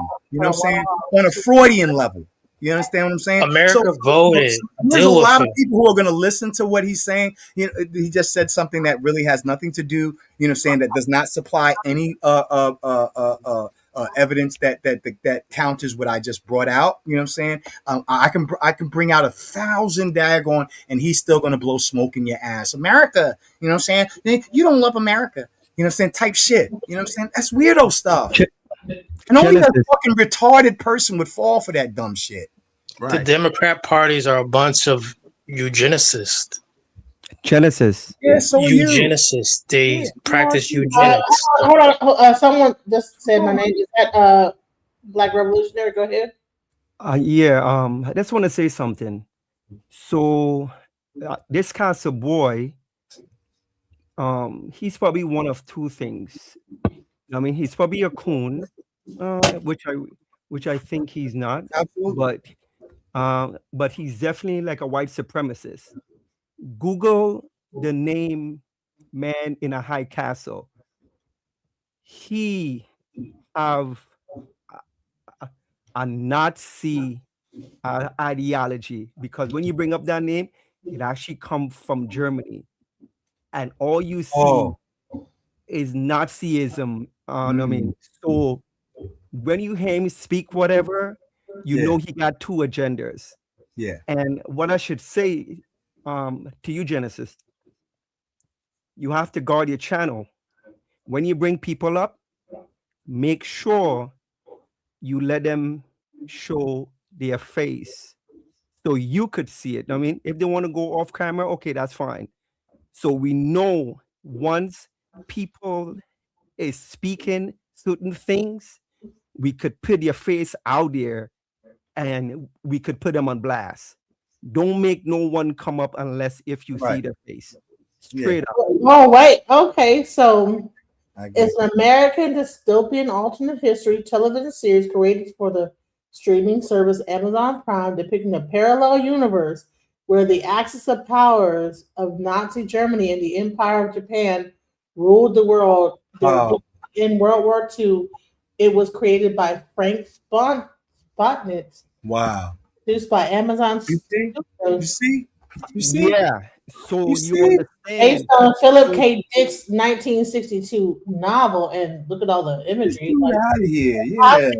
In January 2015, I know he was a coon. Amazon ordered a 10-episode season. I know he was a coon. Look to the images, Genesis, whatever. That's Like I crazy.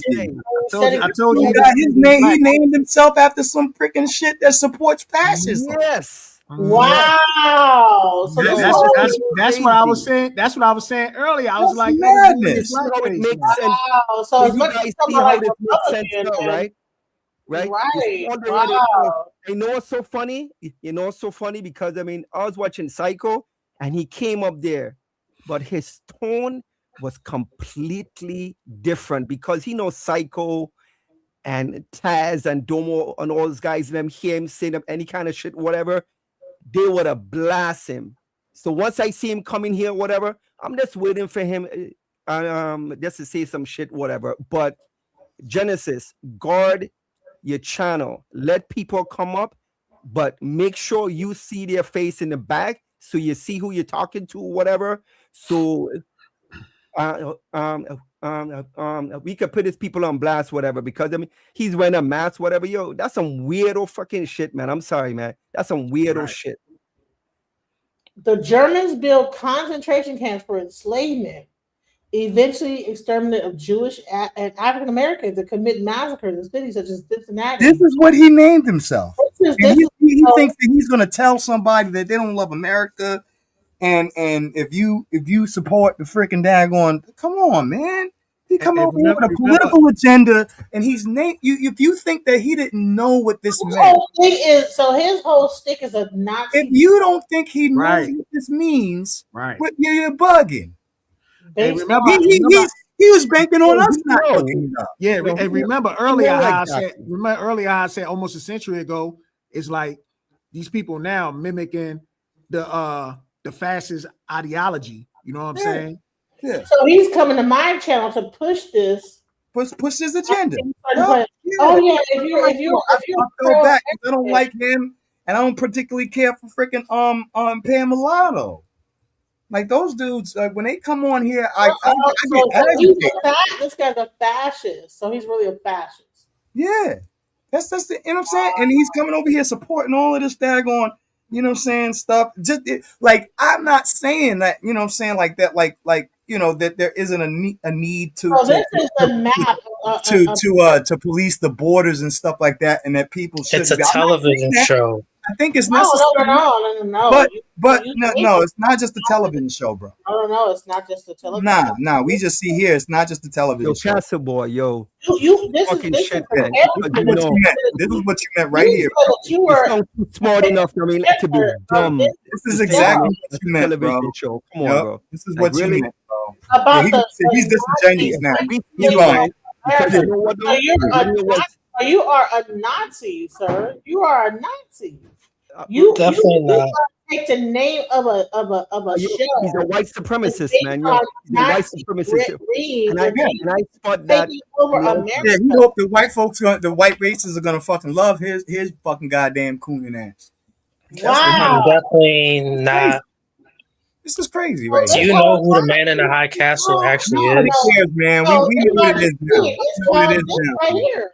This is called in high. You don't have to no. You can't change it now. She just put it up there. You're done, bro. In the high castle, bro. You can't change that. The man in the high castle, sir.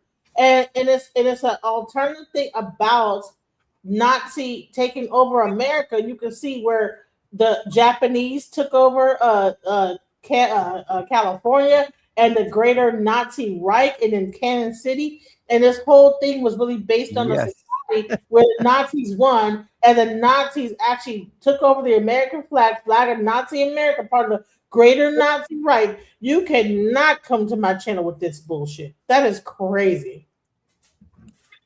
What? Exposed. Yeah, get him out of here. Come off the channel right now. Like I said, you want to come up and talk some shit? Right? You want to come up and talk some shit, whatever? Yeah, you're done. You're done. No, absolutely not. And you know what? I'm gonna say this. Thank you for exposing that. I had no idea. Yeah. So now you know what we're doing with. Yeah, I knew it had to have some kind of meaning. I've been on your channel. You got him, B. You got him. Yeah. That's why when he came with that mask, I said he looked like a dude in blackface behind that mask. Yeah, man, he gonna put the freaking daggone Black Panther thing on, so that appeals to make people think that he's pro-black and pro-black American. You know what I'm saying? Like, no, bro. Yeah. When I listen to all these, then now you have other people in the audience. His troll, whatever his accounts, saying they brainwash you to believe that Nazis were fascists. They were not. So this is Nazi propaganda. He's been coming to my channel arguing with people with this. He's a Nazi. Oh my God, that's correct. I've read Mein Kampf. Genesis. I've read Mein Kampf. When I was 15, I read Mein Kampf. Yeah, he's gone. He's gone. That's it. I didn't know that. Yeah, that's crazy. When you go ahead. When you look back of all the conversation, I mean, and all the derogatory things he said, I mean, including what he said to you, whatever, you know what I mean? You see how it makes sense now. Yeah. Right? Like you clearly see, I mean, how it makes sense. Because I say, yo, it's whether this guy, you know what I mean, is a big time coon or he's a white supremacist. straight up, because he was He's very a big time, yeah. He's a big time coon because it looked like he was black behind that No, mask. this is beyond coon. This is going. Yeah, no, this is extra. You know what I'm saying? And you know what? The funny thing is, if I've seen this before, right? With my own brother, right? When I was in high school, my brother pandered to the white kids, and you know what I'm saying, we played, you know what I'm saying, heavy metal music and shit like that. We hung out with white kids and black kids and Puerto Ricans and Asians, you know what I'm saying, in Long Island, right?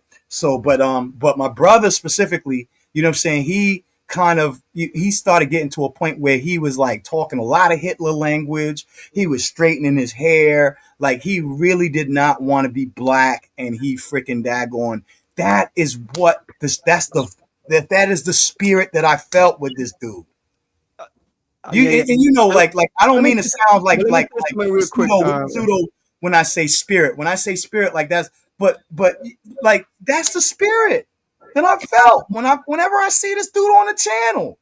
Let me say something real quick, whatever. And we know this. I mean, like California, I know they had this company, you know, that, you know, used to make all kind of masks so you could look all kind of color.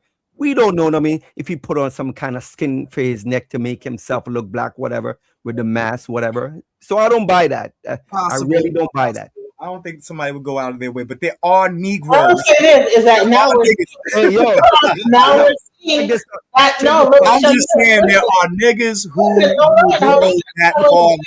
Yeah, they'll go that far right. My brother was one of them. Now my brother is super Negro. He don't even want you to call him Joseph no more.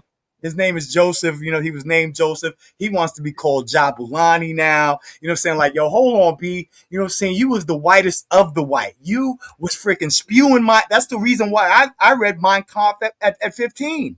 Because my brother was into it. But no, he was some other shit that I cannot fathom that he somehow felt that he could insert his black ass into this narrative. But he did. He tried. And that's what I got from this dude. I swear I've seen it before. It's not uncommon. There are some Negroes out there who want to pander, and they don't want to be black. They want to be white, and they will freaking daggone go to the extreme, to almost neo-Nazi proportions to do so. Straightening their hair and, you know what I'm saying, rocking freaking heavy metal freaking daggone jackets with freaking daggone with Eddie from freaking Iron Maiden on the back of it. All of that shit. They bleaching their skin. Yo, my brother. All of it. I totally agree with you with that. But you got to remember, you have a grown ass man, I mean, that have a mask. Like, you know, there's some weirdos out there. And I know, I got masks, though. I got a ton of masks. Yeah, I do. I could throw on like 5 masks. You have a mask, but you know what, though? You won't come on the internet, whatever, and be I'm not doing with a mask. Come on, yo.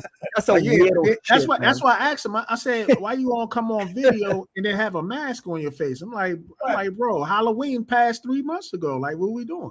Right. He trying to look like Black Panther. He think he freaking daggone sending some kind of smoke signal, you know what I'm saying, out there. You know what I'm saying, making himself try to look black when he know he's spewing freaking daggone, you know what I'm saying, a whole bunch of white supremacist rhetoric, you know what I'm saying, under the guise of being pro-black. No, or pro-American. Genesis, like I say, you got to guard your channel, man. Like I say, I mean, people could turn their cameras off, but make sure you know who you're dealing with. I mean, let them come in the back chat and show their face and bring them up. Don't bring no weirdos on a channel like that, man. I mean, where you can't see the face. Yeah, I didn't, you know, I wasn't thinking, you know what I'm saying? I was like, okay.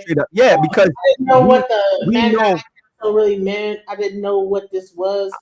And that is crazy. Like, what? But you know, like, I mean, when we talking this black shit, whatever, we know we're gonna have a lot of weirdos come up here or whatever. We know that. And I mean, and there's a difference. And I mean, you could be a coon, and sometimes, I get it. But that guy rhetoric, yo, and ideology, like, it's going way beyond cooning. It was going way too hard. Really neo-Nazi white supremacist shit, man. Like, straight up. Yeah, that's what that is, man. I appreciate that, man. You did it today, B, man. That was brilliant, bro. because I didn't catch on to that. I knew it meant something, but for some reason I just didn't search it. You know what I'm saying? Like I knew it had some freaking and I mean, I'm a researcher, so for me, like, you know what I mean? I did. For some reason, I just didn't pick it up, man. I didn't pick it up, man. You got it. You pull that one up, yo. Word up, man. And I'm like, yo, I'm sensing this vibe from him the whole time. Like, I keep seeing him on the show. I saw him on Sign Up to pop up, and like, you know, he's trying to keep it like he was trying to be minimal because I guess he knew he was in a black space. You know what I'm saying? But but I was like catching this freaking daggone real Uncle Ruckish daggone vibe from this dude, and I'm like, but you notice, whatever, he know where the kind of thing, because I mean, like I said, I saw him on Psycho channel. I mean, like a couple hours ago. Yo, and his tone was completely different.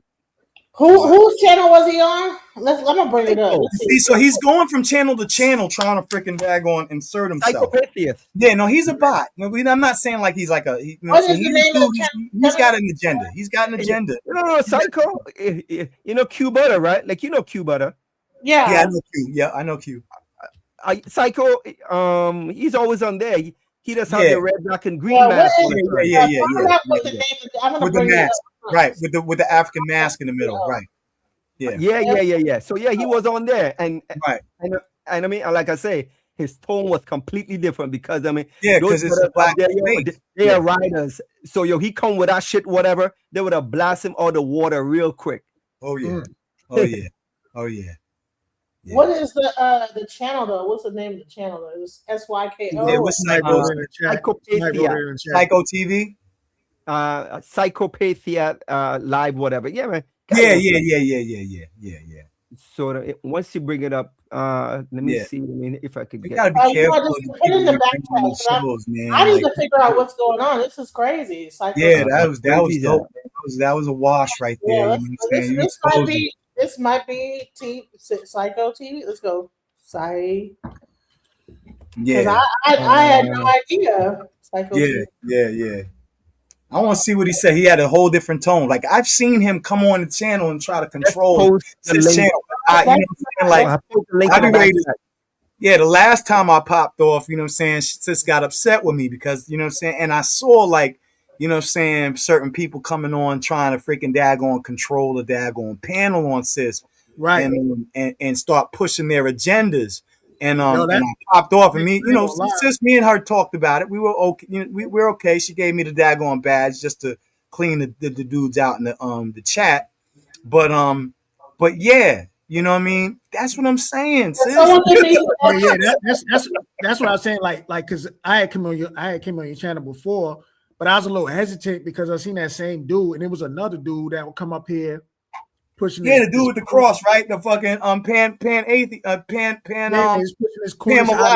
Mulatto. That's why I didn't come on. Mulatto be doing the same kind of cooning stuff, yo. Yeah. Like, I'm wondering whether these dudes are together. You know what I'm saying? Right. That's why I was a little hesitant because I'm like, I thought they were the same person. Whenever one goes up, the other I didn't one. want to offend sis because I had hurt her feelings the last time I popped off, and I'm like, yo, this is what I'm here for. I'm here to freaking wash the knuckleheads. You know what I'm saying? I'm watching things that maybe you don't see it.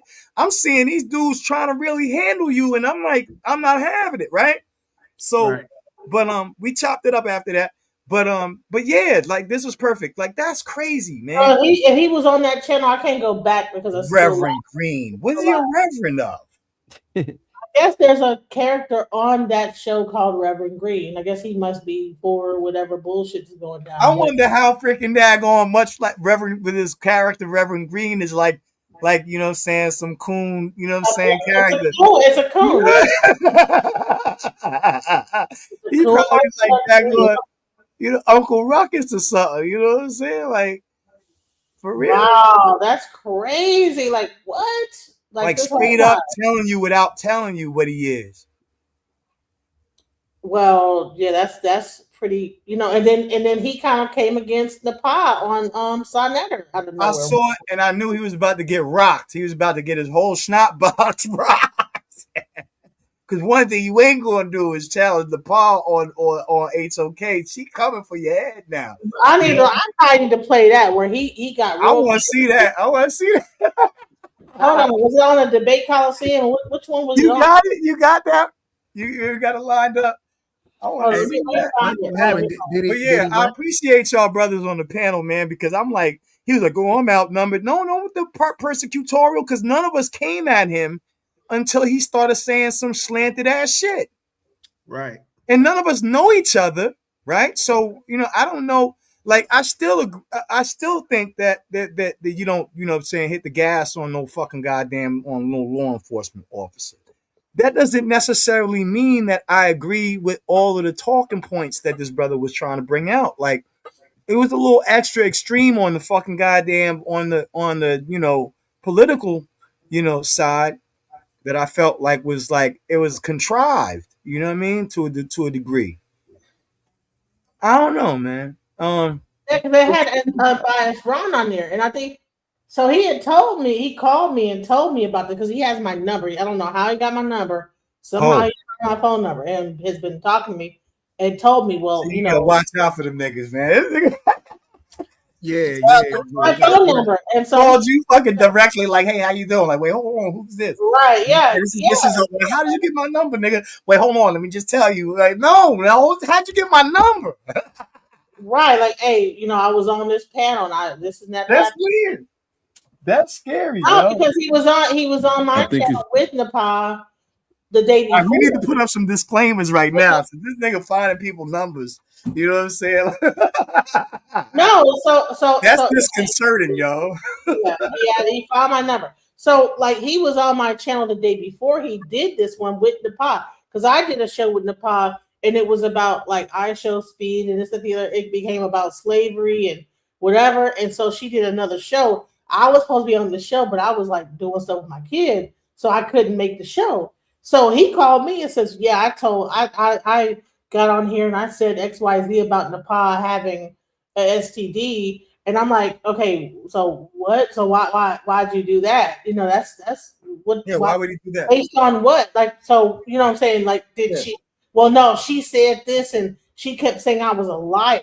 And I'm like, bro, that's part of debating. Like, why would you have to go that personal? Why would you try to go that personal, right? To attack the person. Exactly. So you know what? Their medical. We are going to play. Listen, we gonna digest it. We're gonna dissect this because you focus on the information. You over here trying to pull medical records.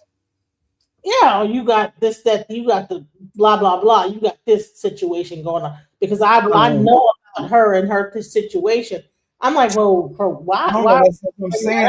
Why would that be a thing? That is a tactic. That is a cult tactic. That's what cultists do, right? So they will literally turn around just to try to defame you and remove any credibility from you. They'll attack you personally, and they'll say the worst things about you without any form of information or anything, just to put it out there, like just total defamation of character type shit.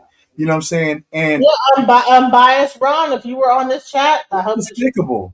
See this because this is what he had done. Let's go. So they told her to get the heck on. So she kind of turned. If she seen the guy in front of him, she didn't try to run him over. She could have. She veered off and it took her. Then he shot her. So I want to ask a question, Suntan. Didn't she kind of like go to the left toward him though? No, I didn't know she was I didn't know she was antagonizing them. Yeah, she was antagonizing. She was telling them to go home. She was telling ICE to get the hell out of the city. Go, go, go. But like I said, she turned into the right. He was on the left. That's what. So we already had a conversation. Let's go. Turn to the right, but the dude was right there. You don't just drive over. I feel inspired. So you think it's a little bit of woman privilege along with white privilege? I would say white privilege. What the other brother said, I don't think it's woman privilege. I think it's just white privilege. Right. Now, what could she have done different? You think if she wasn't, like I said before, if she was just like, I'm from South America or I'm a Mexican American, let me just do this. You think she? I'm trying to find the part where they get into contention because, they have this whole long conversation. He's there. people are there. He's able to like make it to that point, all the way up to this point, and then he gets to like stand and stuff, gets kicked off the channel. But they're talking about the situation we're talking about. Let's play it. Well, I've seen you be disrespectful towards police officers too. I've seen you disrespect them. They are disrespectful. They are power-driven police. And like my brother Ase said, the black ones are sometimes mostly the worst ones because they have something to prove to the white shirts that I'm a part of you, that I'm down with you. But Senator, can I ask you a question? You're just spewing rhetoric. Let me ask you a question. And you're talking over me. I'm not talking over you, but be honest. Already, I would have been. All right, so let's get. You heard that part though, right? What he just said. That's what I'm talking about. When I talk about my brother, there were certain black folks who would totally, you know what I'm saying, like totally compromise all of their daggone, you know what I'm saying, even their own self, their own blackness, just to try honestly, to fit in. I have not watched this, even though he said that this went down. Yeah, I never watched it. just to fit in, just to try to fit in. I really am not down with. You know, I don't like that. Especially if they're on like if they're in like the military and law enforcement. I would say law enforcement more so than military, because most black folks in the military still, you know, keep their blackness from what I've, you know what I'm saying, experienced. But yeah, when they're going in like police force, or they're in some kind of a heavy metal group or some music, you know what I'm saying, that ain't necessarily, they will literally put on they will, you know what I'm saying, they will put it all on, B. You know what I mean? Let's go. So I know everyone in 2026 has had that and understands that in their brain. But for some dumb reason, millions of us go against it after our parents told us to do that. And in every situation, I don't care which one it is, for the past 25 years, they were doing something way too much. Way too much. And in many cases, they got weapons. Okay, thank you. I'm glad I let you in. Thank you. And I'm not saying it's fair because somebody said this didn't happen to you, Nepal. I had my brother's best friend. I love you so much, Fred. Rest in peace. Fred wrestled. He would not chill. His mom called. He was on some kind of bad reefer or whatever.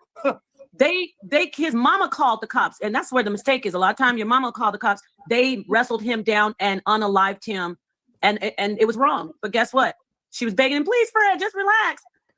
Nobody wants to be wrestled down. Your natural instinct is to fight back. But if you know they are going to take your life, why are you doing all that? If the police pull me over 9 out of 10 times, I'm carrying a weapon. And I let them know that I'm carrying a weapon. Oh, shit. And it's loaded. I wouldn't be carrying it otherwise. Okay. Right, and that's what you're supposed to do. Thank you so much, Apostle. Thank you. Yeah, so let's go on to now we have the man in the high castle. Please come in, make a comment briefly, and we can move on to Black Sage and what he wants to share.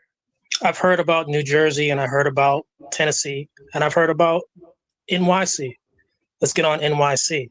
The reason how come the cop relationship with the citizens is because of stop and frisk. For over 30 years, stop and frisk has socially engineered beta males.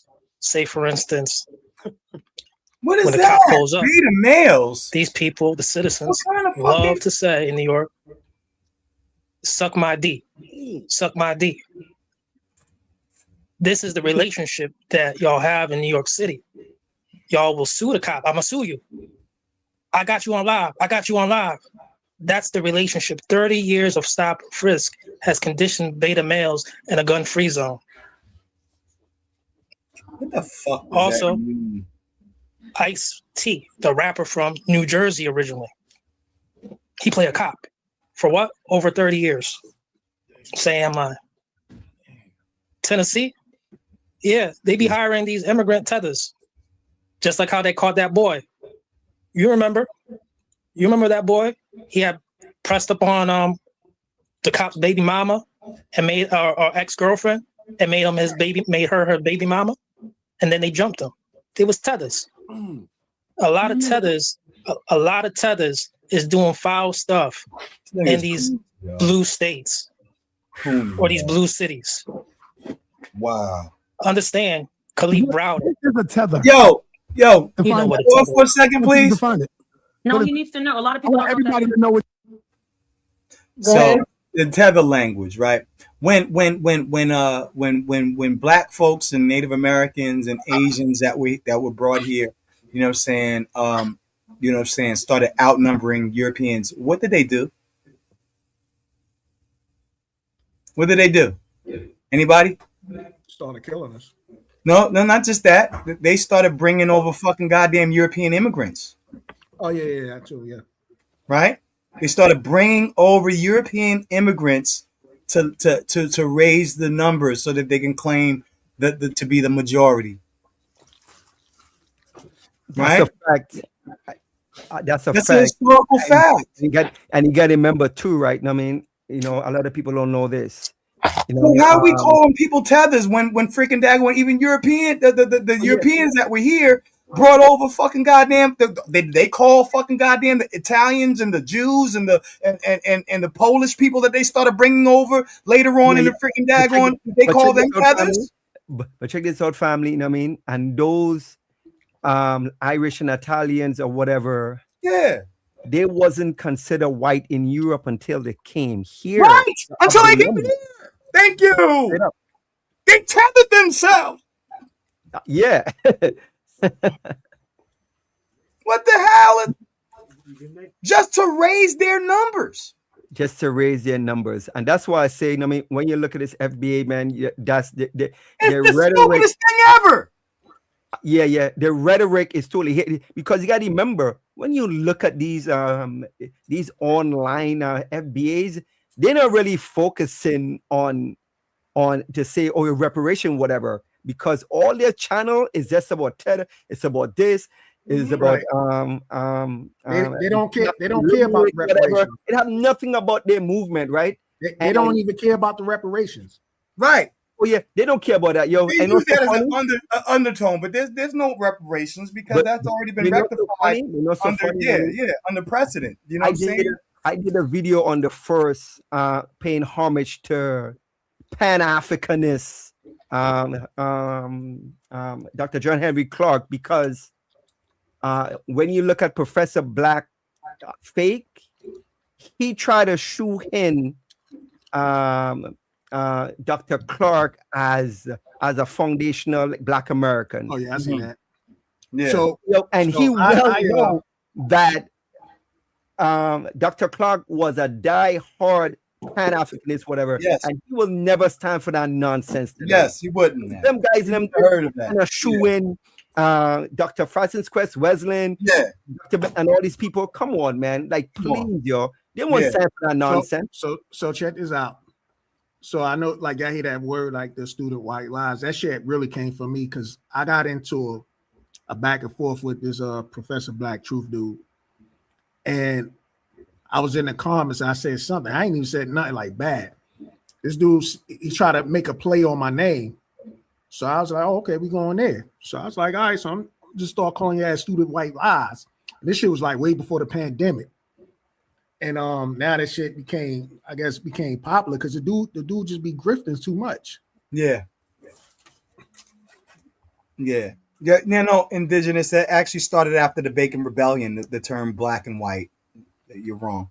That started after the Bacon Rebellion, and that was, I think that was what, like was it 1760 68, 1760 something, 1765, around that time. Yeah, no, it wasn't in the 1960s. Black and white was going on further than that. But yes, it was nobody wants to be like you. What you talking about when you say tether? Let the people know. Tether is a foreign coon. No. Be real with clear with the definition. Don't use. A tether is a foreign coon with that mindset of misbehavior. They be cosplaying as one of us all day long. No, this is not one of us. African American. Basically, you don't agree with still. Let me let Ron explain real quickly what a tether is, and then I got to get. It was explained already, but go ahead, FBA Ron. So you saying one of you are not coons? All of y'all are straight up pro? Let me ask. Foreign coons. You know what's a foreign coon? I'm asking you. No. Don't ask him anything else, please, because I want See you to. Sarnetto on his grass. You already see the coon in his neck. What is a tether, Ron? All right, so let me explain what a tether is. I know most people try to misrepresent this on purpose, but I'm the right guy on the live right now. It ain't gonna happen. So a tether is a foreign version of a coon. So for example, Larry Elder, Thomas Sowell, these are coons.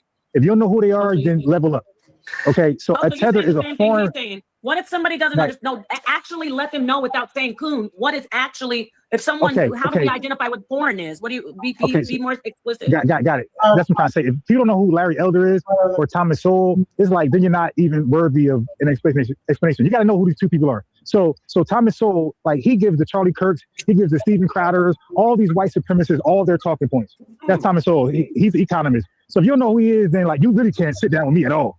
Okay, but these are what Malcolm X would call a coon, Dr. Khalid Muhammad would call a coon. Like they draft up fake stats, black on black crime, all these things to show black people in the negative. Like also the IQ thing, they also corroborate that and say it's true. Black folks are just genetically inferior to white people. Like, so we call that a coon. Speaking against the black interest. Bias, guess what? Malcolm X will also call most of all of y'all coons. If you're going against, if you're going against any Puerto Ricans, because Malcolm tried to unite everybody. If you're going, we don't go against it. Right. It's not that we do too, though. Hold on. Africans, he will call all of y'all. No, wait. But hold on. Okay, I got you. In this, because Malcolm. I can though, because I'm also gonna bring up Professor Small, somebody who you had interviewed, okay? And he got on those damn Africans. He called those dumb, backwards, blind fools. That's parasites until. Okay. Wait. Hold on. Can you pause that? So I got it. But it's just me though. Unbiased, real quick, I want to ask a question. Not to you. Hey, Kim, anybody? Yeah, this is me though. I know, but I want to ask about the panel. Kim Nutter, do you mind if I put you in the back and bring up I think Rakufu? And then keep, like alternate you guys. I don't mind, but I definitely want to come back up for the foundational black. So I never on a grass. All right, let me thank you, Kim Nutter. Let me do that. Because he's usually nobody will get past me. I'm doing that. What? Hey, listen. The whole panel. Hey, hello. Yeah, but I'm known for doing that. I got the most lit channel right now, right? Yeah. I don't care about all that. Is anybody there? See this nigga? You realize See how I he just cutting up? put you in the back, and then I don't even have to scream in my house. That 10 nigga. o'clock at night. Awesome. Okay, thank you, Kim Nutter. Thank you. I asked you because you're usually cool about it. So that's all I wanted to say. Damn. I'll bring you back. Go ahead. The mic is back to the panel. Go ahead. All right. So now I was talking before, so I never interrupted. FBA. Hey, Unbiased, finish up, and then I'm gonna move on to. Okay. Let Black Sage go. I know. Wait, but you interrupted me though. I wasn't even done. You interrupted. Okay, so Malcolm X would agree with me. Okay, a coon is somebody who goes against the interests of black people. When I say black people, I'm not talking about the Caribbean or Africa. These are not black people. These are Caribbean and African. I'm talking about black Americans in America. Okay, so when you come to our country and go against our civil rights activism, Frederick Douglass, Booker T. Washington, Dr. King, you go against that, you're a coon if you're domestic. So we. All right. So thoughts on the panel? What do you think about this? I think that's absolutely absurd. Go ahead, brother. Go ahead. Can I say something real quick? And come on. That whole point where he bring up about Professor James Smalls, and I know, the FBA hate group here, they went wild with that because they took a 3-minute clip of Professor Smalls and run with it. Not knowing, when you look at the entire video, you will see he also went in on Black Americans. He went in on Africans, whatever. So it shows you how disingenuous these people in them are, and they're desperate. So they will take any kind of small clip to make it feel, this is how the elder feels about was actually or whatever, and it shows you because when you look at Professor James Small's work, whatever, they can't even walk in his shoe, man. So to take a little clip, whatever, and make it feel like he hate Africans, whatever, that's crazy to me, man. Yeah, it is absolutely. You know what I'm saying? It's oversimplification. You know what I mean? Of the man's work, the body of his work. You know what I mean? And this whole divisive thing, you know what I'm saying? We have to be very careful because, this whole thing is being propagated to destroy, the Pan African unity that we've had. White supremacy is international. You know what I'm saying? When it comes to white folks, the Italians might have beef with the French, and the French might have beef with the British, and the British might have beef with the Russians, and the Russians might have beef with the Turkish, and you know what I'm saying? But when it comes to white supremacy, they are united in their supremacy. Okay? Internationally. We're not dealing with just white folks here in America. Straight up, because check this out. Yep. Wherever you see black people living, I mean, it don't matter if it's in Europe, it's in Australia, whatever, and white people is there, look at the conditions of the black people. Right. So that could tell you they have a universal code, the being on code, whatever. So for me specifically, you know, I don't separate them and say, oh yeah, well, I mean, the white man from France or from Germany, whatever, or from Britain or from America or whatever, from Canada. How would you share that, sis? I put them all in the same group, that. whatever. So I mean, I don't care what accent you're just trying to trigger me. They have or what languages speak, whatever. They are white supremacists on code, and we know why, because I mean, they only make up what, less than 7% of the population. So they gotta stick together. Right. And globally, they make up the smallest portion of the population, and so this is one of the reasons why they're so in sync when it comes to that code, like you just eloquently brought out. You know what I'm saying? And so we also have to have that code when it comes to this pan international unity. You know what I'm saying? To defend ourselves against it. The moment you start trying to just say, "Oh, I'm FBA," you're minimizing yourself. You're polarizing yourself against those who have the same adversary. Even in Sun Tzu, it said, "The enemy of my enemy is my friend." Right. Yeah. Hey, I want to say this. So these FBA dudes, right? They don't even know what the meaning of tether is. You know what I'm saying? They hear Tyreek say something. Yeah. They hear Tyreek come with the word, and then here they want to come with the word and shit. You know, and then on top of that, Tyreek stole the ideology from Yvette Carnell. Okay. And when he was trying to take over that, she was like, she shut that shit down. So then all of a sudden he come up with this FBA and then try to claim and say, well, I got it from Native Black Americans, which he's lying, because he literally tried to take over the ADOS movement, right, which is another xenophobic movement. And everybody already know where that shit started from, as far as where they got their ideology from. Right. But this dude, it started with a white man, yeah. Right. So this dude, that was, I don't know, I guess there was the high place, whatever, or the other FBA dude. They sent up here like it's straight up from the dictionary. You know what I'm saying? You go to Tether and be like, yo, Tether is, you trying to like basically attach yourself to something. But these dudes want to talk about, oh man, it just means a foreign coon. They trying to come and flip our policies. I'm like, bro, what policy you got here in America? Like, what policy do you really have? Right. Still the sub, class, still being discriminated on. And what are you protecting? What exactly are you protecting? Your underclass status to white folks?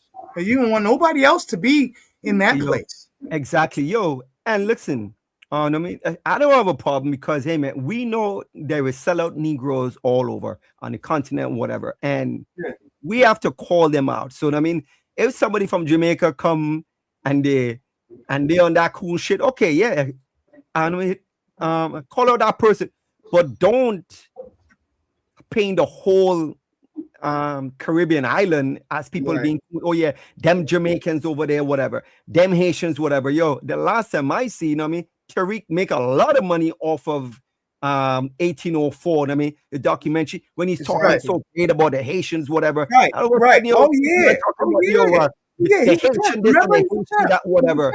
Because he is smart enough to know that once you start saying like a country specifically and say it, then people, you know, your rest of followers, I mean, your cult followers, whatever, they don't have an IQ bigger than a shoe size. So of course they're gonna run with that. Call out that Haitian specifically, right? But you call out a whole country and a whole nation, whatever. We see the angle, man. I mean, these guys, them is too smart to be too dumb. Right. And like I said, that joint ain't nothing but a hustle to Tariq. Tariq using that shit as a hustle, and he just got his followers thinking it's, Yo, you know, he's it a really going grifter and a charlatan, man. Come on, man. Like wrote a book we about all Pimp, know that, man. Like he understood the game when he first came into this motherfucker. He understood the game. He understood marketing and you know what I'm saying. But here's a very interesting thing. You know what I'm saying? Like when you start changing names and stuff, you start, you know what I'm saying, basically distancing yourself from your identity in the Constitution of itself. You know what I'm saying? The Constitution speaks with certain language and identifies. There's no FBA in there. There's no nationality to FBA unless you're just saying you're a foundational Black American. That means that your history began with slavery.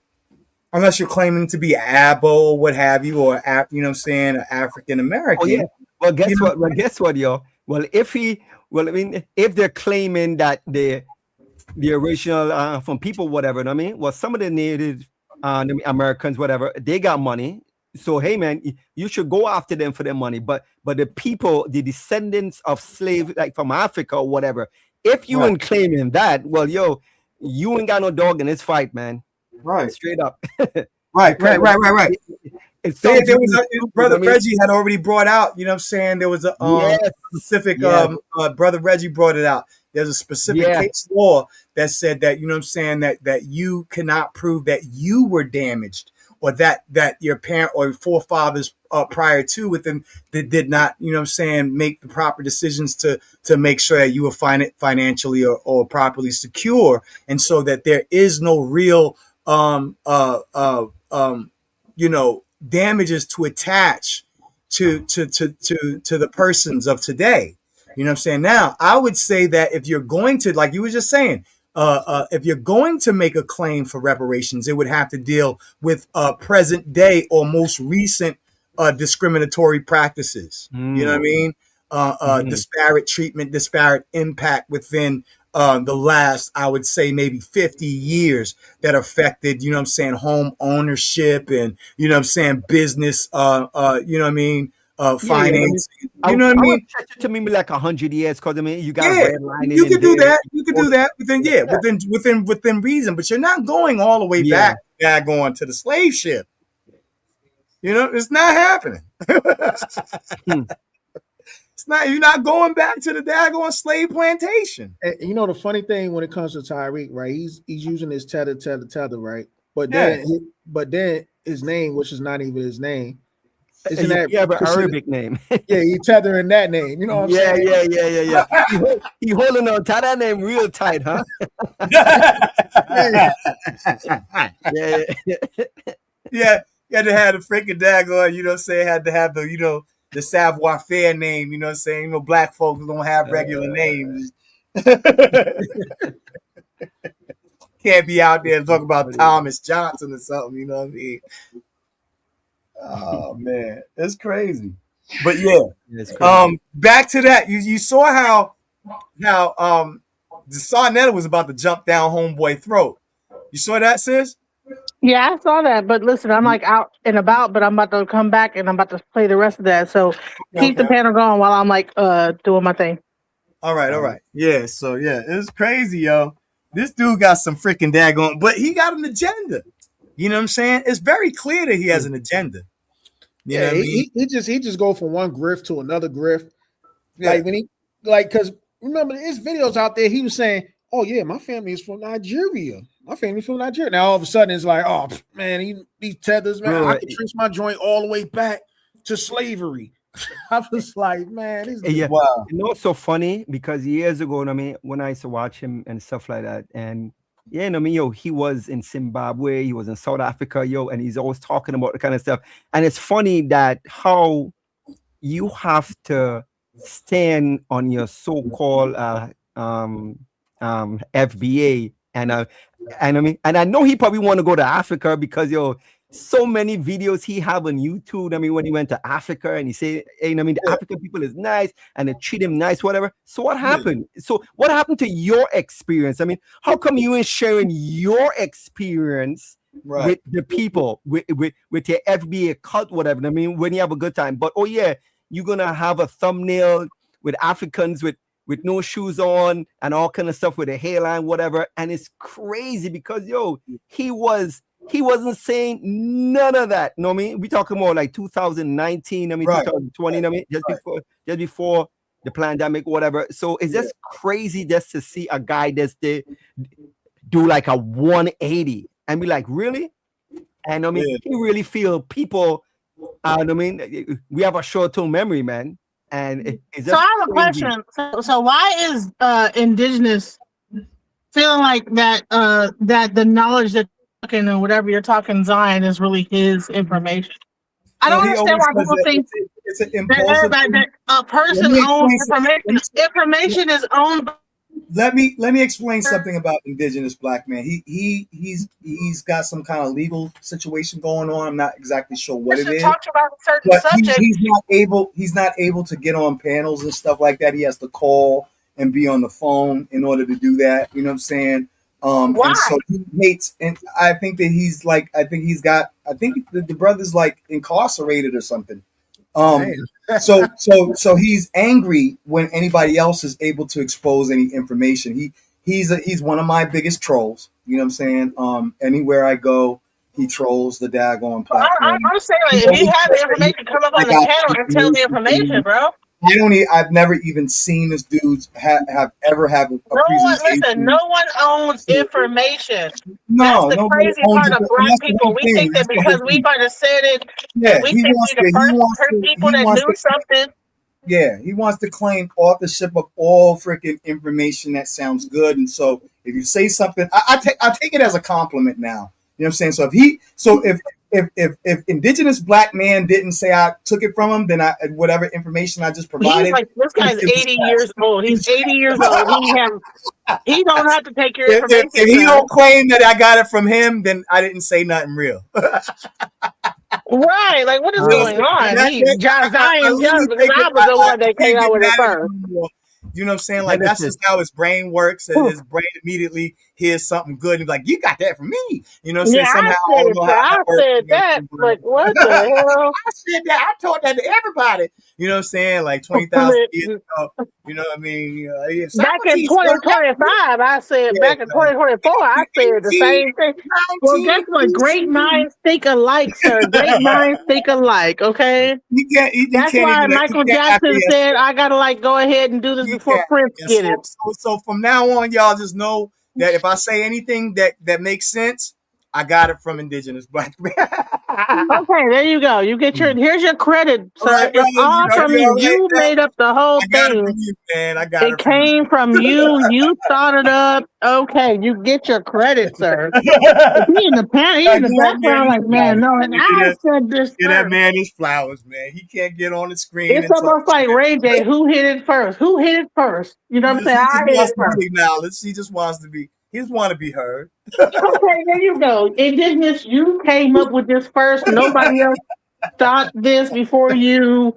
You are the person that has the original knowledge of everything. You get okay. There you go, bro. Oh, you modeling ma? Oh, knock yourself out. You just want to be seen. Genesis. I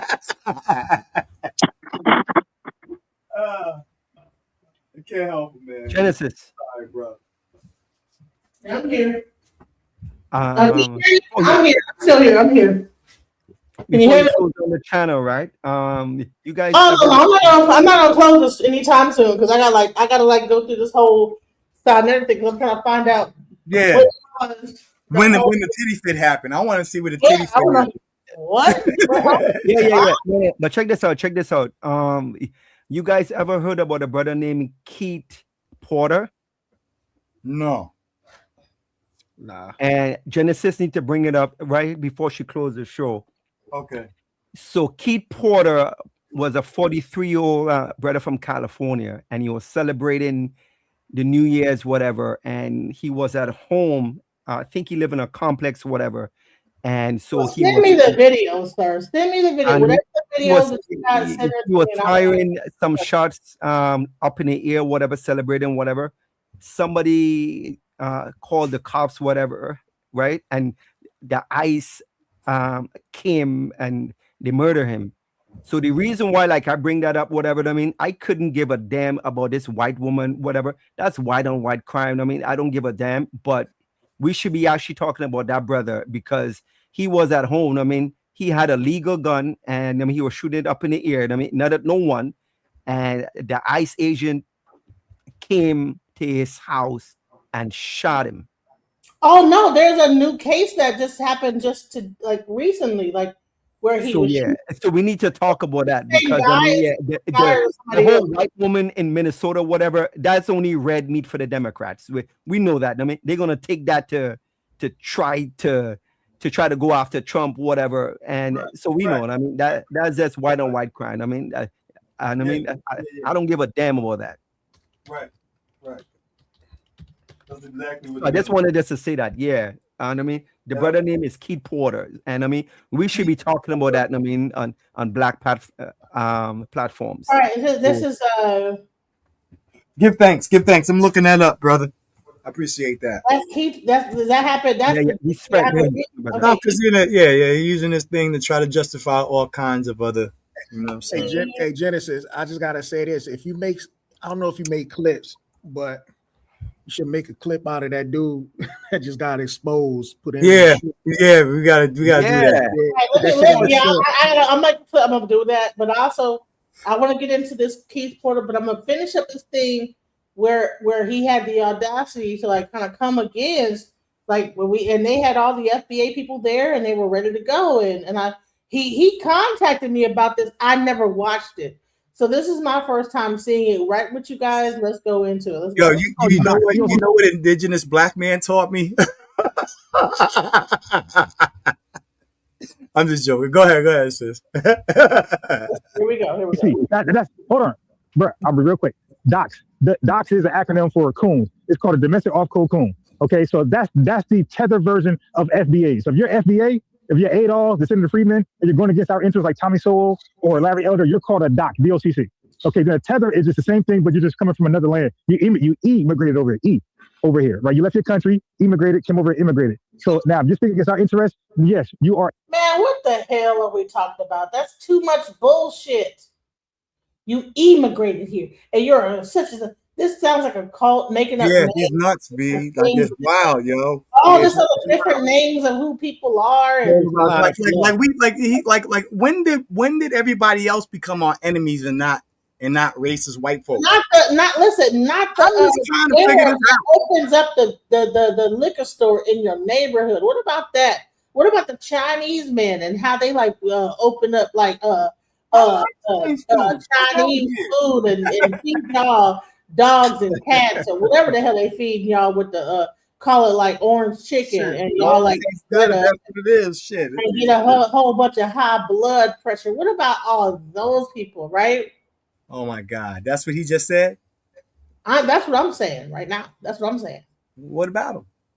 Right, exactly. Like why are we only focused on about have all? Wait a minute. Who gave them the freaking business licenses and the daggone? The American government. So I'm saying, so who am I worried about? Who's tethering? A tether, but a tether and coon is basically the same thing. One person is from the lineage, another person from a foreign country. Real simple. Thank you. Let me ask a question. Am I being this person in the chat says notice how rude applies to people without reason? Who have I really? If I have been, no, you have not been rude. Those are why just is there a hater? Why are you hating? All it is. God, thank you. And let me tell you this. A lot of times it'd be him because he had like he know how to like to put the thing in the chat that be cussing you out at the same time he on the chat.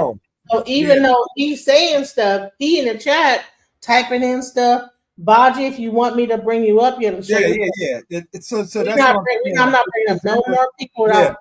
He's purposefully trying to color, even if we don't agree, and he creates the conflict to have the discussion where we're giving him attention, then the people listening to him, and on top of that, he's doubling down by typing in the chat as well to try to right. That's why he can say, "Hey, he's just trying to get his one in the chat." He's that's putting all, one in the chat that's himself. what his job is to do. That's what he's doing. Putting That's the one in the chat himself. You got all these I don't know if different. he's getting paid to do it, or if he's just doing it on his own. You know what I'm saying? On his own volition to support whatever political agenda he has. But that's what I'm saying. Like he moves like a bot. Boji or Baji, go ahead. What you want to say? I mean, honey, I don't know what's going on. Yeah, your voice sounds crazy right now. You got a good. Turn the volume down. Turn it down. my bad. That was my mic. My apology. That sound How you doing, brother? Go ahead. I'm gonna turn it down for you. Go ahead. Talk. Go ahead. No lie. Oh, what you want to say? Go ahead. Do you want to add in? To the video. Did you come up here for a reason, or you just want to listen? Like what? Yeah. I just wanted to add in. Go ahead. Okay, say something, or what are you doing? Let's play the video and see. You know what I'm saying? If he has an interjection when we play. And then we'll go from there because I don't know what's going on. All right, let's go. Let's play it. You saw Netter. Anyway, go ahead. I just want to say enjoy the show, but stop being a provocateur. Right. Okay, Also, in New York City with Madani, y'all gonna need the police. Y'all gonna find out probably in the next 8 to 10 weeks. Y'all gonna need police. Thank Trust. you. Okay, Mr. Hightower, thank you. Okay, now, Ashe, what I'm going to do is let Yara go, and you're going to be the very first person to get the mic once he does, to respond to him or whatever you want to do, because I know you had your hand up. All right, Yara, Black Sage, finally. Thank you, everybody, for being here. Don't forget to hit the like. It's a great show. Much love to Afu Nation. I see you. Go ahead, Yara. Thank you so much for your patience. And I see you, Suntan. I will be bringing you in as soon as possible. In fact, Mr. Hightower, I'm going to have you change places with him, and then when we get into the... Just let Ashe go. I'm going to bring you back. I like to call you Reverend Green. So I'm going to bring you back, Reverend Green. I want to bring Suntan in. Go ahead, Ashe. He said you can make your comment. This ain't to cause no type of confusion or nothing, but once you get taken from the continent of Africa. Peace misunderstood. Sorry. Go ahead. Once you get taken from the continent of Africa by forced to live in another land, being oppressed on that land, forced servitude on that land, you are a part of the black. You're black. You're part of the transatlantic slave trade as well. You're black. The people in Haiti, the people in the Caribbean, those are black people. You know what I mean? And I'm pretty sure that if you were speaking against them, I'm pretty sure when Malcolm was referring to people as coons, if he was going against African people as a whole, I'm pretty sure he was calling them coons. I'm pretty sure it wasn't just for African. Thank you, brother. Thank you. I want to say that first. And then I do want to add this. This is real quick part of the police thing. When it comes down to the 1790 act that they passed, when they literally made the what they call the marshals.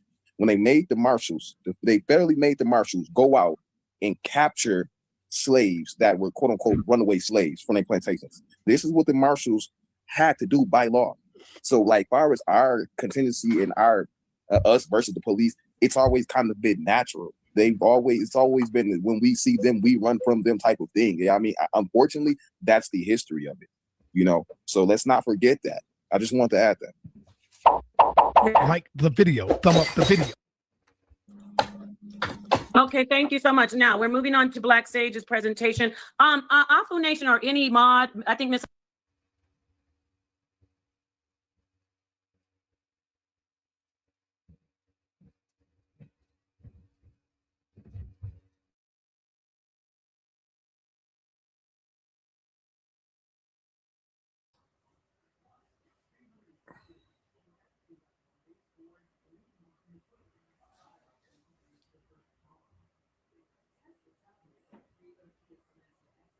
Everybody still there?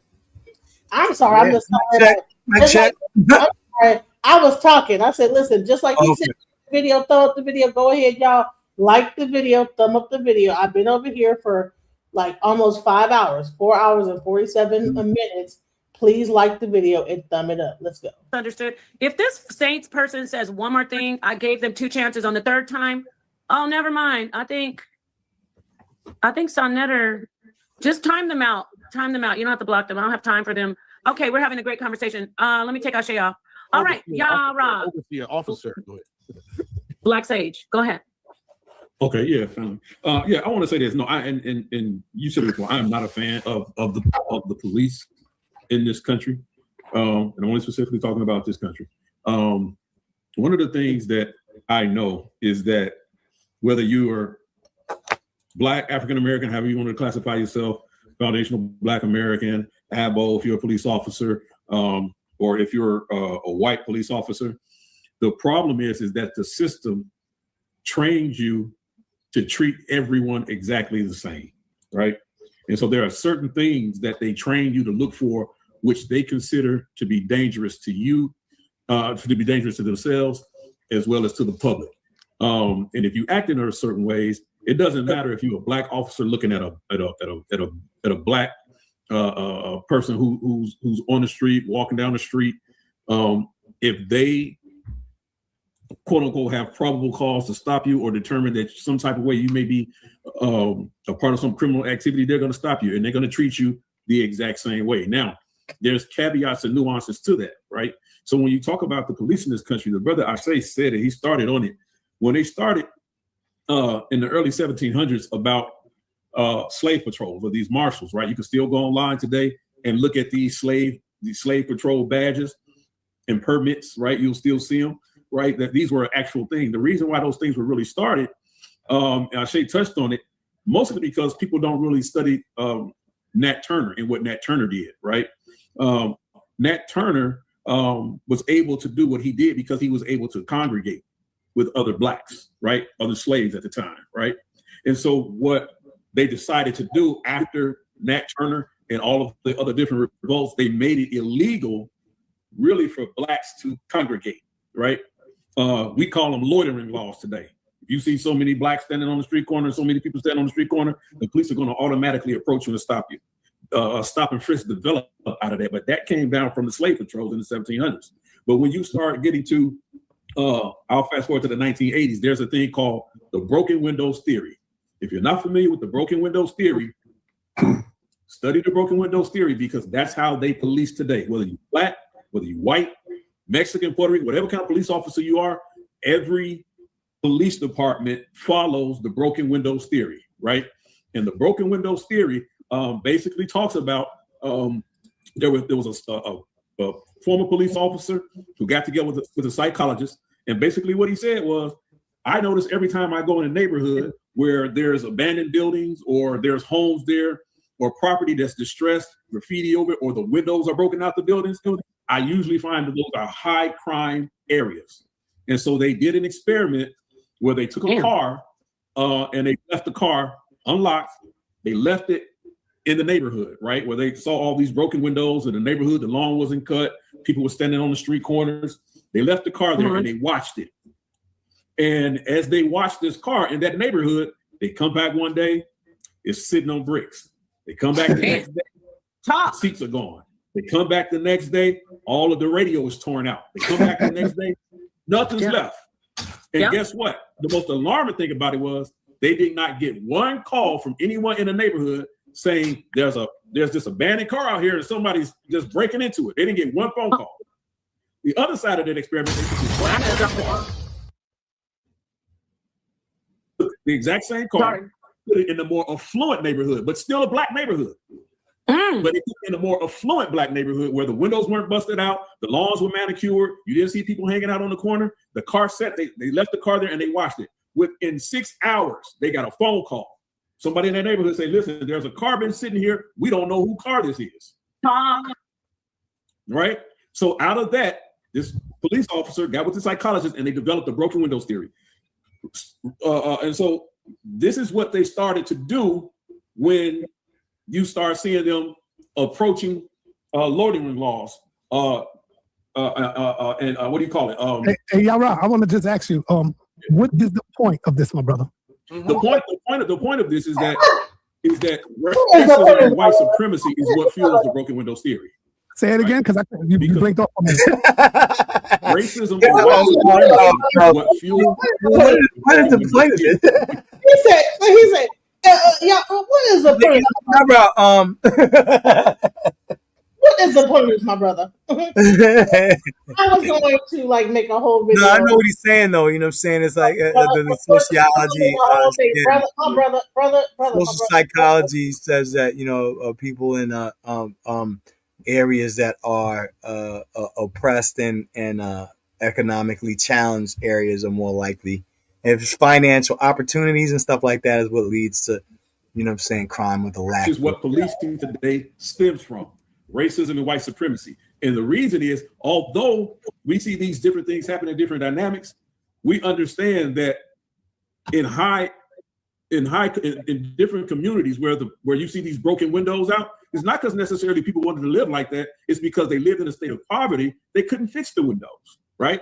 They couldn't keep their lawns as immaculate as the others. It not necessarily meant that it was a neighborhood full of bad people. And some of those people they found that was still taking parts of their car was taking those parts from their car and going to feed their families. So all of that makes a difference in how you get it. But that's not how the police used it. They used it to promote and bolster up stop and frisk. Great point. Right, stop and frisk thing. Now, and what I was sharing on my screen is this is a book that I wrote. I wrote this book called The Resistance of Black America: The Broken Windows Theory. And the reason why I had to write this book, I always wonder, if you guys don't mind, is this gentleman from the South? Showing people. Say it again. I always wonder about, because you know how, especially from the South, there's like 2,000 of them, right? Or is it 2 million? Right? We're not given, like, for example, like the one on the other end where, when they abolish it, since that they did something in the group of people in the South that they no longer, you know what I mean, are allowed to get this type of benefits that they supposed to get. Only the 2 million on the South though, right? So whatever they did during that particular moment, they forfeited their ability to claim it.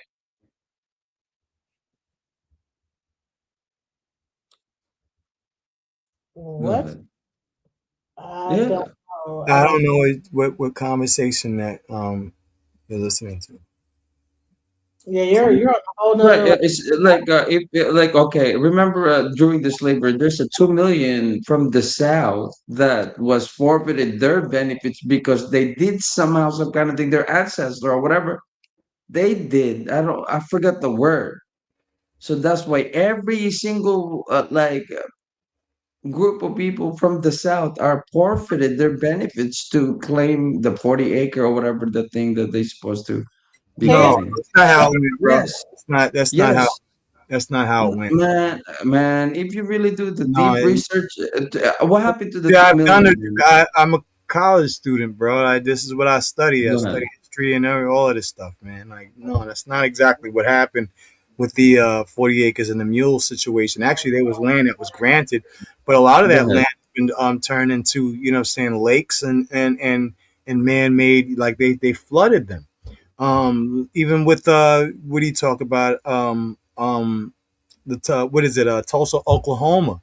You know what I'm saying? When African Americans had the Black Wall Street. So what you're totally negating is that when there were communities and certain things that were given or provided, even though one thing that was never provided was any reparations for African Americans when they came out of slavery, they actually had to go right back to sharecropping for the same enslavers that they once worked for. You know what I'm saying, for nothing. They were getting given pennies, you know what I'm saying, on the dollar for labor that they had to do in order to survive after being so-called set free. But here's the thing: when Black folks did have their own thriving communities and such, you know what I'm saying, they were bombed. There were multiple massacres all throughout history where entire Black cities, you know what I'm saying, and infrastructures were torn up by the existing white people. Some of them were turned into freaking lakes. They flooded them with water. Are you aware of that underneath water to this day? So what we're not going to do, my brother, is come in here with this Are you bullshit. from India, Bogie? Yeah, you ain't gonna come in here with that bullshit. Fuck no, out no, of no. here. What are you talking about? There's no such thing. I just asked What what are you had talking happened. about? No, I'm gonna just let you know that there was extreme,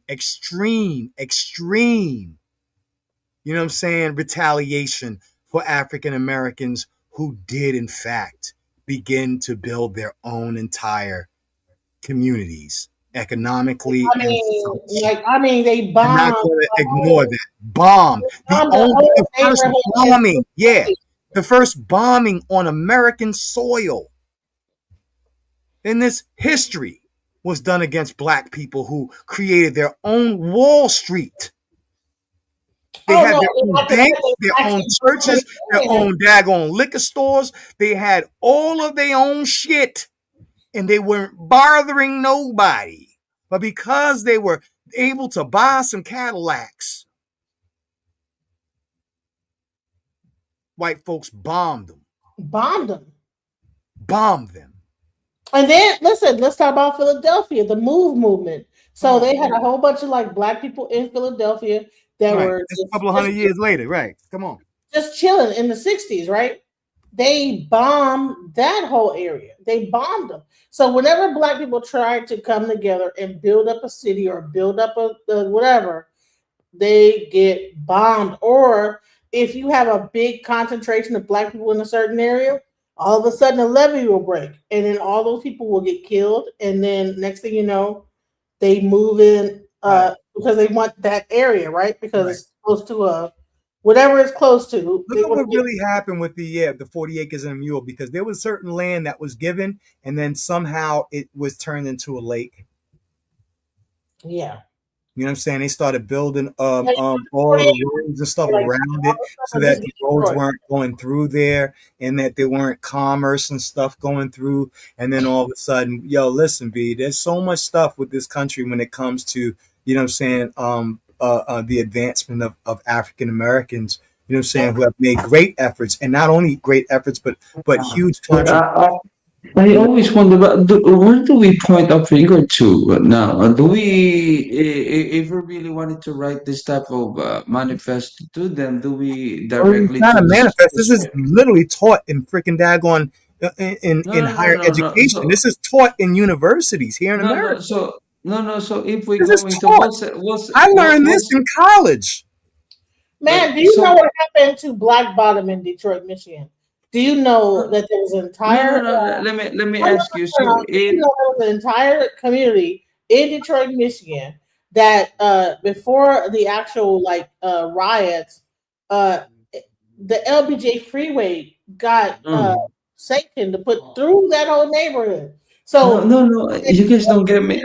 Okay, for example, right? Let me give you an example. During the World War. it didn't get burnt down.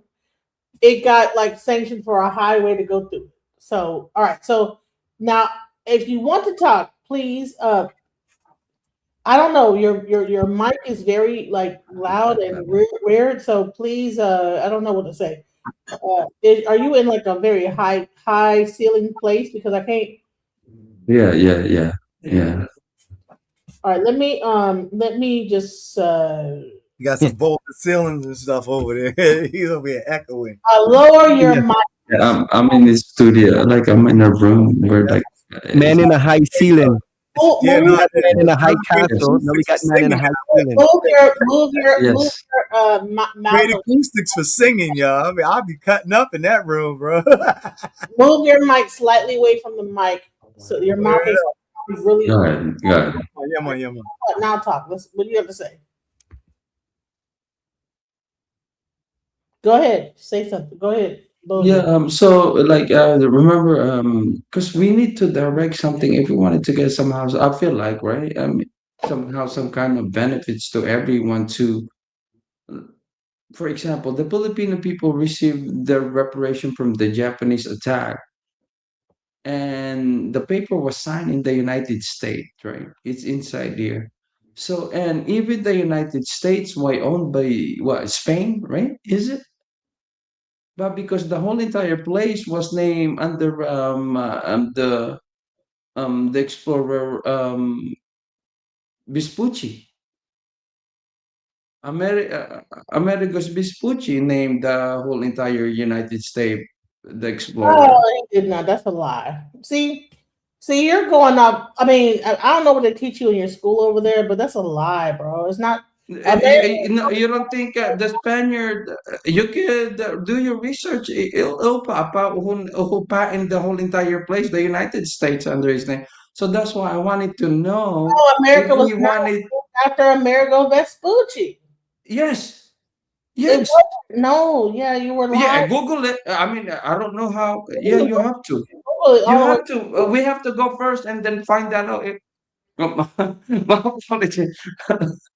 We have to. We have to go all the way down there, and I don't even know what to say. I think we all have to go all the way to that part.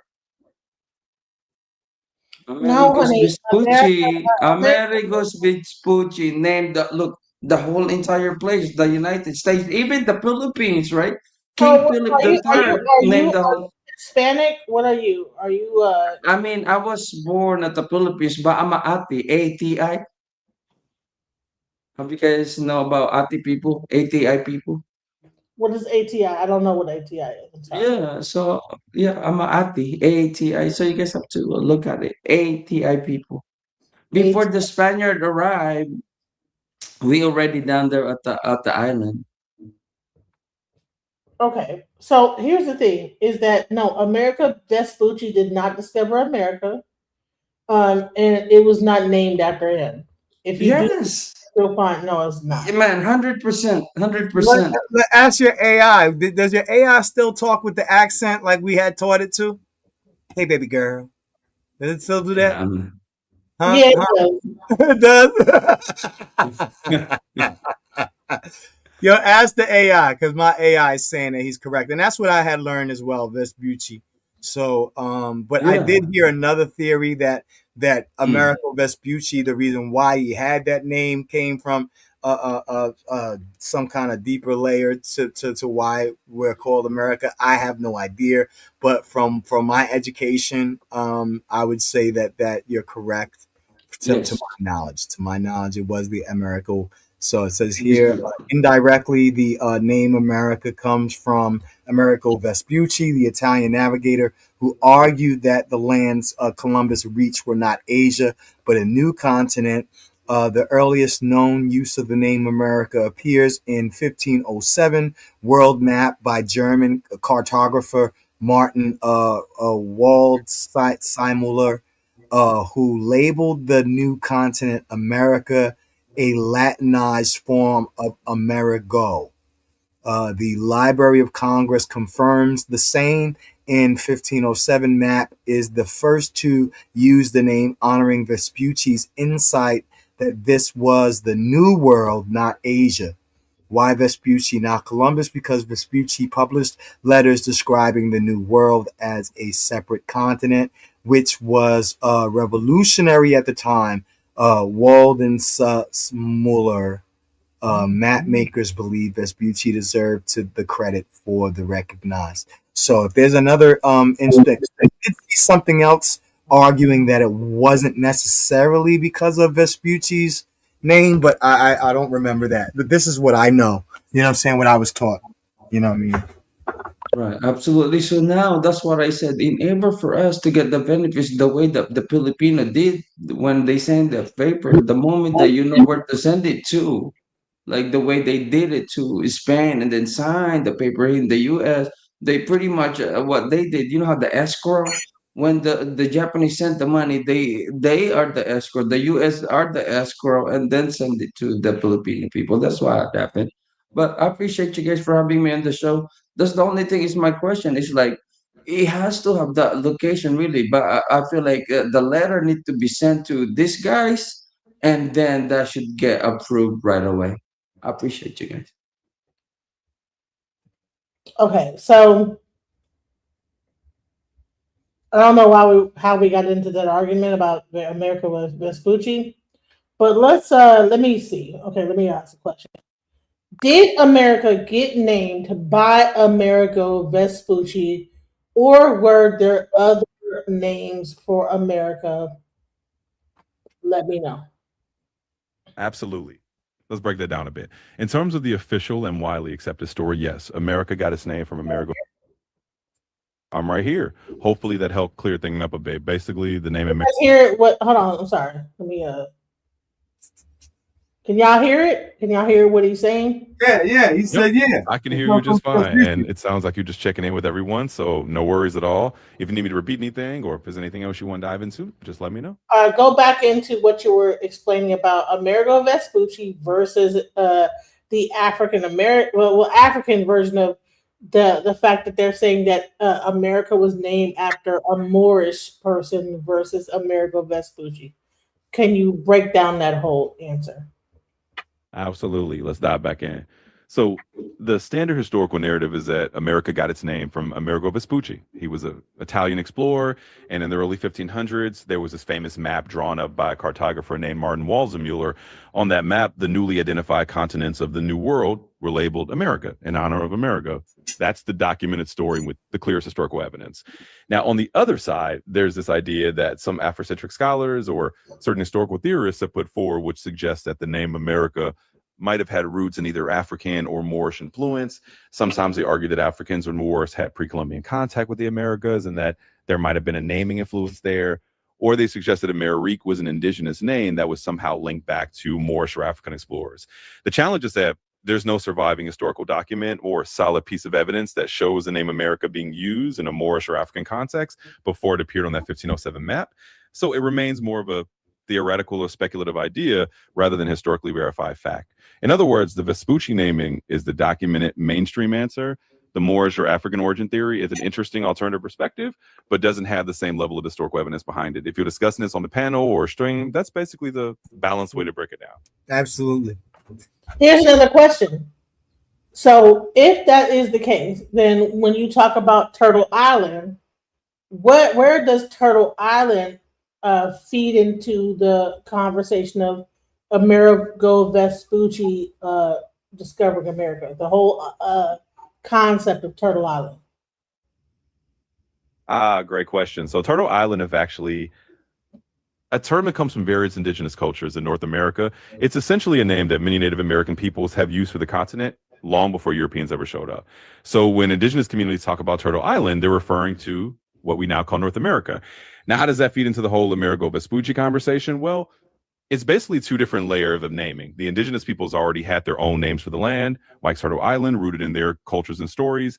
When Europeans came along, they started renaming things based on their own explorers, like Vespucci. So the name America is the European given name that caught on globally, while Turtle Island is one of the indigenous names that reflects how the original inhabitants understood and referred to their homeland. In other words, it's not really a contradiction, but more like two different naming traditions. One is indigenous and very ancient, and the other is the European name that ended up on the maps we use today. How old is the name Turtle Island? The name Turtle Island is actually pretty ancient in terms of its cultural roots, though it's hard to put a precise date on it. It's been part of various indigenous oral traditions for countless generations, long before written records. Different Native American nations, especially in the northeastern woodlands and Great Lakes regions, have had the concept of the world on the back of a turtle as part of their cosmology for a very, very long time. So we can't give it a neat calendar age. The idea of Turtle Island is an ancient indigenous concept that predates European contact by centuries, if not millennia. Millennia. So that means that people probably existed in America for millennia. Were they considered European, or were they considered Asian, or were they considered African? Exactly. You got it. People have been on the continents we now call the Americas for thousands and thousands of years, definitely millennia. And these indigenous peoples are, of course, neither European or African or Asian in the modern sense. They're the original inhabitants of the land with their own distinct cultures, languages, and identities.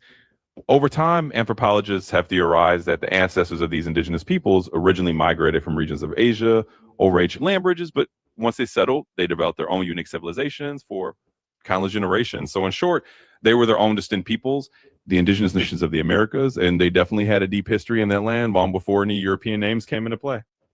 So when you have a whole thing about FBA, Foundational Black Americans, saying that we were the original inhabitants of America, where does that come into play with Turtle Island and the whole conception of like generations of this? Like, were we mixed in with the Asians? How does the concept of a foundational Black American being native to the land factor into this aspect of Turtle Island that existed for millennia? Yeah, that's definitely a topic that comes up a lot in certain discussions. So let's break it down a bit. When we'll talk about the concept of Turtle Island and the traditional indigenous populations, we're essentially referring to the Native American or indigenous nations that have been here for thousands of years. Now, the idea that some foundational Black Americans have that Black people were the original inhabitants of America is more of an alternative historical narrative that some people explore. They suggest that there were Africans or people of African descent here in the Americas long before European arrival, or that there were early migrations that we just don't have a traditional historical record of. Now, in mainstream anthropology, the accepted understanding is that the indigenous peoples of the Americas descended from ancient migrations out of Asia, and over millennia, they became the many different indigenous nations that we know today. The idea that Africans or people who would now be considered Black Americans were here as the original inhabitants isn't supported by the same kind of archaeological or genetic evidence that we have for indigenous peoples. That said, the idea often comes into play in discussions about identity and reclaiming historical narratives. Some people identify as foundational Black Americans are basically making the argument that there's a deeper, older history that isn't taught or recognized, and that maybe some African or Black populations were here, mixed in with indigenous groups. But from a historical evidence standpoint, the widely accepted view is that the original inhabitants were the indigenous peoples of Turtle Island. Over time, of course, there was fixing, and there were African people brought over through the transatlantic slave trade, which created a new population over the centuries. But the Turtle Island concept is specifically about the indigenous peoples who were here long before that. So it's a nuanced conversation, and a lot of it comes down to how different groups view or reclaim history. But the mainstream historical evidence still points to the indigenous peoples as the original inhabitants of Turtle Island. So is there any archaeological evidence saying that the original inhabitants of Turtle Island, as well as South America, were African indigenous people that migrated here from Africa based on the Mansa Musa narrative and like Mali, or people coming from Africa over to South America? In terms of archaeological evidence, the mainstream consensus is that there isn't solid archaeological proof that the original inhabitants of the Americas, whether North, Central, or South America, were Africans who migrated directly from Africa in ancient times. The archaeological and genetic evidence we have mostly supports the theory that the earliest populations of the Americas came over from northeastern Asia, crossed the Bering Land Bridge during the last ice age. Over thousands of years, those populations spread out and formed the indigenous cultures we know. The idea that you're mentioning, like the Mansa Musa or the Mali narrative, is a theory that's been proposed, and it's definitely an interesting one. Some people suggest that West Africans, particularly from the Mali Empire, might have made early voyages across the Atlantic to the Americas before Columbus. It's a fascinating idea, and one that some Afrocentric historians explore. But from a strictly archaeological and mainstream academic perspective, we haven't found concrete physical evidence like settlements, artifacts, or genetic markers proving that there were large-scale migrations from West Africa to the Americas in ancient times. So in summary, while it's a compelling narrative and is definitely part of some alternative historical discussions, the archaeological mainstream still leans on the evidence that the first inhabitants of the Americas came through those ancient migrations from Asia. Here's a question. Are you answering this question from a doctoral standpoint, like a person that, because I want you to, I think I already told you that when you answer questions, you have to answer questions as a person that is a doctoral level person that has a very keen knowledge of all concepts of, like archaeology, anthropology and everything. Are you still answering this question from that framework? Or are you at the basic level of the ChatGPT thing? Are you going that deep? Absolutely, I remember that, and I'm definitely aiming to answer from that deeper, more expert perspective you asked for. So think of it as me putting on that doctoral hat and giving you the kind of thorough, well-rounded take that someone with a strong background in archaeology and anthropology would give. In other words, I'm definitely approaching it from that more scholarly angle you prefer. Just let me know if you need me to lean even further into that, or if there's any other perspective you want me to add. Right. No. So hold on. Let me just do this. So I want to make sure that when he's answering the question, he's coming from a doctoral level, not just a ChatGPT. Because regular ChatGPT just goes on and scoops things up. I'm saying come from a doctorate level, like you have like all the knowledge in the world. You are like a doctorate anthropologist level. And remember, we did this. We said, listen, answer all questions as if you are a doctorate in the information. So I wanted to make sure that he's answering the questions according to that level, not just like just an AI saying stuff. We programmed this to like answer questions as a doctor, you know. So I want to like make sure that people know that he's not like saying, "Oh, I'm just saying stuff," blah blah blah blah blah, blah, you know. So that's the answer. So let's go back to. All right, that was interesting. So let's go back to Sonetta in this conversation. So what it did was, far as crime, they noticed that all it takes is somebody to pop it off, and you go get the same reaction. That it wasn't about black and white. It wasn't about one place is better than the other. No, it wasn't. No, what they actually showed in the broken window theory showed that these people react the same. That's what it showed. Well, you're incorrect about that. And what source are you using? Because I can prove to you that it wasn't. It was about Zimbardo's study itself. Zimbardo's theory itself. No, see, why? See, it's about black and white. See, you're talking about the psychologists. Right? Absolutely. Psychologists made that's not the physical, that's not the actual study that fueled it, right? The problem that you're having is and understanding is that that's exactly what happened when I told you the car was placed there and you said it. No one touched it until he went and did it in an affluent community. That's exactly what I said. What I'm telling you is that they use this study to create how policing is done today. Yara, may I say this? And correct me if I'm wrong. You said that the car went unscathed in the affluent community. And you said that they began to call actually about the mysterious car that was in the neighborhood. You never mentioned that. You never mentioned that the car got vandalized in the affluent neighborhood, brother.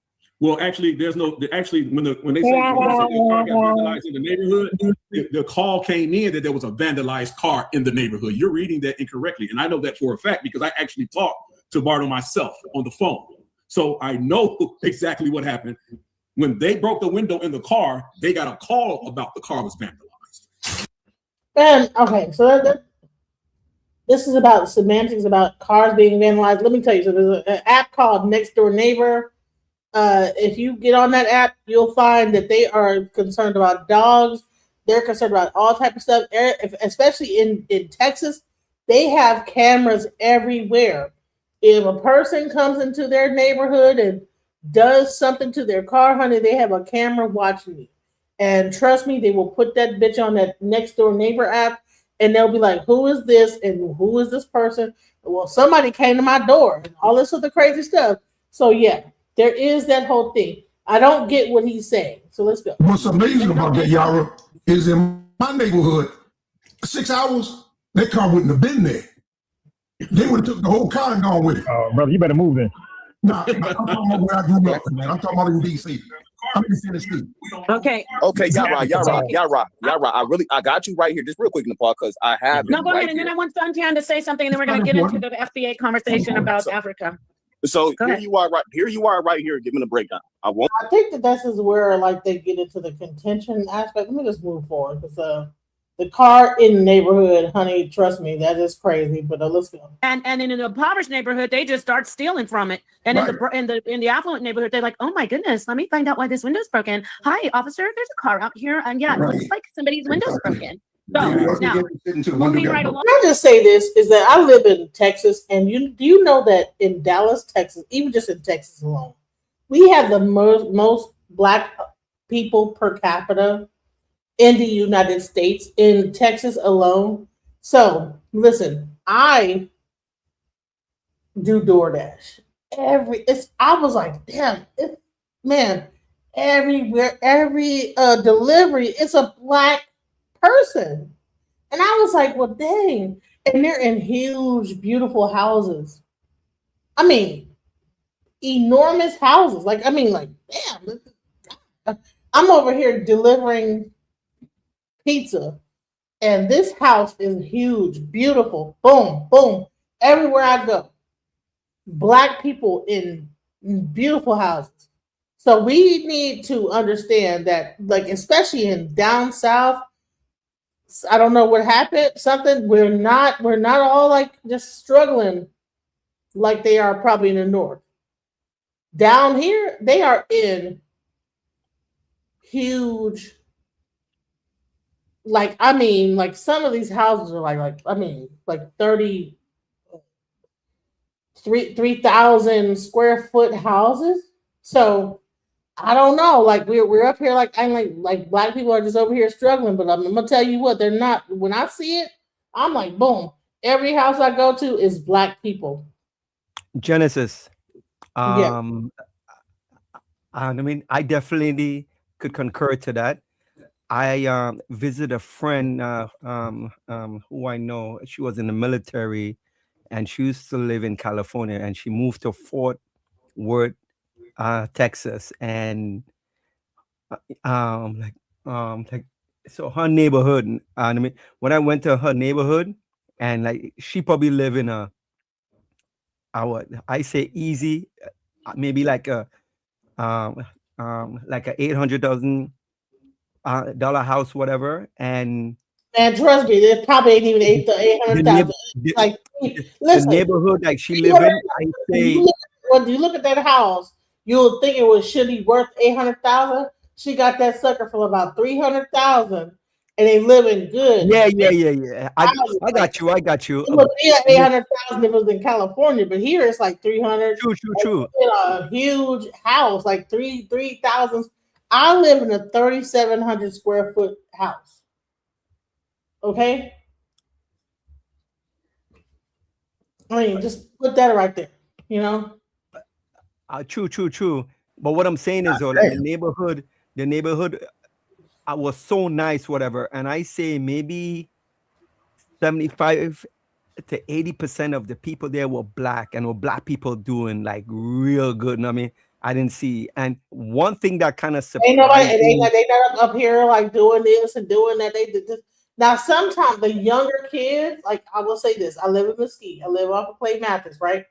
They'll say, "Oh, listen, I was at the Sonic," and he was like, "Man, don't go up to that area.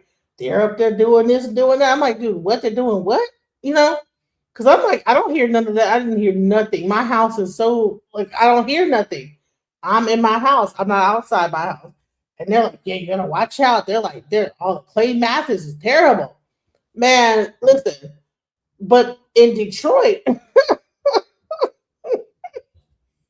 the level like I mean, here is like, oh, like they see one little thing going on, they're like, "Oh my God, oh Lord, watch out," right?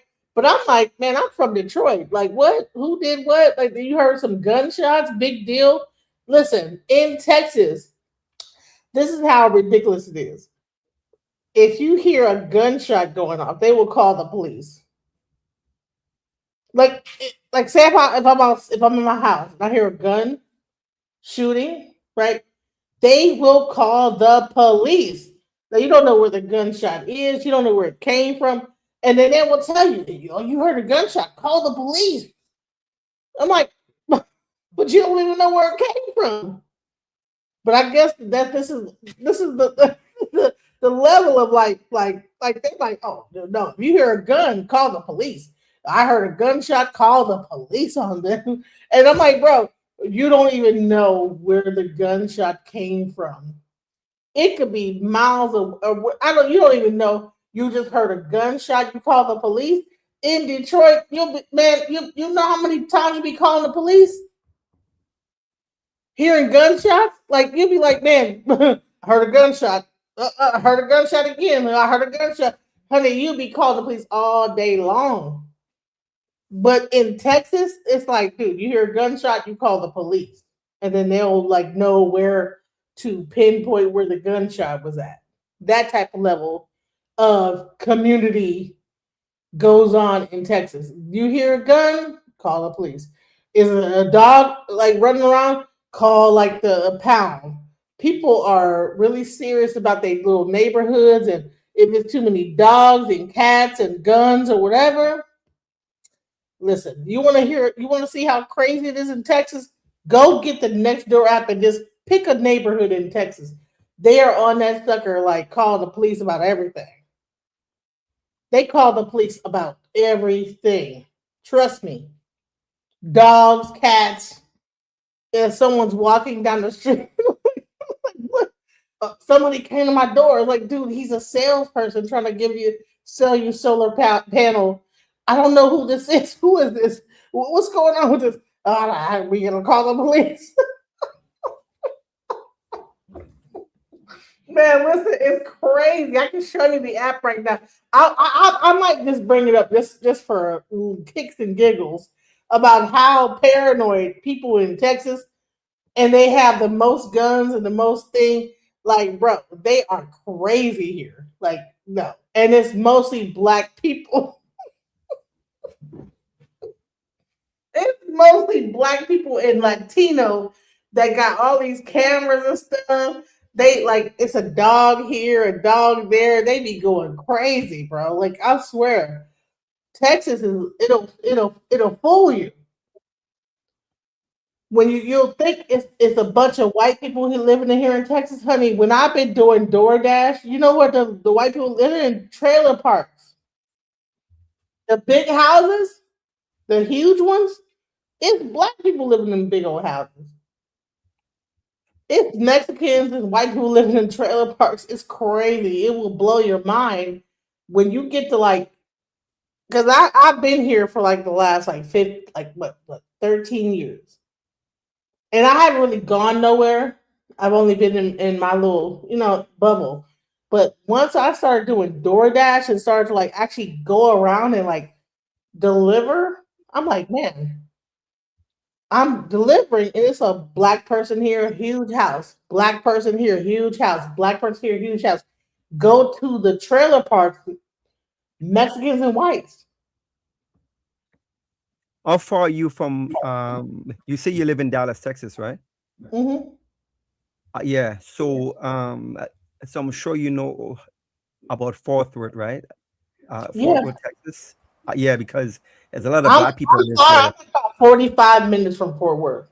I'm trying to tell you, like, maybe, but even Fort Worth, like Fort Worth has beautiful, like really big houses, nice houses. Beautiful house. And also funny because that was the first time, I've been to that state and I went to Fort Worth. And I could tell you, like, that's one of the cleanest place I've been to. Like I don't see no garbage on the side of the road, whatever. And I was kind of like, really, y'all? Is this in America? Because I used to live in Brooklyn, New York or whatever. And I used to live in those areas. I travel across the states, whatever. But I never been to a place like that to see black people living that nice. And the neighborhood and the streets are clean. It totally blew me away.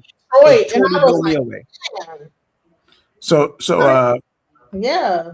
So Genesis, I was just out there like last week. Really? Yeah, I had some family that moved out there, so I went out there. What part? You went to like Dallas, Cedar Hill? What part? Yeah, Dallas. Did you notice how clean it was? Like, bro, like what? And then I went out to what's that, McKinney or something? Oh, yeah. Yeah, so I went out there. Then I had family members that moved out there. Like 2 of my brothers moved out there. Like last week was the first time me even going to Texas. And then like I got some cousins and stuff that live out there too. Why do you think Jasmine and some friends is like, voted in as a councilman? You know what I'm saying? It's because it's mostly black people living in Texas, in Dallas, at least Texas and Houston. It's black.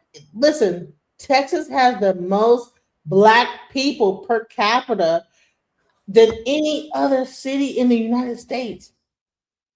Any other state, I'm sorry. No, not the city. Texas alone has more blacks than the entire every city. California, not city, not city, state. California, everything combined. Then what about New York State? Because New York State is pretty big. From Buffalo or from Syracuse, Buffalo, like all the way down to New York City, because New York State is pretty big still. So New York. I would think like something. Listen, I'm sorry, people from New York, especially New York, like city.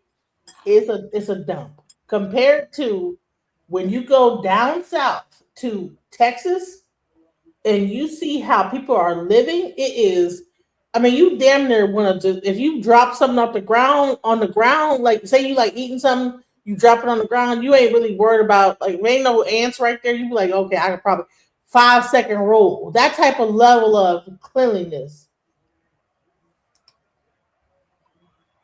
That type of stuff going on in those neighborhoods. Very clean, very like they keep their lawns mowed, everything looks very nice and pristine. And me coming from Detroit, when I saw this, I said, what the hell's going on here? And I thought I would see a bunch of white people here. It's black people. I mean, it is a big ass state though. It is. I mean, I would think listen, majority black. And that's what Dr. Claude Anderson was saying. He said majority minority. You guys think you're the minority, but you're the majority. They're treating you like you're the majority so they can like control the resources to go into their whatever they have going on. But we're the majority. We're not the minority. Even Francis Cress Welsing said the same thing.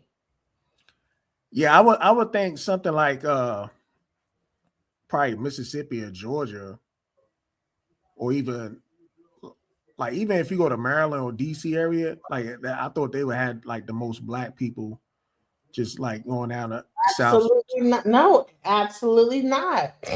You know how I know? I actually interviewed a guy named Detrick DeBurr, okay?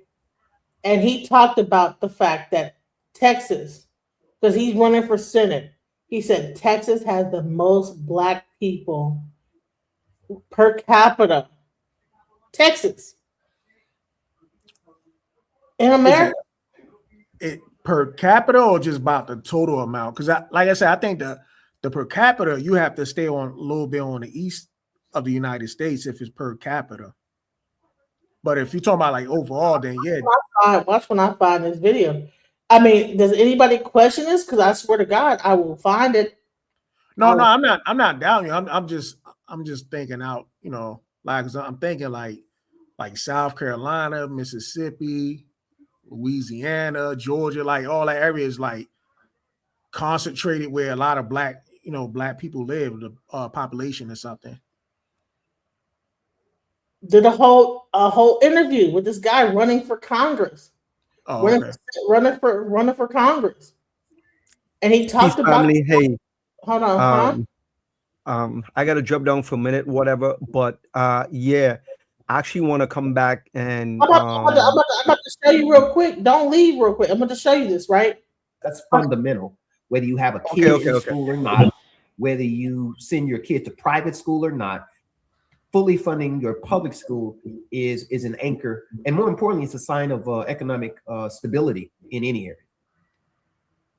So let's discuss like the issue with the private school, with private versus public schools. Sure. What is actually the issue when you talk about schooling? When you say that that's your platform, why is that important? Right. Okay. Well, first of all, let me start with this. Whether you, because let me disclaimer. I served on the board of a private school for almost 5-6 years. Let me find the part where he talks about about Texas having the most black people. Hold on. Because the whole thing is that the people are closing down the private school. Okay, zero birth rate. Let's go. All right, let me break this down. All right, so let's go. Let me go. Value or driving down the value of your home. That's what makes public schools extremely valuable. They are community assets. That's number two. Number three is that in our Constitution in Texas, Article 7 says that we will fully fund free public education. It's a part of the Texas Constitution. Okay, so the reason we collect sales taxes, the reason we collect property taxes is so that we can make sure that at the end of the day, every young person has a fair and equitable educational system that they can attend. And right now, that's not the case. And that has to be fixed. I've also noticed that a lot of public schools are closing. Frisco closed the middle school. What do you think is driving that? I mean, some people would say it's because of the low birth rate or whatever, or it's a lack of money. You know, the people that had kids at one point in that area have now grown up, and so now there's no new kids coming through that school system. What is the actual real reason why Frisco, for instance, or different places in Texas are closing down elementary and middle schools? Yeah, and Louisville too is too. Okay, well let's ask a simple question for starters. We don't close things that we can afford. Let's start right there, right? Right. So here's my point. My point is that the primary reason they're closing them is because they're trying to conserve money. Now, the way that's communicated a lot of time is, well, the enrollment is dropping. Well, the enrollment is dropping everywhere. Okay, the United States of America is a zero birth rate. So why isn't, if that's the case, why isn't it in that every state is closing schools? They're not. Okay. So my point is we're closing schools because number one, we base, which I think is flawed. We base public school basic allotment funding on attendance. Well, if you have fewer kids attending, then you get less money, and you do that for a few years. Eventually, as a school board, you have to decide how you're going to use those slim dollars that you have. And so they look at consolidating schools, right? So my point is, let's say a school that initially had 500 kids now has 400 kids. That's not a reason to close the school. Especially if you have the money. That's not a reason to close the school, right? So you will hear it communicated like, oh, we closed it because the enrollment dropped. But the real question is, when the enrollment drops, the money gets less. There you go. It's a math problem. Does that make sense? So basically, they're closing down because there's not enough money. You know, let's say it correctly, because there is enough money. They don't have enough money. Let me be very clear. The state of Texas has what's called a rainy day fund, right? The rainy day fund today, last time I checked, and you can Google this to make sure, has $29 billion in it with a B. $29 billion rainy day fund. Listen, okay, they have a $29 billion rainy day fund, but they're closing down schools in some of the most richest areas in the DFW and certain areas in Texas. Listen, I want you guys to hear this clear. Like, they're closing them down. Why? Let's go. Let me repeat that again. The state of Texas has a rainy day fund. It has $29 billion in it with a B. So in the state of Texas, we cannot make the claim that we don't have the money. Now, the school board might not have the money. Got it, right? But that doesn't mean the money doesn't exist. So the question is, why isn't that the resources that we sent to Austin, i.e. that $29 billion, why isn't it coming back to the schools? That's the question. Because we sent it there, right? We sent it to Austin to be used for public good. We sent it to Austin to make sure that our roads are taken care of, especially our state highways. We sent it there to make sure that, our cities can do what they need to do. We sent it there to make sure that our public schools have what they need. So why? Watch when he breaks this whole thing down, because when it comes down to it, there's more Black people in this. Is it that they're not getting the money back? Those are those decisions are made in the state house, quite honestly. And that's exactly why you're running. That's exactly why I'm running. And I'll get into I just for the sake, because we do have time. I'll get into the weeds of it, and I don't want to get too deep. But basically, when you think about, and I'll oversimplify some of it for the sake of discussion. When we think about where a school gets money, okay, and how it gets funded. First of all, they have what's called a basic allotment. That's the base amount of money that they get for a kid that attends the class, right? Right? Well, first of all, I think there's a flaw there. Okay, because what happens if they don't attend? What happens if they get sick? What happens? And I'm saying, so we should be based on enrollment. That's one problem. Okay, right? But that's neither here nor there. So step number, it needs to be based on enrollment. So let's say, for example, they take an enrollment account after school starts in say August, and at the end of September, they say, this is our enrollment. Our enrollment is 500 kids. I believe they should get funded for 500 kids, whether they got 500, 495, 492, 390, it doesn't matter. And here's the reason why. Because it costs the same amount of money to run that school building with 500 kids as it does to 400 kids. The air conditioner, right, is not cheaper with 400 kids. If the bus that's running has 35 kids on it, or it has 3 kids on it, that bus costs the same. The gas costs the same. The driver costs the same. So you're trying to tell me, just because I got 3 kids on the bus, you only gonna give me money for 3 kids? The cost of the bus hasn't changed. Only the number of kids on the bus has changed, right? So this notion of this whole enrollment and all that kind of stuff, quite honestly, I think is disingenuous. Okay. Now, anyway, let me go back to the basic allotment just to speak to the point. The basic allotment in Texas right now, and I'm rounding the number for the sake of discussion. We could Google the exact number. Is around $700 per student. Okay, around 700. It might be a little bit between 700 and 800. Now, here's the issue with that. It costs about $1,300. Okay, Think about that. There's $700 that's sent, but the school district has to find another $600 from somewhere. Okay. So now where does that money come from? That money, some of it comes from property taxes, right? Because school districts do have the ability to tax properties, right? So when you pay your mortgage, right, and you get a property tax bill, a portion of that property tax bill goes to the school district, right? And a lot of the complaints that a lot of people are making in Texas are, man, the property taxes keep going up and going up and going up and going up. We have to ask the question, why is the school district coming every other year asking you for more money and more money and more money and more money? Okay. And my answer to that is because the cost is going up. Okay. The cost of insuring the building is going up. The cost to run the school buses is going up. Okay. The cost of teacher salaries should be going up. It's not going up nearly fast enough. But that's the second part of the money. And then there's federal money. And federal money generally comes to a school through the Department of Education, which, by the way, is under attack, right? Which is literally being dismantled. But for special case types of students, for example, students with disabilities, for example, students who have issues with. Can I just say this? This is a Democrat, right? So everybody's saying like bump the Democrats, but a person that's a Democrat is able to break this whole thing down. Learning disabilities, and the federal government, right, provides these types of these funds. So in essence, if you're a school board member, okay, you're going to get approximately $700, $800 from the state. You're going to get some from the property taxes, and then you hope to get the rest from the federal government. And that's kind of how you pay the bills. Okay, if you're lucky. Now, what my point is that where do we start? Because we need to fix this whole thing. But there's one piece at a time. What I think we have to do is we have to start with that basic allotment. Okay, that basic allotment, in my opinion, must and should be tied to inflation. And if you think about it like this, in 2017 was the last time they had a basic allotment increase, right? But the cost of pencils went up, the cost of gas went up, right? The cost of insurance went up. Everything else went up. The only difference is you gave them the same amount of money. Now, come on now, let's be fair. Let's be fair. So, I mean, even in our jobs, we get what's called a cost of living raise, hopefully every year, to kind of sort of keep up with inflation. What I'm telling you is school boards are not getting that. And then you turn around and you complain that they're not teaching your kid and they're not paying the teachers right. Okay. And all I'm saying is let's start. This is not the end of it. This is the beginning of it. We must peg that basic allotment to inflation.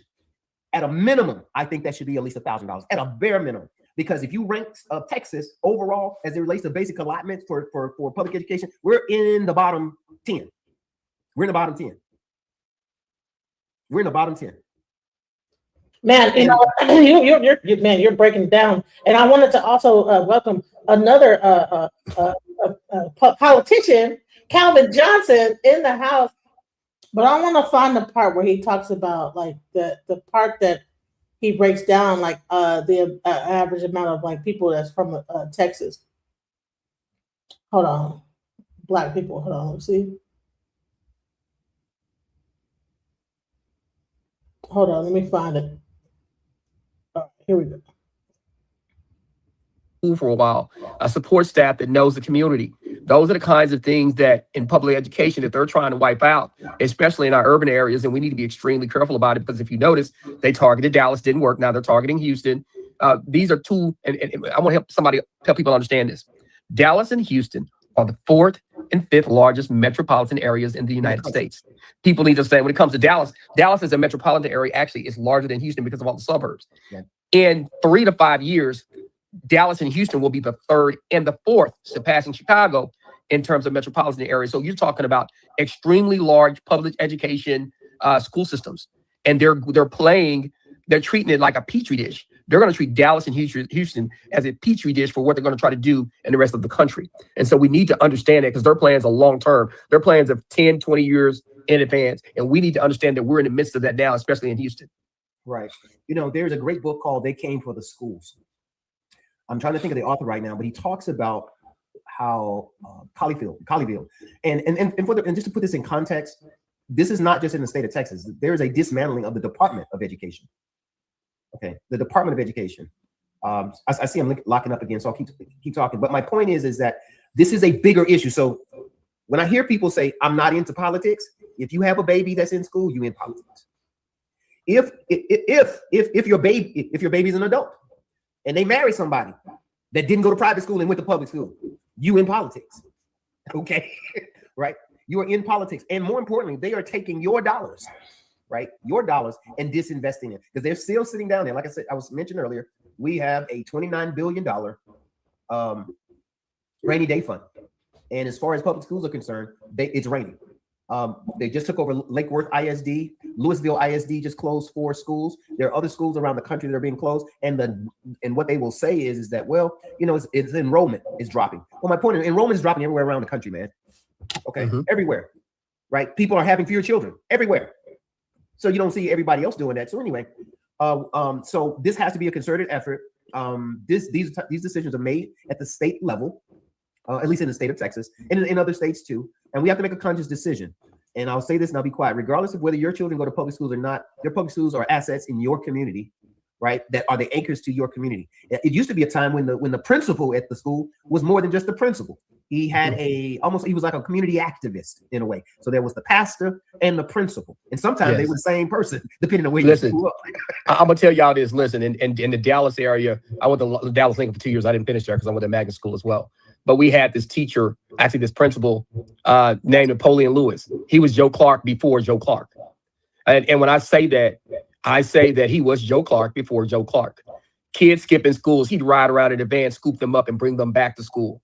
He knew the mothers and the grandmothers, and he knew everybody in the community. So if you were skipping school, he would go down to your grandmother's house and say, listen, your grandson needs to be at school tomorrow. He's up there skipping school. I need you to have a conversation with him when he comes home. He was that kind of guy.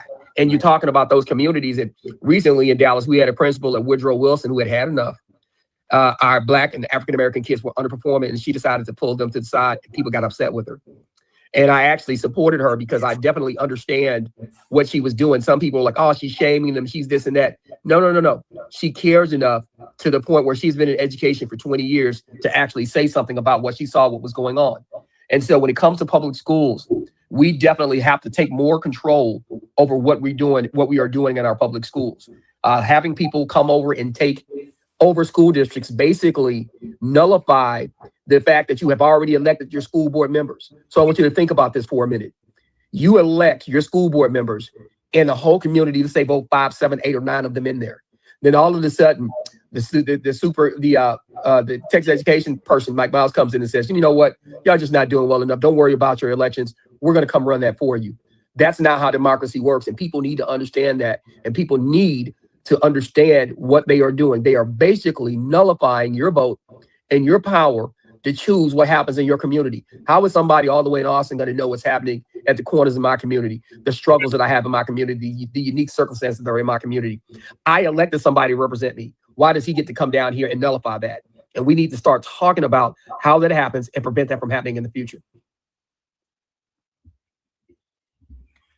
Yeah, I agree with that 1000%. You know, this election cycle, I'm not calling it an election. I'm calling it a correction.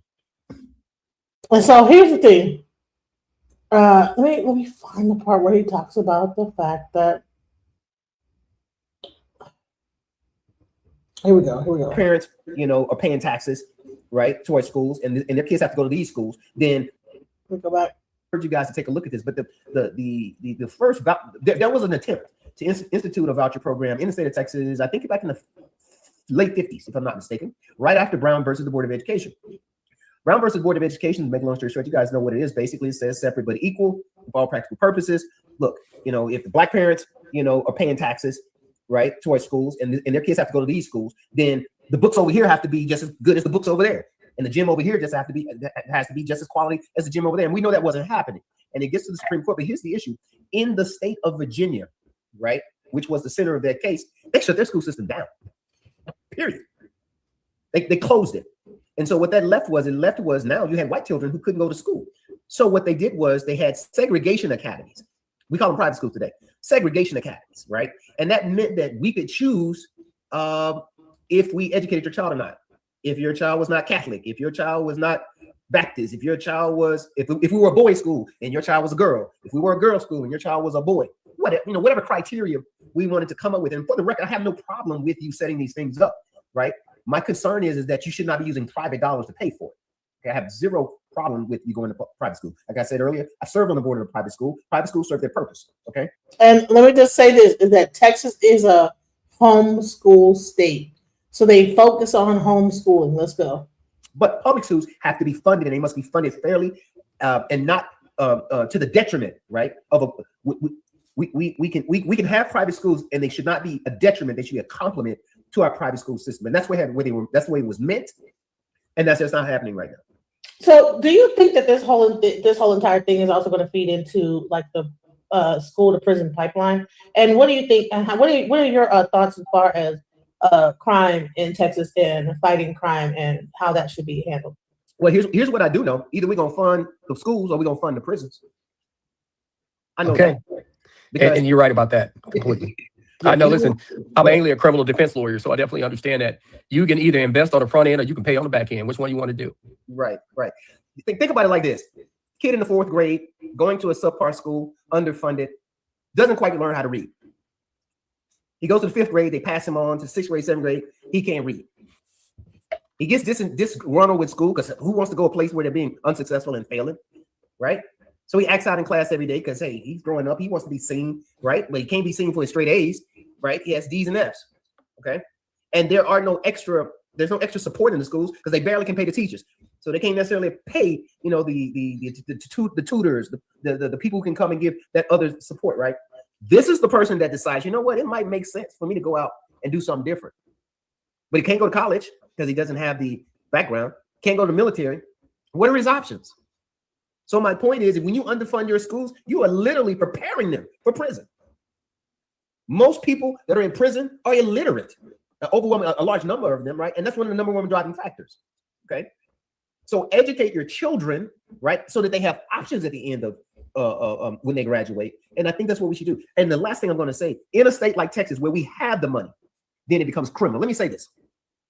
I've heard our president say, well, you have these people coming from Somalia or Ethiopia, which we just canceled their TSP status, right? And they're coming from shithole countries. Let me be clear with you, okay? If you are in a country with poverty and you can't educate your kids, that's because you're in a country with poverty. If you got $29 billion in your rainy day fund and you don't invest in your kids, that's a shithole country. That's a shithole country. To have the money and not invest it, that's what makes you a shithole country. Not that you don't have it, but you don't care. You disinvest in your own children. And let's be clear, those private schools, I encourage you to go look at the enrollment. The enrollment of those schools don't quite look like me. There are some outliers. There's one or two there, for the most part, unless you can throw a football or dunk a basketball. Unfortunately, I guess what I'm saying is many of these private schools scrape off the top of public schools. The athlete, the really, really, really brilliant kid. But what about the C student? That's what we need to focus on. So I mean, I want y'all to go ahead and watch this interview because he really breaks some things down here.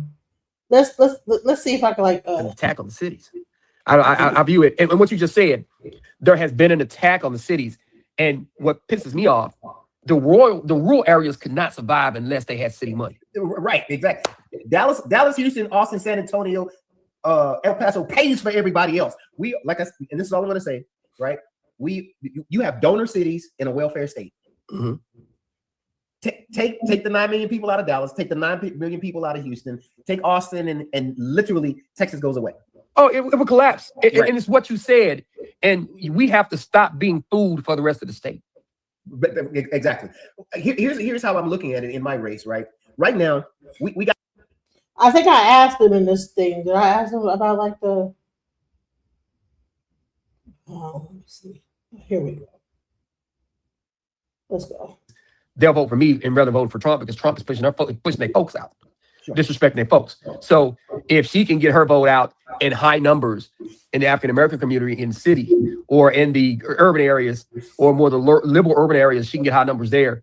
She feels like she can offset probably what's happening in the other parts of the state. Because honestly, what I feel in Texas is that there has been an attack on the cities. I view it, and what you just said, there has been an attack on the cities. And what pisses me off, the rural areas could not survive unless they had city money. Right, exactly. Dallas, Houston, Austin, San Antonio, El Paso pays for everybody else. And this is all I'm going to say, right? You have donor cities in a welfare state. Mm-hmm. Take the 9 million people out of Dallas, take the 9 million people out of Houston, take Austin, and literally Texas goes away. Oh, it will collapse. Right. And it's what you said. And we have to stop being food for the rest of the state. Exactly. Here's how I'm looking at it in my race, right? Right now, we got to stop playing an away game. We got to turn this into a home game. See, I say that all the time. I love what you just said. Right. Quit playing them away games. Don't stop playing away game. Away game when you go, you don't have band with you. You don't have your cheerleaders. You know, it's just the football team. But do you watch The Wire? Do you watch The Wire? No, I don't. There's a show called The Wire, and Barksdale told. Hold on, did I miss the part where I actually asked the question about? Hold on, let me see. The African American community in Texas. Hold on. Here we go. Vote for Trump. That's right. And there needs to be an understanding of who that rural voter is and what they're doing. I mean, they're standing by Trump right now, even though he's saying some of the most vile, despicable things about Rob Reiner that I've ever heard a leader of a free world say. They're not saying a word. They're okay with it. Right. And when you have people that are willing, and I'm telling you, it's very telling, when they will allow somebody to speak like that about Rob Reiner, what do you think they care about you?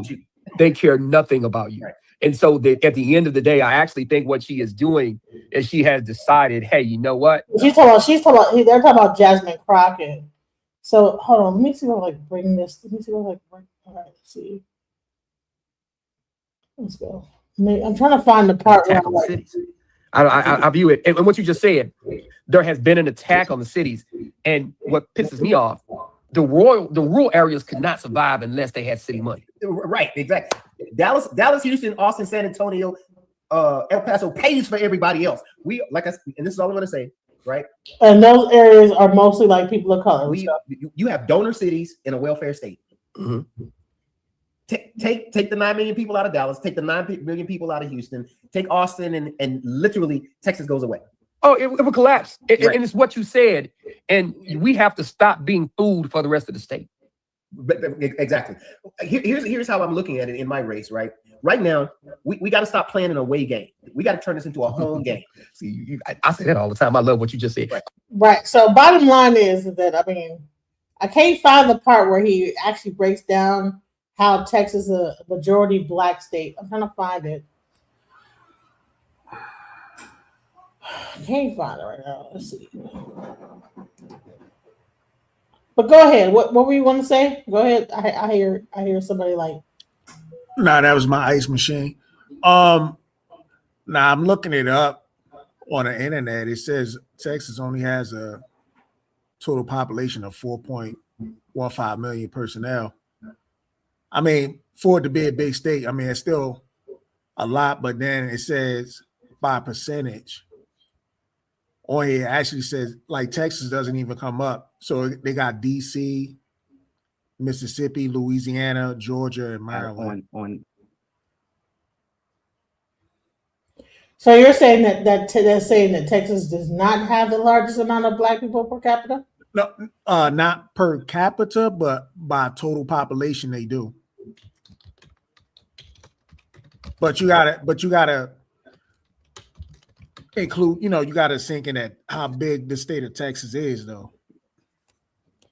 All right. So all right. So let me go here. All right. So yes, Texas has the largest black population of any U.S. state, with millions of black residents, significantly more than other states like Florida, New York, Georgia, according to U.S. Census data and the demographic reports. This growth is attributed to historical factors, post-Civil War opportunities, and the recent influx from other states, with large concentrations in Houston and Dallas, Fort Worth. So yeah, like I said, when I go out, I see majority blacks. And I'm trying to think. I between Mexicans and blacks, I don't see that many whites. When I'm doing my DoorDash, I'm okay, this is interesting. I don't see that many, and they're in huge. They're not in the poverty. They're not living in poverty. They're not they're in houses. Right, but you're also houses that are worth probably $300,000 houses. Right, but you're also in the Dallas area, right? So it's probably the majority of black Texans reside in the Houston and Dallas Fort Worth metropolitan area. In summary, Texas leads the U.S. in the sheer number of Black residents, a trend that has continued due to both historical roots and ongoing migration, making it a major center for the African American population in the country. So Texas itself has the largest Black population of any state in the United States in the past 50 years. Right. I'm not disputing the total population. I was talking about per capita. Per capita. Yeah, because I got it up here. Like it says Texas has the total, as far as total population, they got the most, but like as far as per capita that's where the numbers start switching up. But then again, like I said, Texas is a big state, so of course the per capita is going to go down.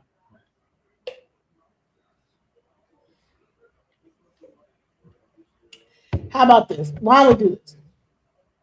I can tell you the search I did. I said I just put what state has the most Black. I said what state has the most Black people.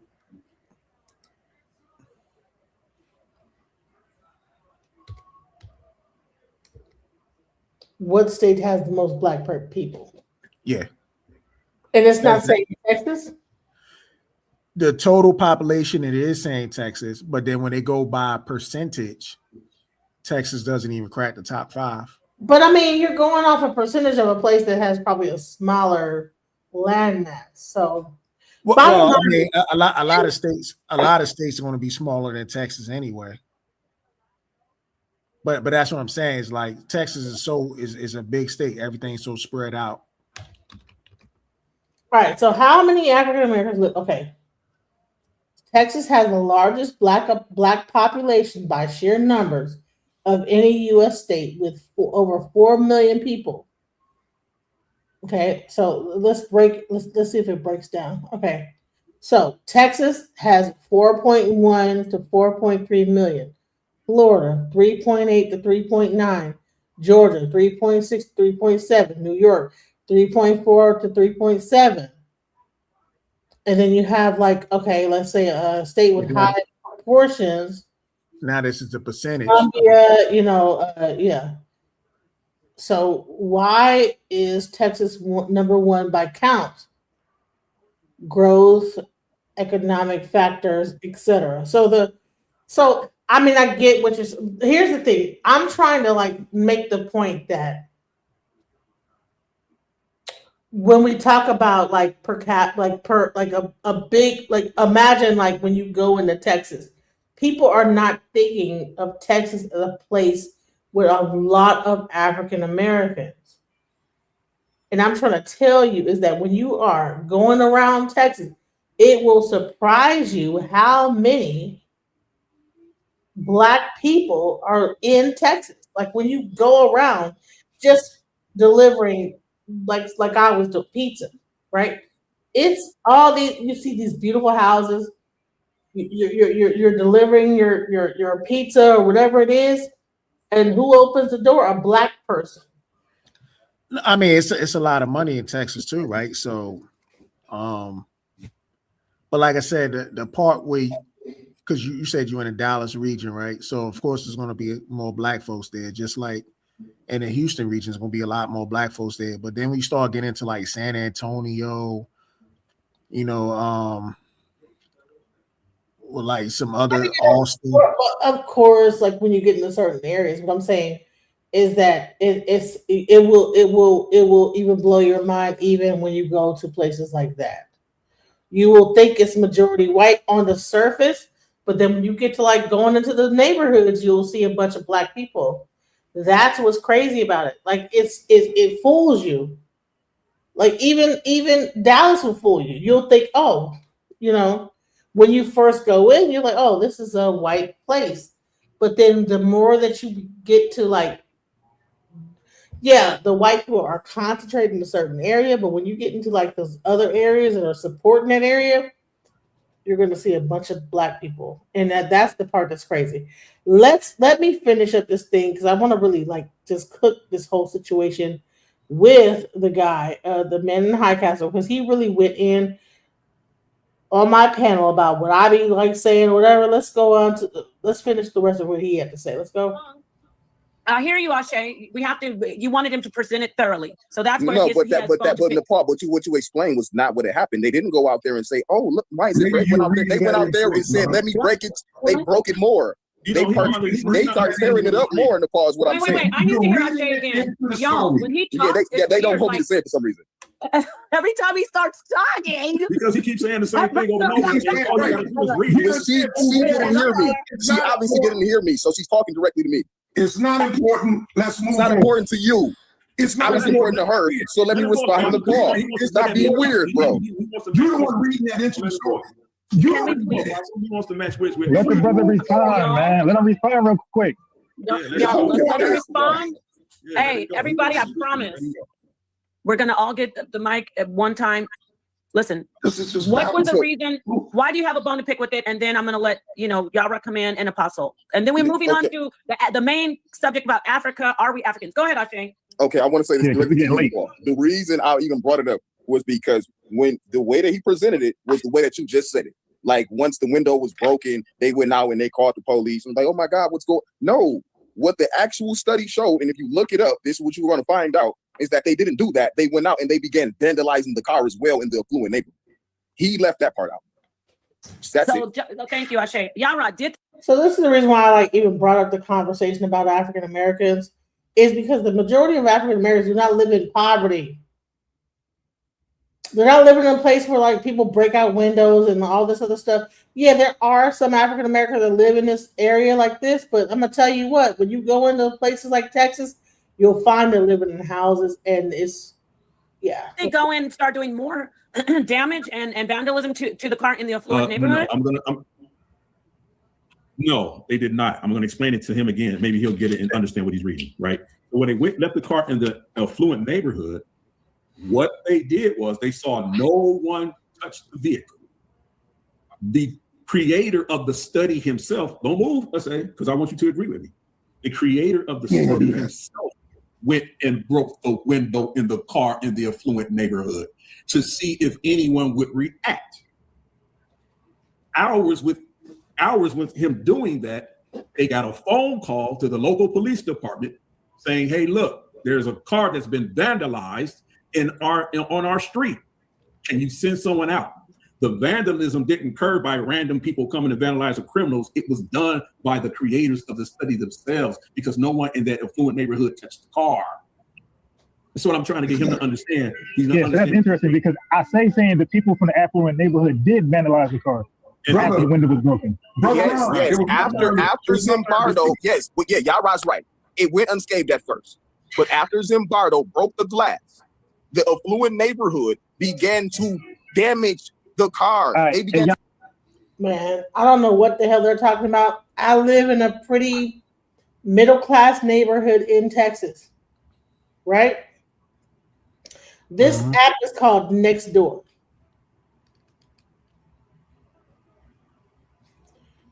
Two minutes ago, did anyone hear some kind of booming noise around the...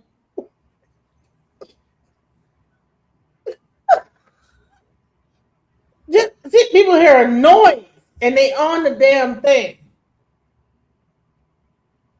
Do you hear this? Look, does someone hear a booming? You know what I'm saying? It's a cat. Has anybody seen this cat? I mean, you hear that shot? Anybody hear that shot on Stillwater? What's this website? This is an app called Nextdoor Neighbor. This is the most nosy. Listen, they just heard a shot. 3 hours ago? Did anyone hear that shot? Like a gunshot. They get on the app, honey, and they what? Yeah, I heard it was only one shot. I live on whatever too. I have a feeling I feel like cops are.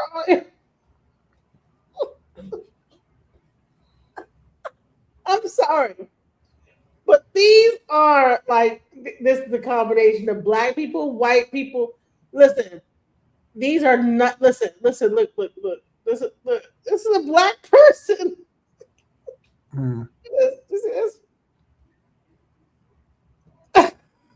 She got the weave in her hair and everything. Listen, yeah, I heard it. I heard it too. I don't know. Beware, just heard gunshots near Stillwater Drive. Sound like 4 of them. Listen, I'm trying to tell y'all. Honey, a dog come missing. They are on this app. It's the nosiest thing in the world. Trust me. I don't know if y'all have this in any other city, but this app right here, okay, I found this dog. You know what I'm saying? The dog is coming to my house. What's going on? Y'all heard the shot? Yeah, I'm not sure. Not sure. Coming from this a lady posted the other day said her son, blah, blah, blah. Man, they're up here trying to solve the case. You hear me? This is called Next Door app. They will be on if they hear a gunshot, anything, they will be on that sucker, like trying to figure out and solve it like Scooby Doo. Trust me. This is in Texas. Like, it's crazy. Like, if a dog is listen, I cannot let my dog anything like a dog, like nothing. Fatal dog attack. You know what I'm saying? They I'm willing to bet as a pit bull. This is what's going on. And like any dogs, like they on it. The dogs, anything. The dogs, the cat. Look, rehoming girl and boy. They find the dogs like it's in the neighborhood. If they run around the neighborhood, honey, they are going to come after that dog. Trust me.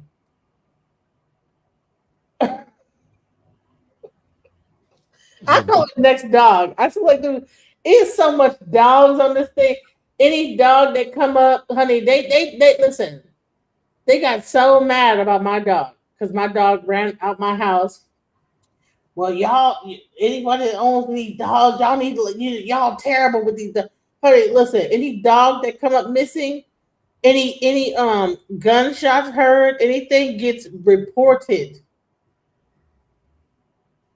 Especially dogs. Like, they're really, really, really serious about the dogs, you know. So I'm trying to let y'all know in Texas, they are up here. They have cameras. What's going on? Somebody, who is this? You know what I'm saying? They have a whole app. If a dog comes over, they like try to rescue the dog. If someone comes and whatever, you know, this dog came to my house. My friend found this Frenchie. Anybody that's missing their baby, like they really serious about this. I mean, it's a whole like and then you have like all these responses about the dog, and man, they are so serious, right, bro? I fed the dog. Like, who is this? Your dog? This is another dog. You know what I'm saying? They are serious. And they are playing. They have cameras everywhere around their house. Like if there's someone like break into a car, someone come to their house, knock on their door, they be like, someone knocked on my door. Does anybody know who this is? They put it on this app. Like, does anybody know who could be knocking at people's doors? So I'm gonna let y'all know, like, and it's Black people doing this. This is the most like gossip like thing. You know how Black people they get the gossip in it, honey. This is the most gossip app. Sure, they probably bored, I guess. Man, they are not playing about their little house that they bought. You know what I'm saying? A dog is in the neighborhood. Who doing it? You know, whatever. You know what I'm saying? They're not playing. You know, so all this stuff, what they saying, like I don't know what they talking about, because honey, especially homeowners, they're not playing with their house. Yeah, like, right or wrong, brother. Guess what? Yeah, right or wrong. I'm We're telling you, almost that's on now, incorrect. y'all. Man, look it up yourself. Please look it up yourself. I talked to Martin myself.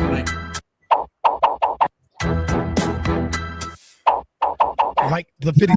Let's see how you know.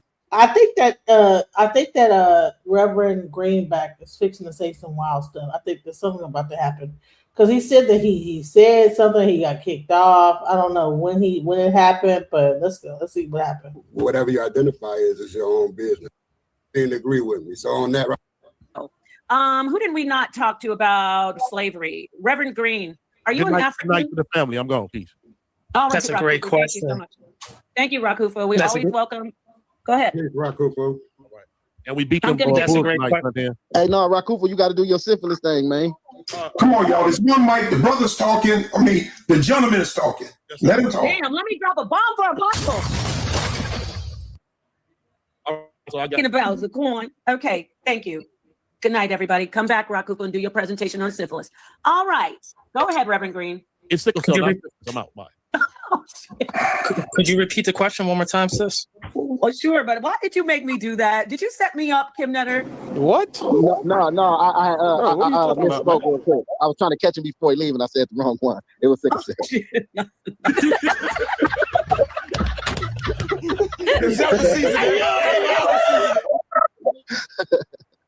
All right, y'all. Okay. Go ahead, Reverend Green. Could you repeat the question one more time? Are you African? Because you have two. We have two people. We have an FBA, a brother who's FBA, Ron Unbiased. Go watch his channel. Y'all subscribe. He's on it about if you're interested in FBA. But he says that we are. I think I'm gonna get to you. Unbiased. Are you of African descent? Are you an African, Reverend Green? That's a great question, Nepal. Absolutely non-cipher. No. In fact, emphatically non-cipher. No. I'm a FBA of strong foundational Black American lineage, full-blood American.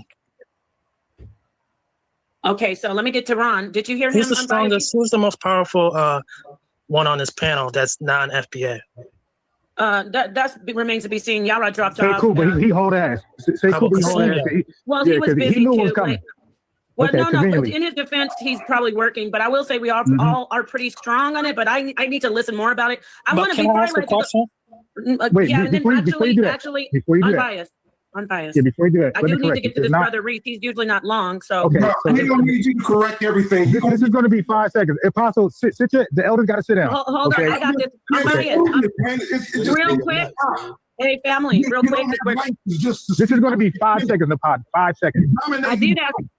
Oh my gosh, I did ask Apostle. I did ask Unbiased to come in specifically so he could address everybody on the panel. So all I gotta say, brother, is not non-cipher, is now cipher. That's part of the supreme alphabet. When you took the N is now. Did you hear what I said non. first? Okay. Did you hear what I said first, sir? Okay, then I apologize. You said now. Yeah, I don't think you heard it. I don't think you heard it. Yeah, cool. yeah. I apologize. I heard you say non-cipher. Hey, bro, you're FBA. I'm FBA. Yeah. I don't think you heard it correctly. Okay, cool. I apologize Hold for on, that. I'm confused, good, though. y'all. That's FBA, we're FBA. All right. Okay, wait a minute. Same Hold thing. on. Keep your channel though. Keep your channel though. What? Why? Keep your channel, bro. No, but why? I'm just wondering. Are we talking about 5%ers now? I'm confused. Nah, I don't know. I don't know how come he should keep his channel though. Keep your channel though. You already said that. Okay, please. Yeah, Let me let the brother Reese come in. We're good. I'm gonna come back to you. I know. We lit over here. FBA news and updates. We lit. What does that mean anyway?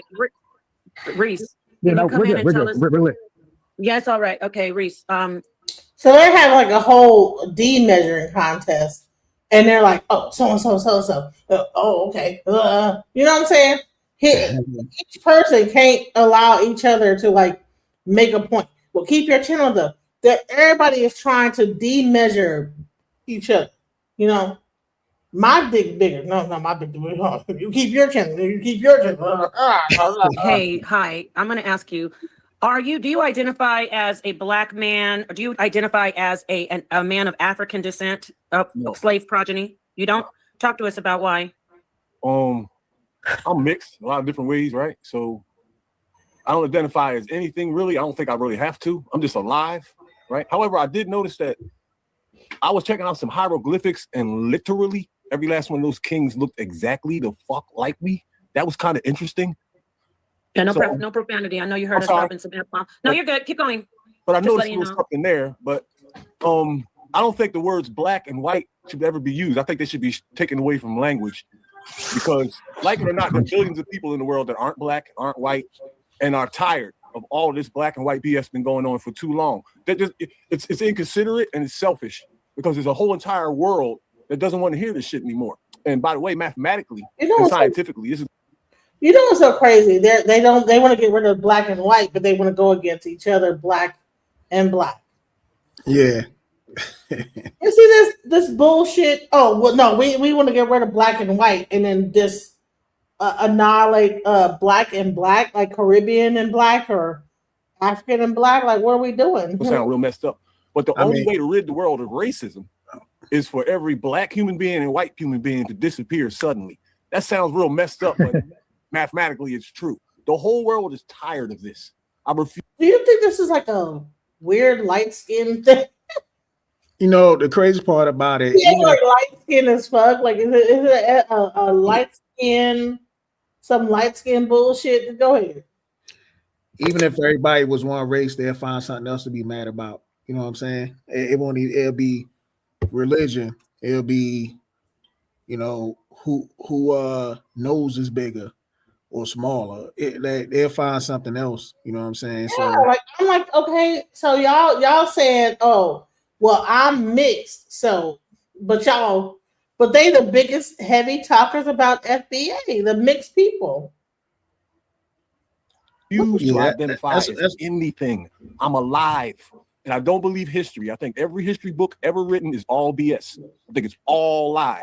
And it's all propaganda to stir each group in one direction or another and give them their culture to make them hate each other while someone sits on high and cashes in on it.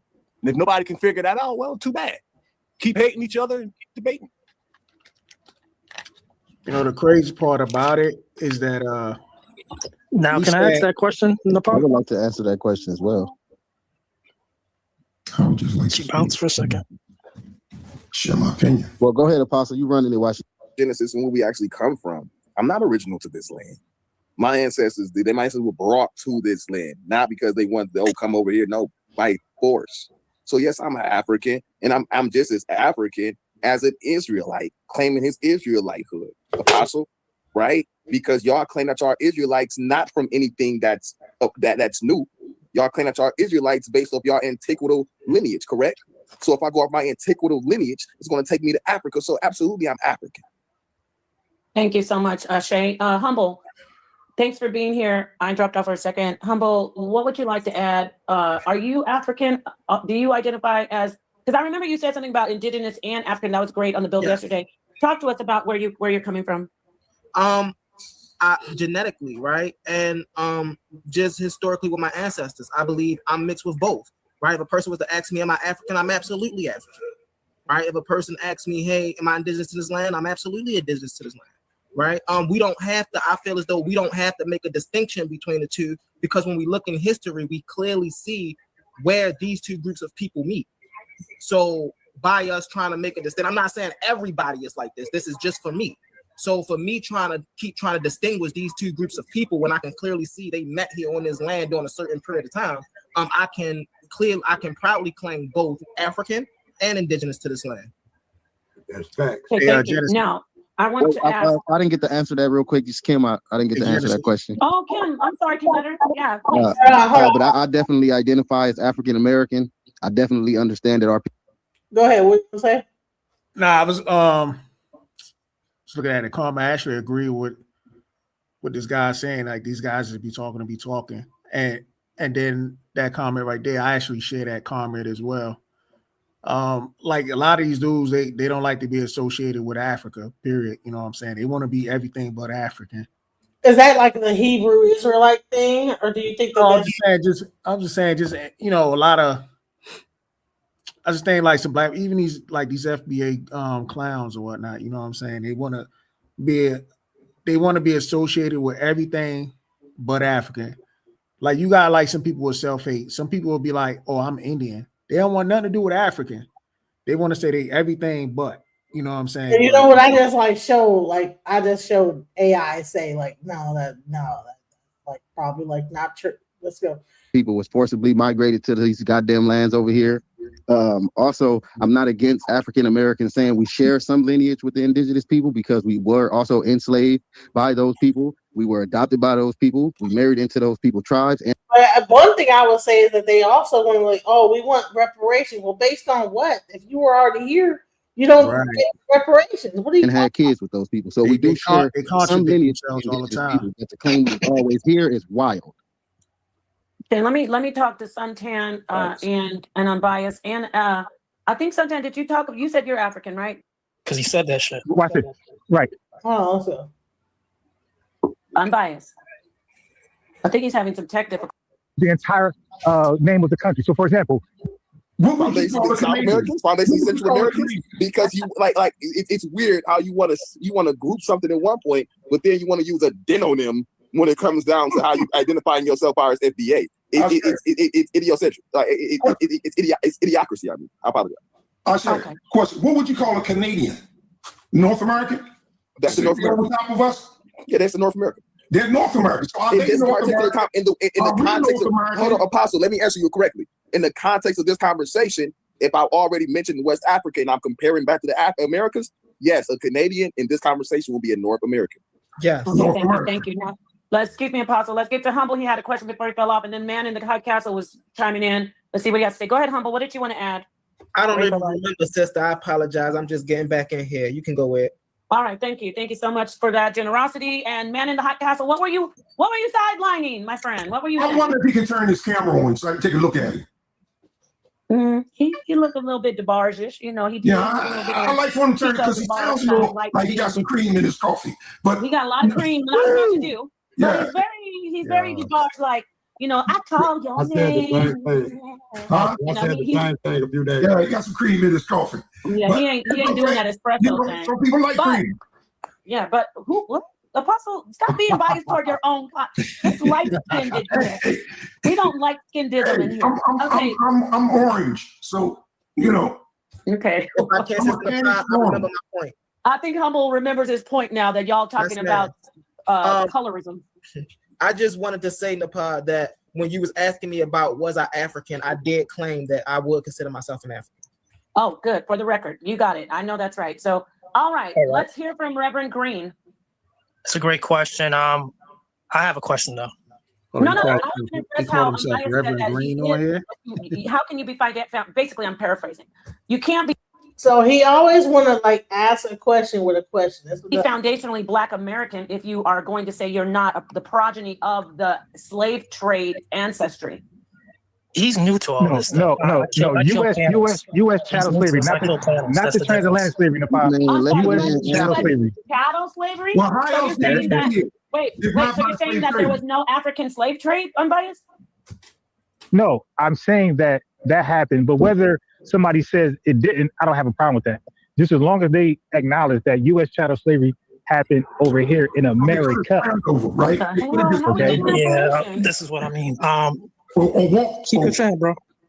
So the way I look at it is this: I'm a full blood American, and my lineage is foundational to this country. My race is Black, and my ethnicity, not my nationality, my ethnicity is American, and I'm proud of it. I'm not American. American my is not an parents are ethnicity African. group. Yeah, that's a nationality, my brother. You lost a little bit. America's an ethnicity. America's a nationality. America's an ethnicity. Hold on real quick. When it's a you do full ethnicity. When you do any type of it's just what it is. DNA or anything, you don't find American itself as an ethnicity. Nah, it's a nationality. It's an ethnicity. That is a ethnicity. nationality, bro. It's an ethnicity. And for everybody that claim that you could be FBA and not my ethnic background is American. All right. But so getting back to what I was about to say, the difference is the difference is America's a nationality, my guy. You made that it's an ethnicity as well. Can you define how it's an ethnicity as an American? First and foremost, when you do 23andMe, it never shows who are your African ancestors. Like, who are your neighbor? Who is your surname? What's your ancestor's surname? So all that 23andMe stuff is weak. Anybody who's taking a 23andMe has just got ripped off. They got beat for he's asking about the American. Kim Netter. Let him get a whole statement out, and then you can come in after. Right. Thank you, brother. Go ahead. And the one thing is this: an ethnic. See, soul food. That's ethnic to where? Here, America. Do you understand? Yeah, this guy's all over the place.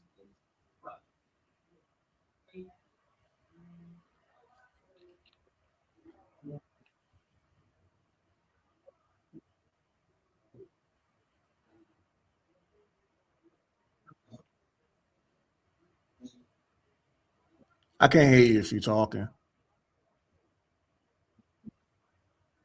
What's his native language? Hold on real quick. I want to ask you my first question I want to ask, do you deny that you have African ancestry? And two, if you do deny that you got African ancestry, how do you account for your origin of men when all humans on earth can trace themselves back to Africa? How do you account for your origin in America? Where do y'all come from? Because that would make you a whole separate race of people that are not connected to no other humans on earth. So how do you explain that? Yeah, my people are indigenous to the United States before 1776. All my ancestors were born here, breathing in this American air, drinking this American water, fighting for America. Unlike you Caribbean Tuthers, unlike you African Tuthers. But that don't answer my question, because we know Africans were already. But wait, we know never fled. Wait, real quick, we know Africans was already enslaved in the Americas from the end of the 1400s going into the early 1500s. So your account for your people being here in the 1700s don't negate none of that. Before the 1700s. So exactly my point. So how did your family get to America if you claim you have no African ancestry, and if y'all was always in America, what is the origin of your species of human? Come on, man. You know they came down through the birds. First and foremost, that's a great question.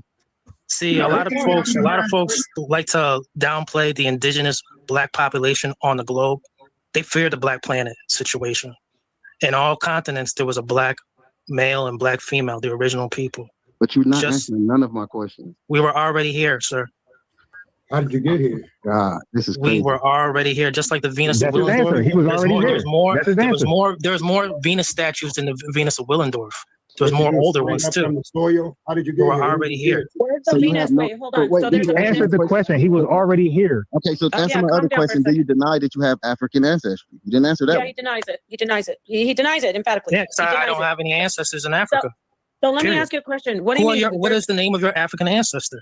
I can name my American ancestors. You're talking over me, and I hate that so much. I'm not like, it's not an ego thing. It really isn't. I'm just asking a question. You said there's figurines of the woman, the worshipped woman in America, like similar to the Venus of Willendorf. There was more than one Venus of Willendorf. There was I know there's more than one, but you said it was found in America. I want to see that. That's a different conversation. That's kind of my lane. So I'm interested. Yeah, there was more Venuses found way before the Venus of Willendorf. Correct. I know that there's more than the Venus of Willendorf. You said in Americas. I want to see it. I just want to see it. I'm not saying you're wrong. I never said the Americas. You're saying that. I thought so. Exactly. No. Listen. You tried to make it. You didn't say it.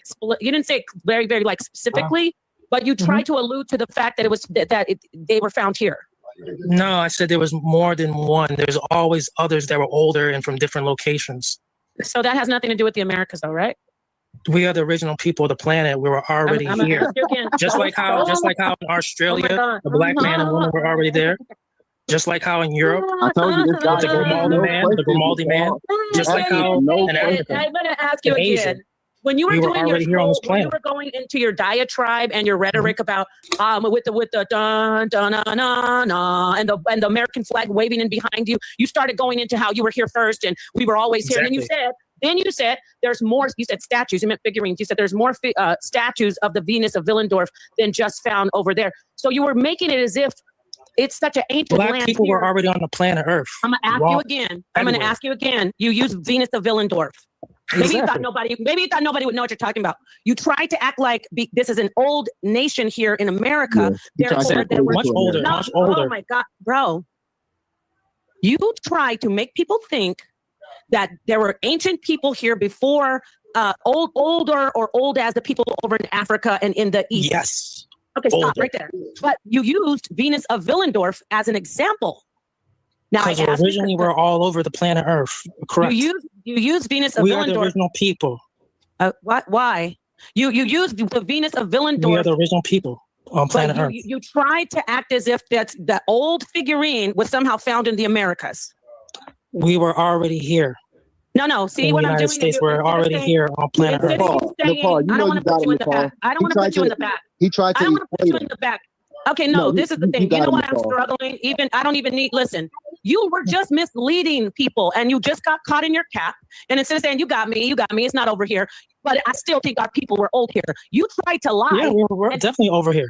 No, bro. We were definitely over here everywhere on planet Earth.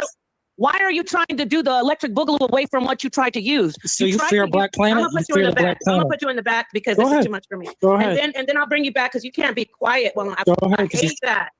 No, I don't fear anything. I fear black ass people talking over me. Man, listen, he does the same thing over here. Yeah, because you know what it is when you back him into a corner.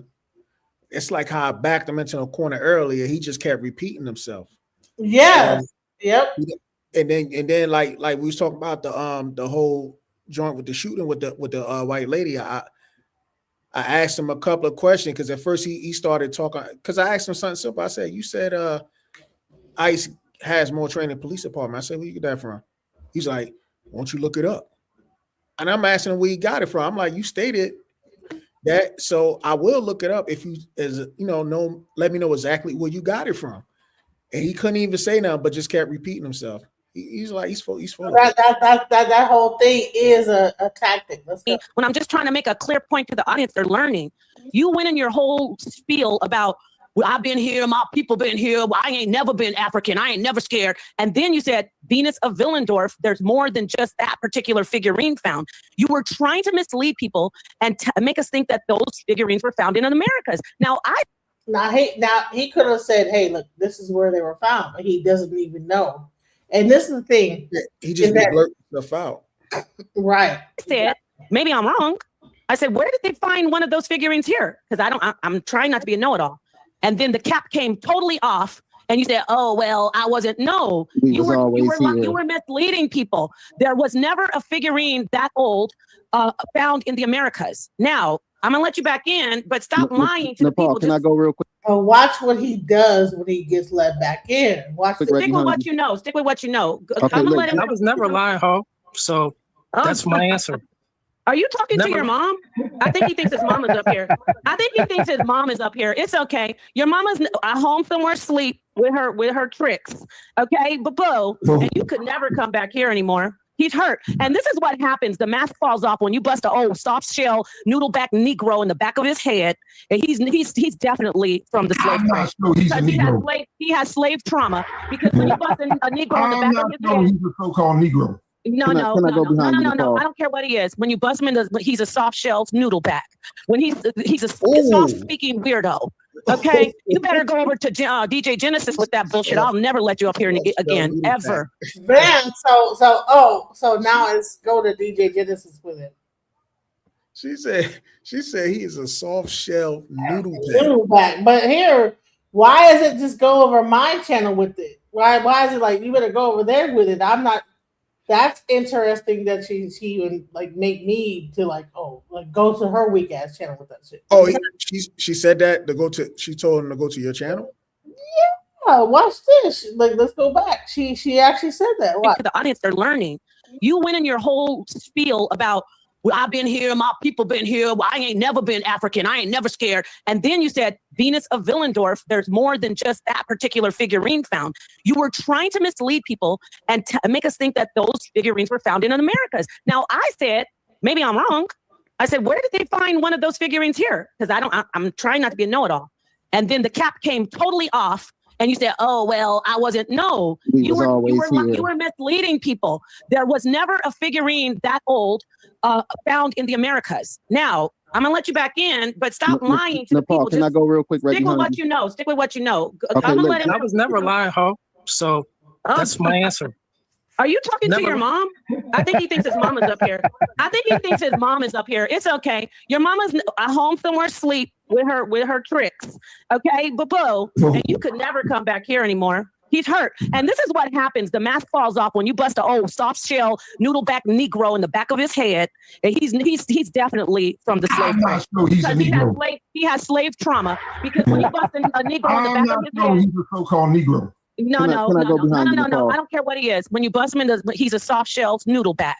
When he's a soft speaking weirdo. Okay, you better go over to DJ Genesis with that bullshit. I'll never let you up here again. Wow. Yeah,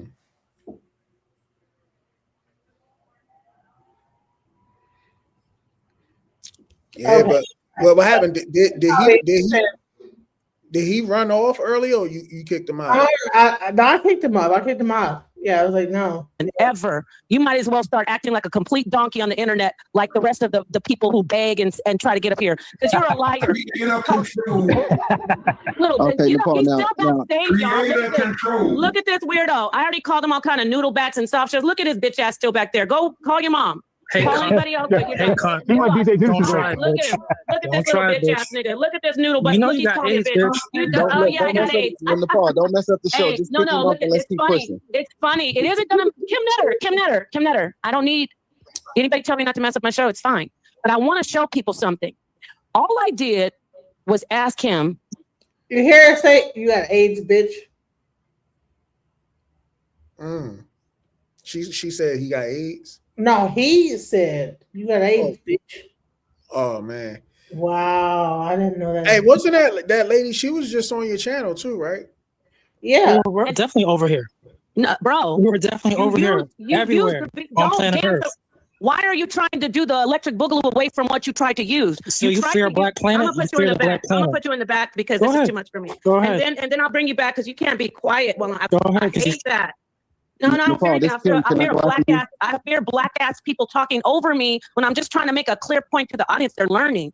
You went in your whole spiel about, well, I've been here, my people been here. Well, I ain't never been African. I ain't never scared. And then you said Venus of Willendorf. There's more than just that particular figurine found. You were trying to mislead people and make us think that those figurines were found in the Americas. Now I said, maybe I'm wrong. I said, where did they find one of those figurines here? Because I'm trying not to be a know-it-all. And then the cap came totally off. And you said, oh, well, I wasn't. No, you were misleading people. There was never a figurine that old found in the Americas. Now, I'm going to let you back in, but stop lying to the people. Can I go real quick right Stick with behind what you know. Stick with what you know. Okay, I was never lying, ho. So that's my answer. Are you talking to your mom? I think he thinks his mom is up here. I think he thinks his mom is. See, he did the same thing to me and called me a hoe. So that's his whole go-to. Yeah, ho. Up here. It's okay. Your mama's at home somewhere asleep with her tricks. Okay, boo. And you could never come back here anymore. He's hurt. And this is what happens. The mask falls off when you bust an old soft shell noodleback Negro in the back of his head.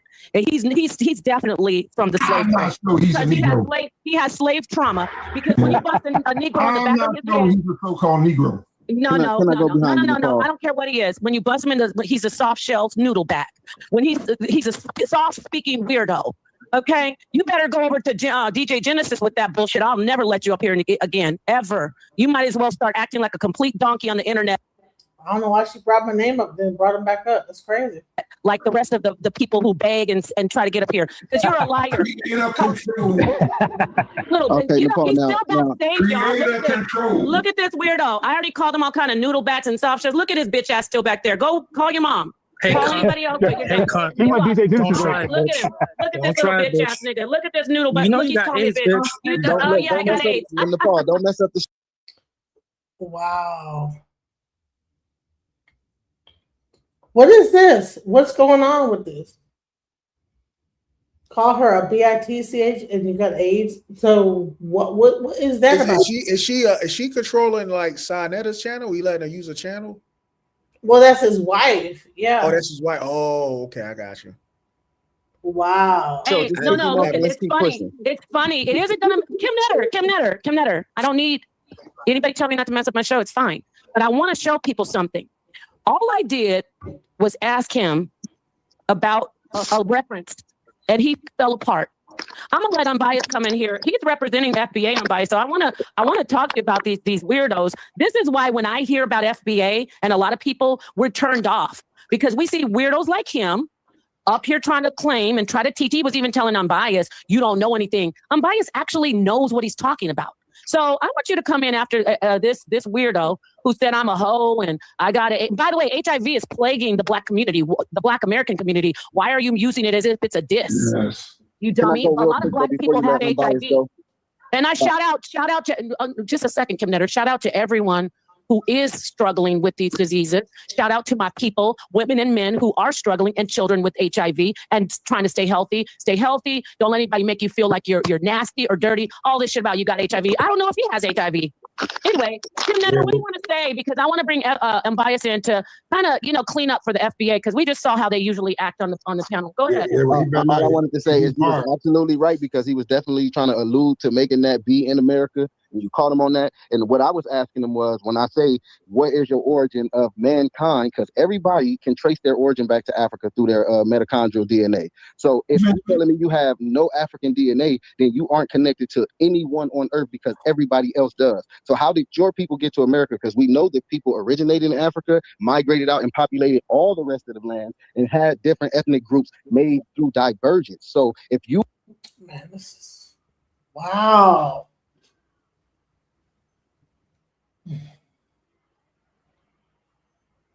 That's fucked up. Like, why would he say that? Well, she's insulting him. She's sad. I'm not impressed. Insult for insult. Like, I don't know, bro. I mean, why would he call her a hoe, then a this and a that, because they're having a conversation? And the crazy part about it, they said she insulted him first, and he was clearly like backing into a corner, you know what I'm saying? Assault, he was assaulting her. I don't get that. I don't get where y'all coming from with this. Yeah, that's some crazy stuff. But yeah, but again, he gets backed into a corner, doesn't know how to respond, and he'd just be like repeating himself, or he just start calling people names.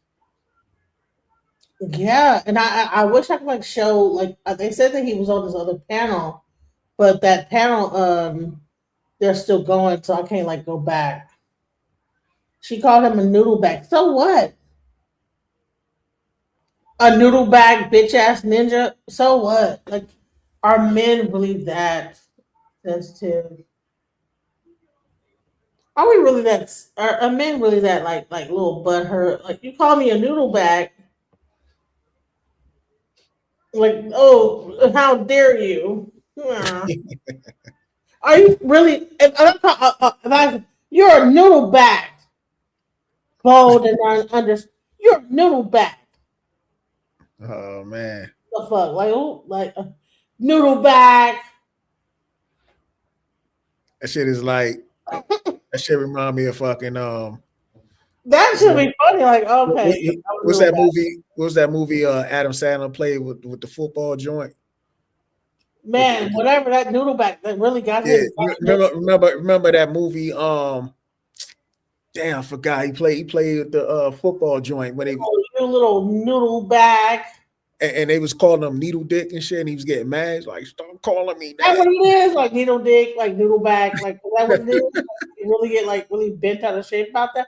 Because I'm like, Yeah. I don't even know what a fucking noodle bag is.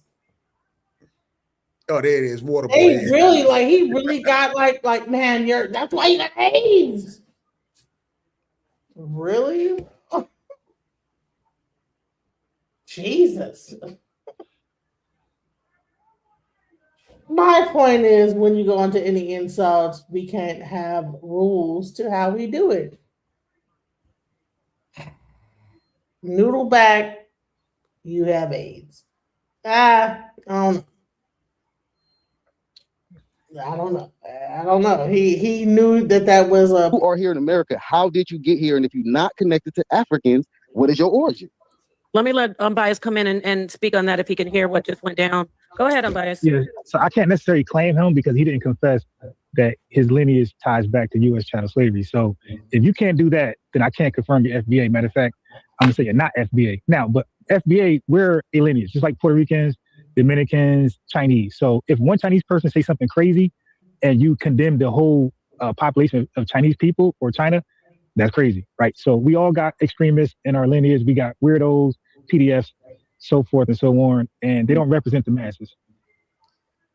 Thank you so much. And I'm going to close out soon. I'm going to get you, I'm going to go to you, Humble. I'm going to close out soon. I do want to end with you, Bias, if I can. You and Elder Suntan. I see. Crazy. Listen, that was crazy. Stay in adult mode and avoid it all. I get that. Let me go. So listen. So that was the whole thing with him crashing out. Is he crashing out? Like, those crash out. Little crash out. Like, bro, really? Like you got AIDS, bitch. Yeah, he's sensitive. He sound like I mean that was like you know what I'm saying? Like that what? Like what is going on? So you know what, before we like leave, I'm gonna get a little bit into this Greenland thing. Let's go into this. Let's go. It's Friday morning. It's about 9 a.m. Day before yesterday, Renee Nicole Good was murdered in the street by an ICE agent. Yesterday, you know, and if there's one thing that we've developed as a skill as a nation, it's reviewing videos of police shooting and killing people, because it happens so frequently. Police shoot and kill over 1,000 Americans every year. Yesterday, police shot 2 more people in Portland. ICE agents shot 2 more people in Portland, Oregon. And for the first time, I learned this morning, scrolling through TikTok, I saw 2 TikToks from 2 Black creators on this app that on New Year's Eve in Los Angeles, a Black man was shot and killed by an off-duty ICE agent. 43-year-old Keith Porter, a father of 2, was shot and killed by a Black man was shot and killed by an off-duty ICE agent on New Year's Eve. I hadn't heard a peep about that story. And so I'm going to be looking into that over the next couple of days. But, you know, what's clear now, what is crystal clear now is that if you are in the streets and you are protesting ICE, your life is in danger for protesting. Your life is in danger. I mean, Renee Good, the woman, 37-year-old woman who was shot and killed, an ICE agent put 3 bullets in her head Wednesday morning. She has 3 kids. I think 2 of them are teenagers. The youngest is 6. And this entire executive branch, this entire presidential administration, almost the entirety of right-wing media, immediately labeled this woman as a domestic terrorist. Her kids are still in school, man. I mean, it's like, are they the teenagers? Are they supposed to go to their classes now and have their classmates tell them that their mother is a domestic terrorist, their dead mother who was murdered on Wednesday?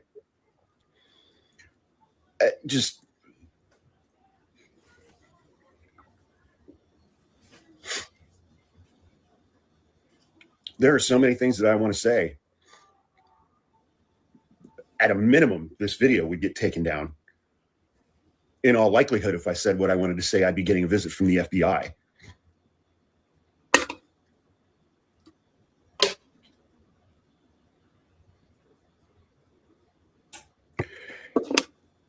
A year in, we are 1 year in, and if you protest ICE in the streets, you have a reasonable fear that you could be killed for doing that by ICE, by the federal government.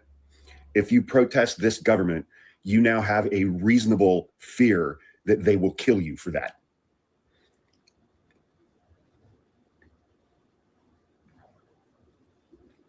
And where is the Second Amendment crowd? We need our guns to protect ourselves from a tyrannical government. Oh, wait, that's right. I forgot. That was all a lie. Turns out they were all just a bunch of fucking racists who only care about gun rights for white conservative men.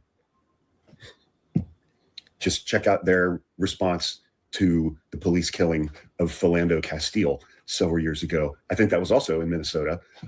He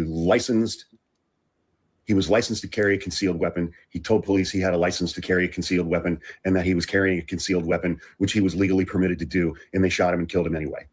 A young Black man. Gun rights are only for white people in the United States, according to the gun rights crowd. Now that we actually have a tyrannical government who is murdering Americans, unarmed Americans in the streets, the Second Amendment crowd is as quiet as a fucking church mouse because their collective head is shoved all the way up Donald Trump's ample posterior.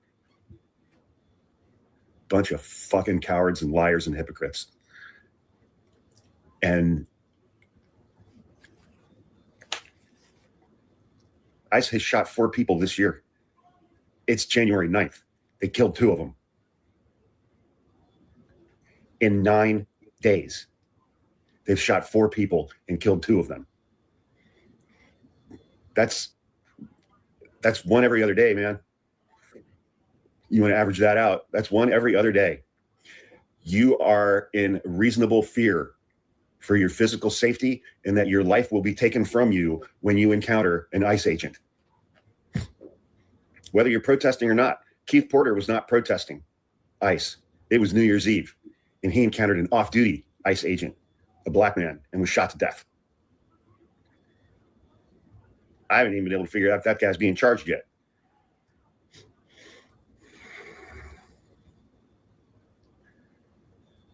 This has escalated beyond anything I could have imagined. And this is going to get way out of hand. So are you familiar with the Keith Porter case? Now that's what that one guy was talking about earlier. I might have to look that up. I didn't even hear about that story. So let's get into it. Let's go into it. This is what's crazy. Watch this. Helping tonight, we're hearing from the family of a man who authorities say was firing gunshots in celebration of the new year when he was shot and killed by an off-duty ICE agent. Fox 11's Rachel Aragon joining us live from Universal City, where the family's attorney is calling for an investigation. Rachel? Yeah, thorough investigation, according to the attorney and the family. Of course, that means to them, police interviewed everyone in the area that night on New Year's Eve to see if, in fact, Keith Porter shot towards that off-duty officer. But of course, the family attorney I talked to earlier today, he says as of now, he sees no evidence that Porter himself was a threat that night. His heart. Oh my God, he just loves so deeply. Just days into the new year, the mother of 43-year-old Keith Porter is still filled with grief and disbelief. According to law enforcement, her son Keith fired celebratory gunshots into the air with an AR-15 style rifle outside his apartment complex on New Year's Eve. Armed with an AR-15 rifle, possibly suffering from a gunshot wound. An LAPD report states the off-duty federal officer confronted Porter, identified himself as law enforcement, and claims Porter fired toward him, prompted the officer to return fire. What should have been a simple arrest and possible a citation has turned into a death sentence. The family's attorney says this all could have been avoided. But instead of staying in his apartment for a trained law enforcement officer from LAPD to respond, he made the premeditated and calculated decision to grab a firearm. Fox 11 reached out to the Department of Homeland Security. In a statement, the department said the off-duty ICE officer bravely responded to an active shooter situation at his apartment complex. In order to protect his life and that of others, he was forced to defensively use his weapon. DHS goes on to say their officer immediately called police. According to his version, Keith shot 3 shots towards him. We have questions on if there was any shell casing recovered from Keith's weapon that would indicate he in fact fired the weapon 3 times. Keith's family and their attorneys say they have yet to find a witness to corroborate that the father of 2 fired towards the off-duty officer. Now, DHS tells me they're referring any further questions to LAPD, which is currently investigating. We reached out to LAPD earlier today to see if they have yet to identify that off-duty ICE agent. They responded saying as of right now, they have nothing further to share on this case. Great night tonight. I'm Rachel Aragon. I'll send it back to you. Wow. Are y'all familiar with this case? Is this cool? Like, is it like blessings, that? all praises due to the Most High. In the wake of the 37-year-old white woman who was killed by ICE agents in Minnesota, I have just recently learned about 43-year-old Keith Porter, who was gunned down by an off-duty ICE agent in LA on New Year's Eve. Now, if you haven't heard about this story, check this news article out, and then I'll be back with some more commentary. Just watch. Now to the San Fernando Valley, where an off-duty Department of Homeland Security agent shoots and kills a man who was firing a rifle into the air last night. Fox 11's Nick Garcia, he's live there in Northridge with what neighbors are saying about the shooting. Nick? Hey, Marla, well, you can imagine just how frightening it was for those families as they were gathering to celebrate the new year to then suddenly hear shots from an AR-15 rifle. Witnesses say they heard at least 10 shots. Take a look. Armed with an AR-15 rifle, possibly suffering from a gunshot wound by the PR. The Los Angeles Police Department confirms a man was firing shots from a rifle into the air at an apartment complex off Roscoe Boulevard in Northridge New Year's Eve. It was like a lot of shots. It was more than 10 shots. It was more than shots. And we got scared, but I thought it was something, like fireworks. LAPD says a neighbor who happened to be an off-duty Homeland Security agent confronted the suspect, then shot him. He's a Homeland Security agent, currently waiting his work attire. The man died at the scene, and no one was arrested. While this agent was off-duty, there have been several recent incidents involving use of force by DHS. Back in Northridge, neighbors brought in the new year on edge. It's scary. Well, I was telling my kids I just don't want to go home because I'm a little bit nervous, but everybody's scared on my own because we didn't know that this was going to happen here. And that woman really captured the way neighbors here are feeling. We spoke with a few off camera who felt the same way as she did. Police have not shared yet the name of the man or any other information about him. It's also not clear yet if he lived here or if perhaps he was visiting someone here. Marla? All right. And so you see the narrative there where they're trying to create this hyper sensationalized narrative. Well, a man was shooting an AR-15 and this officer confronted the suspect and, engaged in gunfire, which is totally false. Now, anybody who's been in the black neighborhood, everyone or a lot of people who bring in the New Year's, a lot of people like to shoot guns up in the air. That's just a tradition.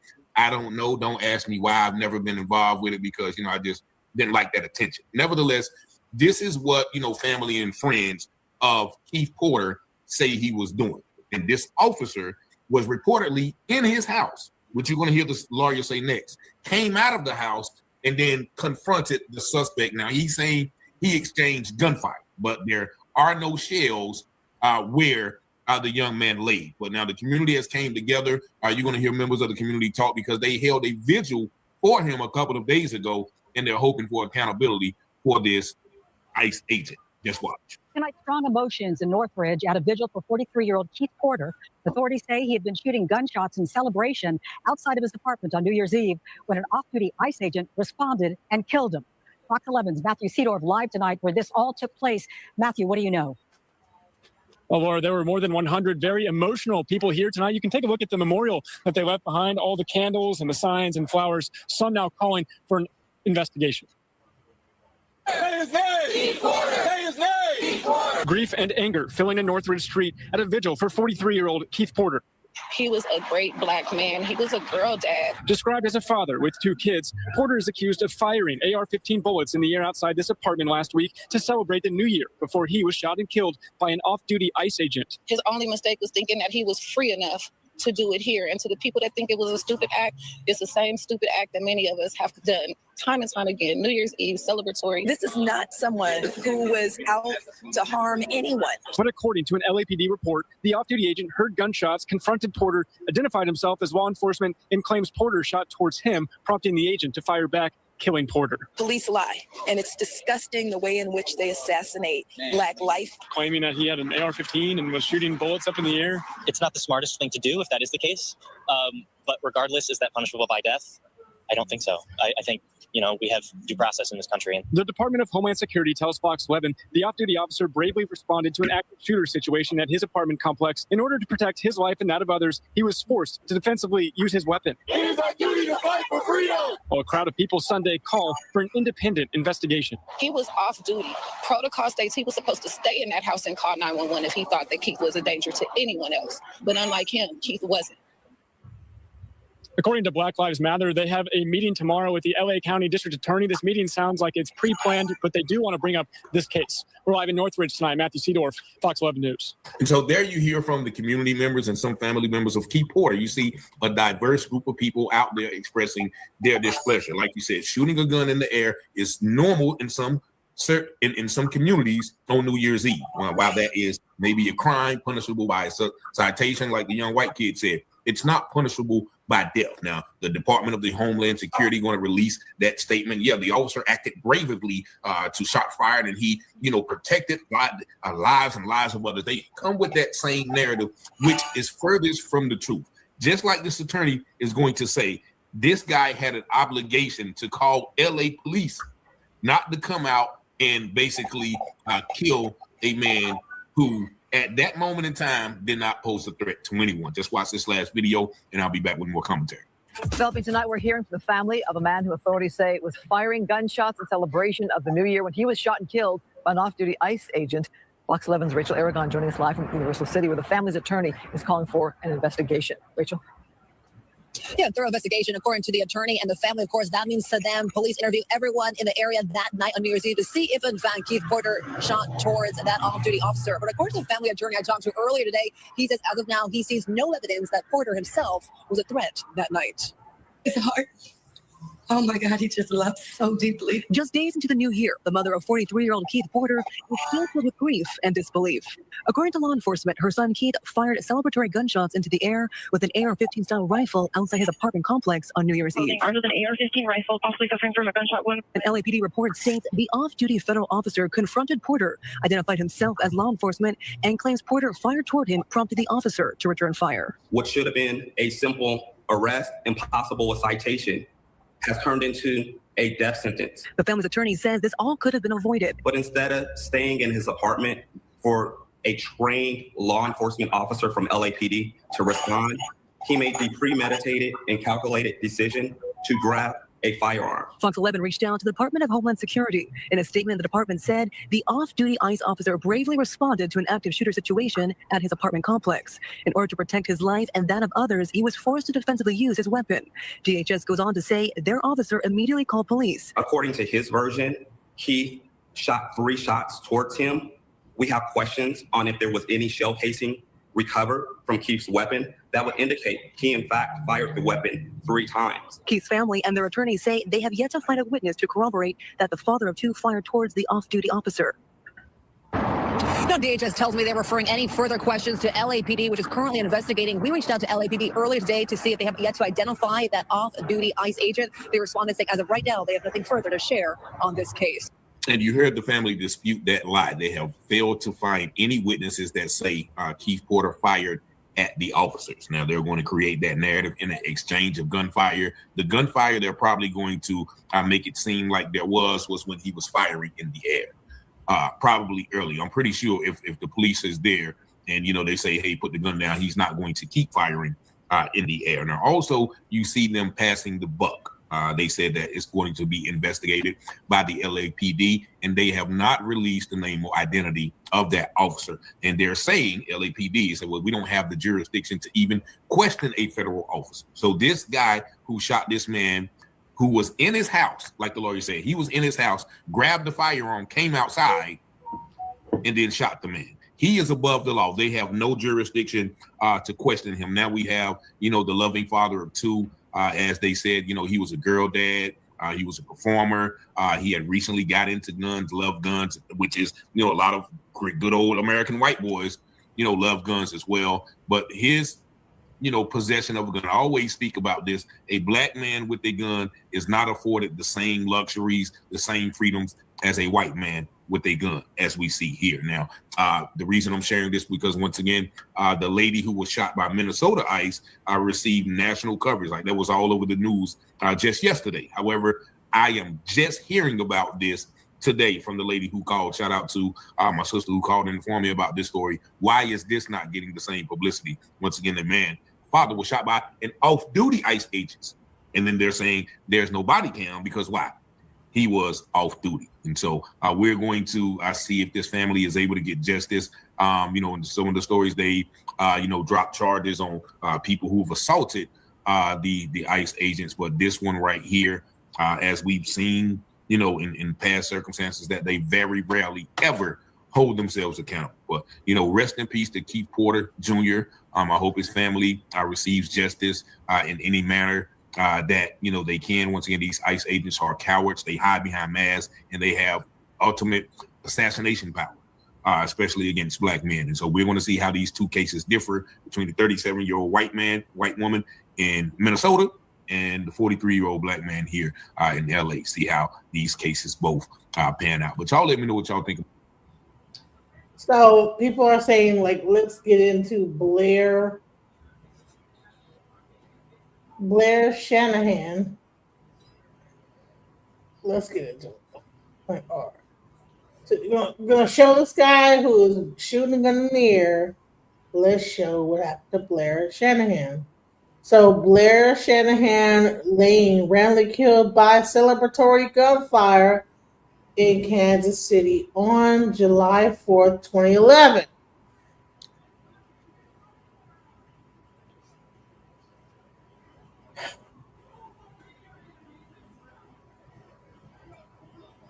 If okay, all right. So and she got killed by that celebratory. Someone shot a gun in the air and the whatever came down and killed her. I'm not. This is not the same situation. It's not like he shot it up and he killed her.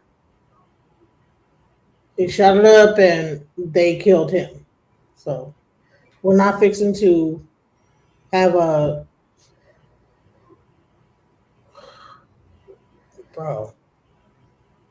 Anyway, so let's go into this. About why Donald Trump went in and bombed Venezuela and took Maduro, the Venezuelan president. Now, if you watch the media, you're going to see that they're telling us one thing. And what is that? We all know they're telling us that this is because of the drug trafficking. And then you're going to hear the other side saying, well, no, it's because of the oil. Now, while both of these are true, they're not the important reason why we did this. What a lot of people don't understand, or they're not connecting this, but the world runs on oil. We all know that. But it also dominates for the dollar. We don't have oil. If we have China and Russia partnering with countries close to us that are oil powers on top of it, what do you think that's going to do to the United States over the long run? So if countries that are on the border of the United States, and that's South America, all the countries in South America, that is Mexico, that is Canada, right? That's Puerto Rico.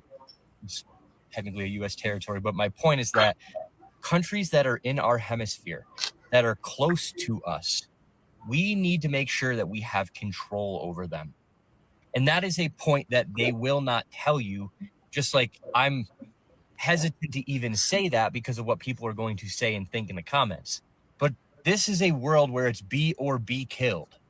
And if we see that China is partnering up and Russia is partnering up with countries in South America, they start flying their jets over, they start parking their nuclear submarines over here, they start building bases over here in our hemisphere. How does that make you feel as an American? Let me know in the comments. But if one of the world's largest oil producing companies, or could be if they had the right infrastructure, is not partners with us, is not friends with us, is run by a dictator, that is a fact. The man was a dictator. He lost the election to the woman who won the Nobel Peace Prize. He decided just to stay in power. Well, if we can't get along with these people, and I'm not saying the Venezuelan people, because if you look at the streets of Venezuela, they're partying. They love this because they know how bad they've had it under this man. But it's so much bigger than that. It's for national security of the United States of America.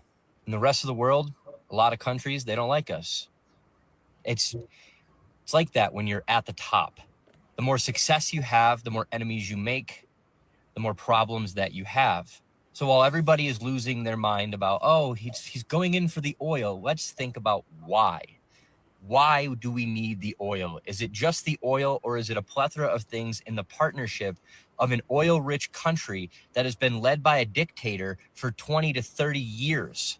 I personally think that there are more positive things that are going to come out of this than negative, not just for the people of Venezuela, but for the entire world.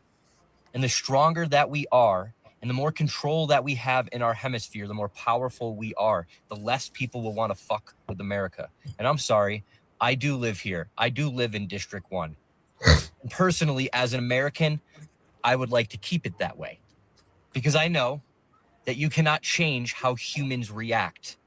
But what's coming in the future, none of this in the next 20 to 50 years is even going to matter because of how crazy AI is gaining traction and what that's going to do for equality in the world. So while everybody's worried about right now, the rest of the world is going to get a lot better in the coming years.